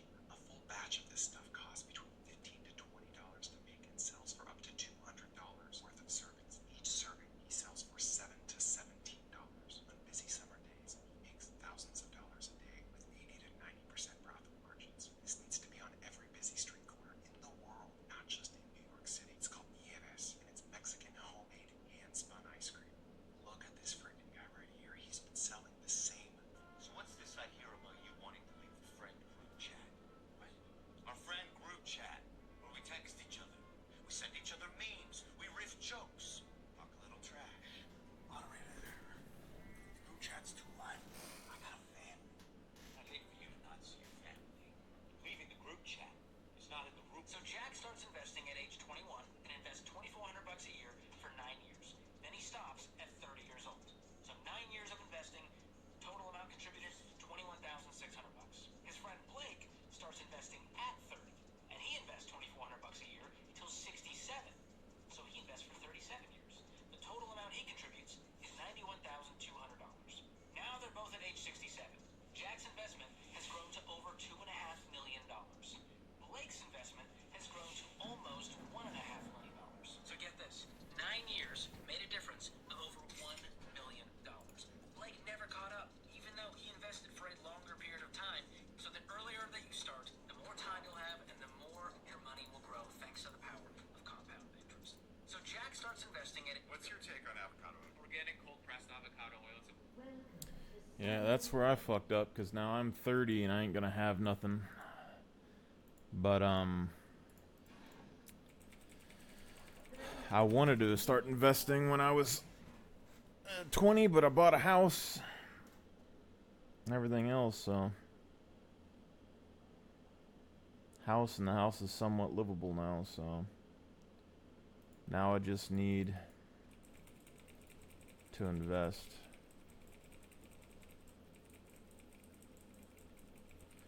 Thing is, do I need $1 million? Like, if I get it at 60,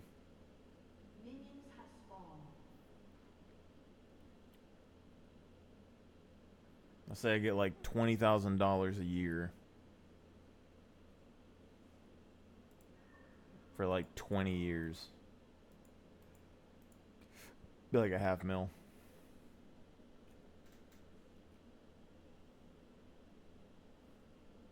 But you never know about inflation.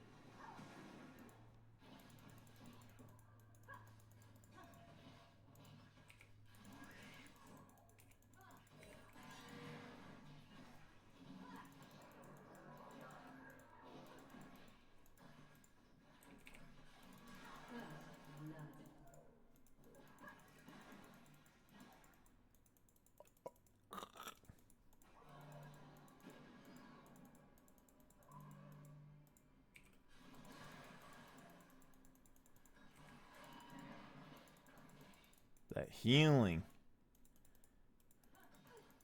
Just that little bit of healing, man, I'm telling you.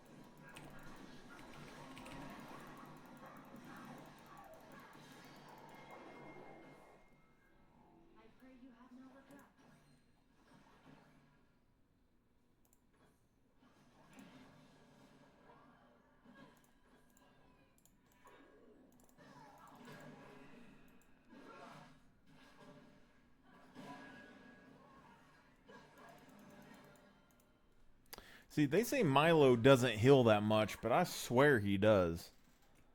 Like, the fact that she was one hit of health and he was able to heal her up. Nah.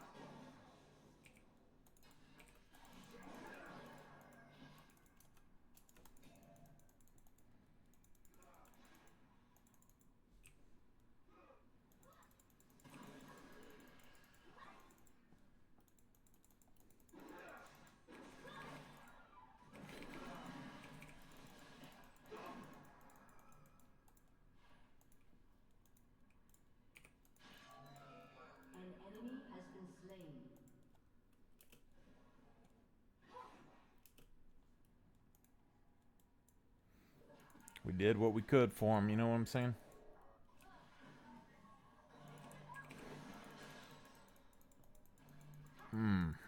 That chunk.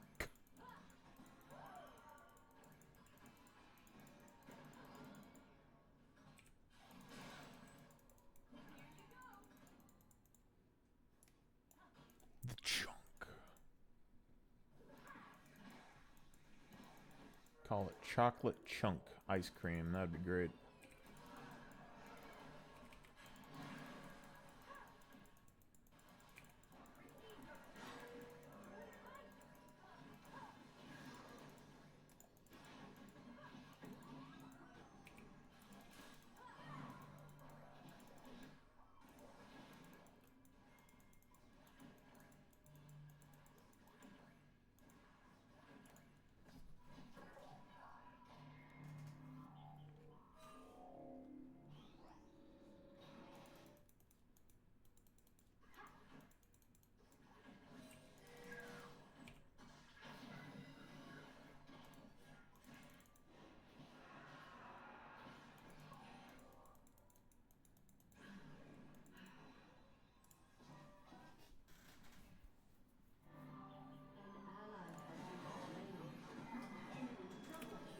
Not looking good,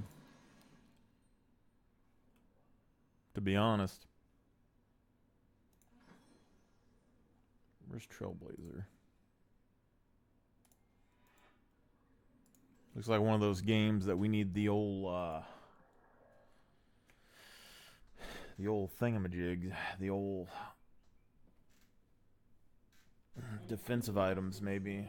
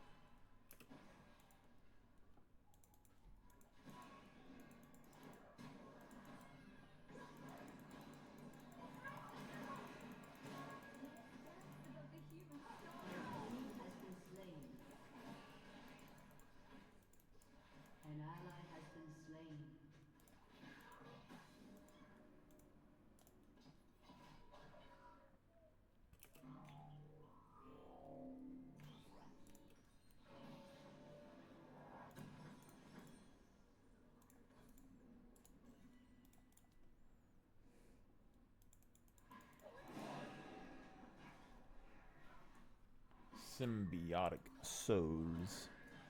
Mordekaiser bot side. That's a little weird.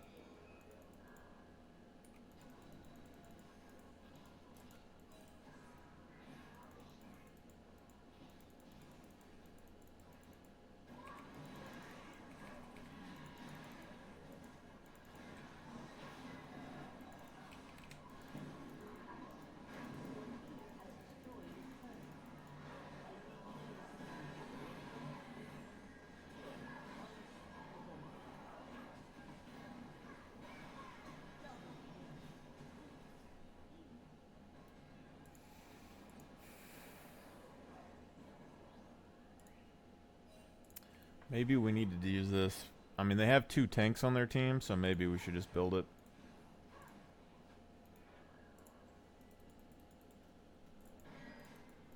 As it doesn't seem like Yasuo and the other ones have enough damage.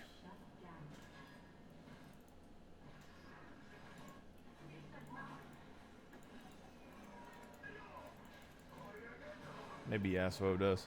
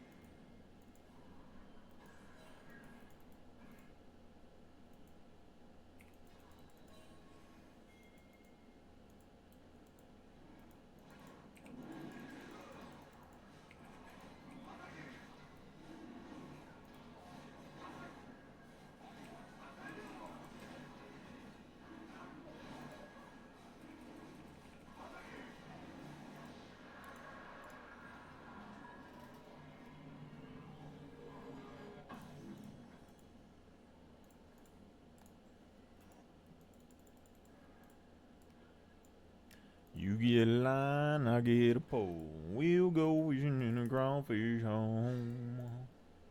Ba-dum, ba-dum, ba-dum, ba-dum, ba-dum.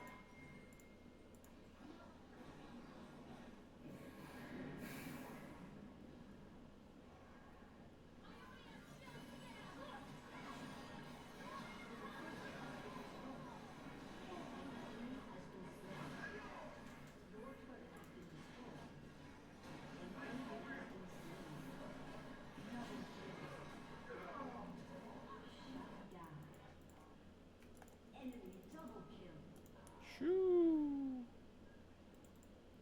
Mordekaiser, man.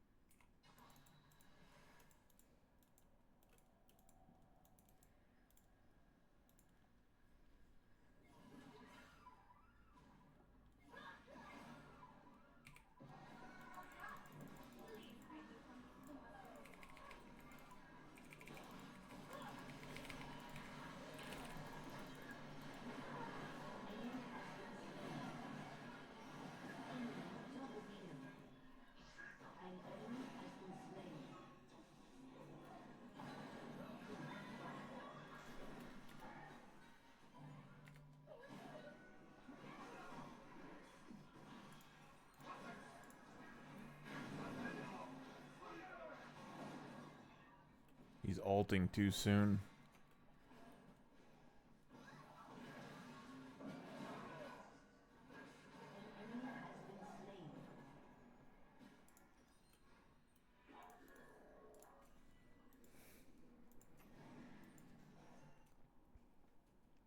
You know, we have Lilia, so I mean we could go Abyssal potentially.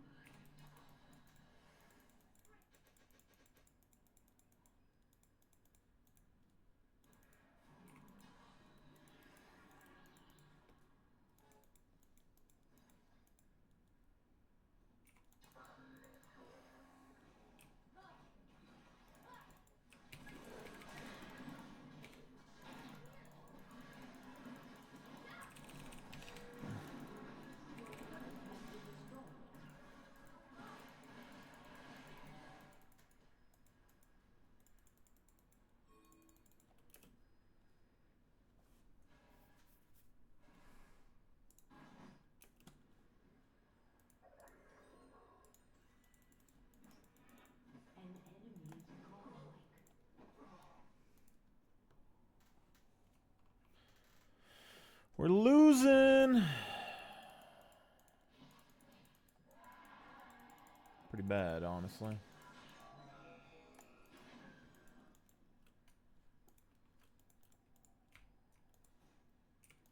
Probably partially because I need Morello, probably.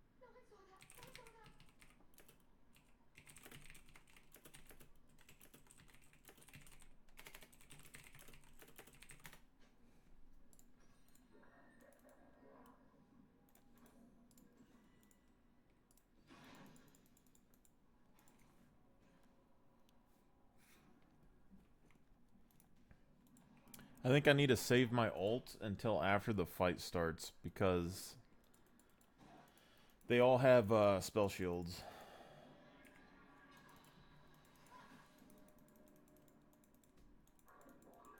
An enemy has been slain. Enemy killing spree. Shut down. Enemy double kill. An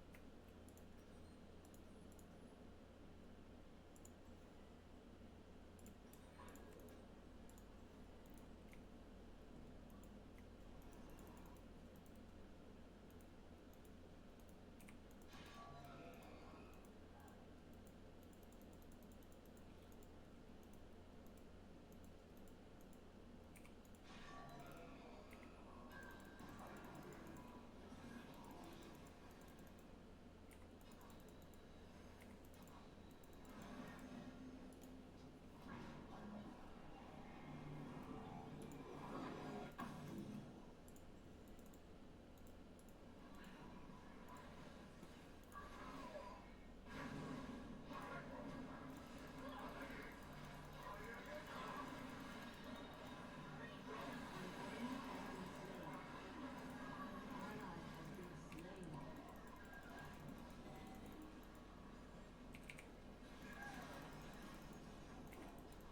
Your turret has been destroyed.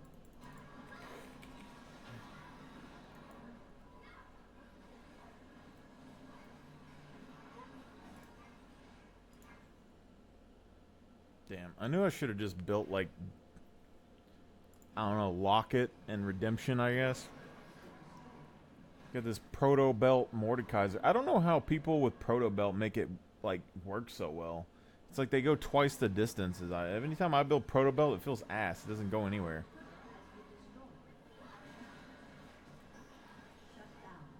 Maybe you have to like walk a certain distance before you activate it or something. But it looks like this is a loss. I mean, it's going to be pretty close.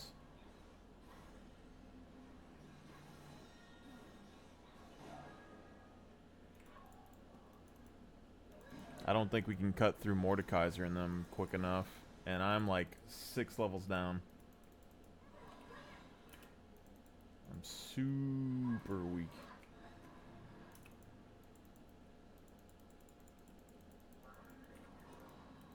Your inhibitor is respawned.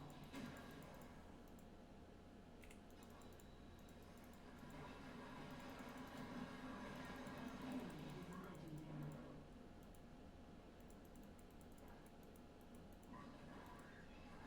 An enemy has been slain.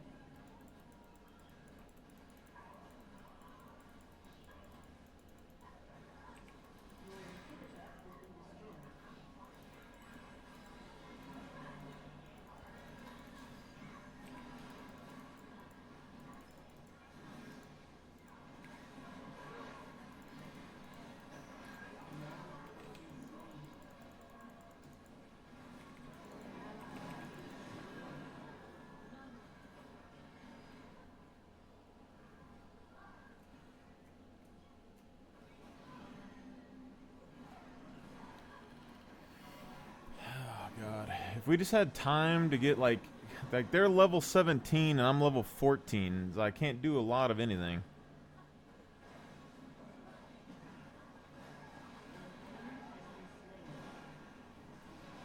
Come on, ADC.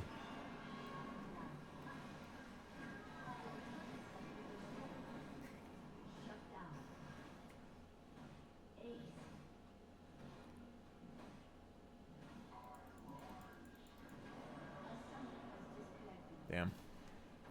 So 50-50 on the fiddle support, but we'll see. Guess I'm gonna go to the store. I need to get gas and stuff anyway. So guys, in a little bit.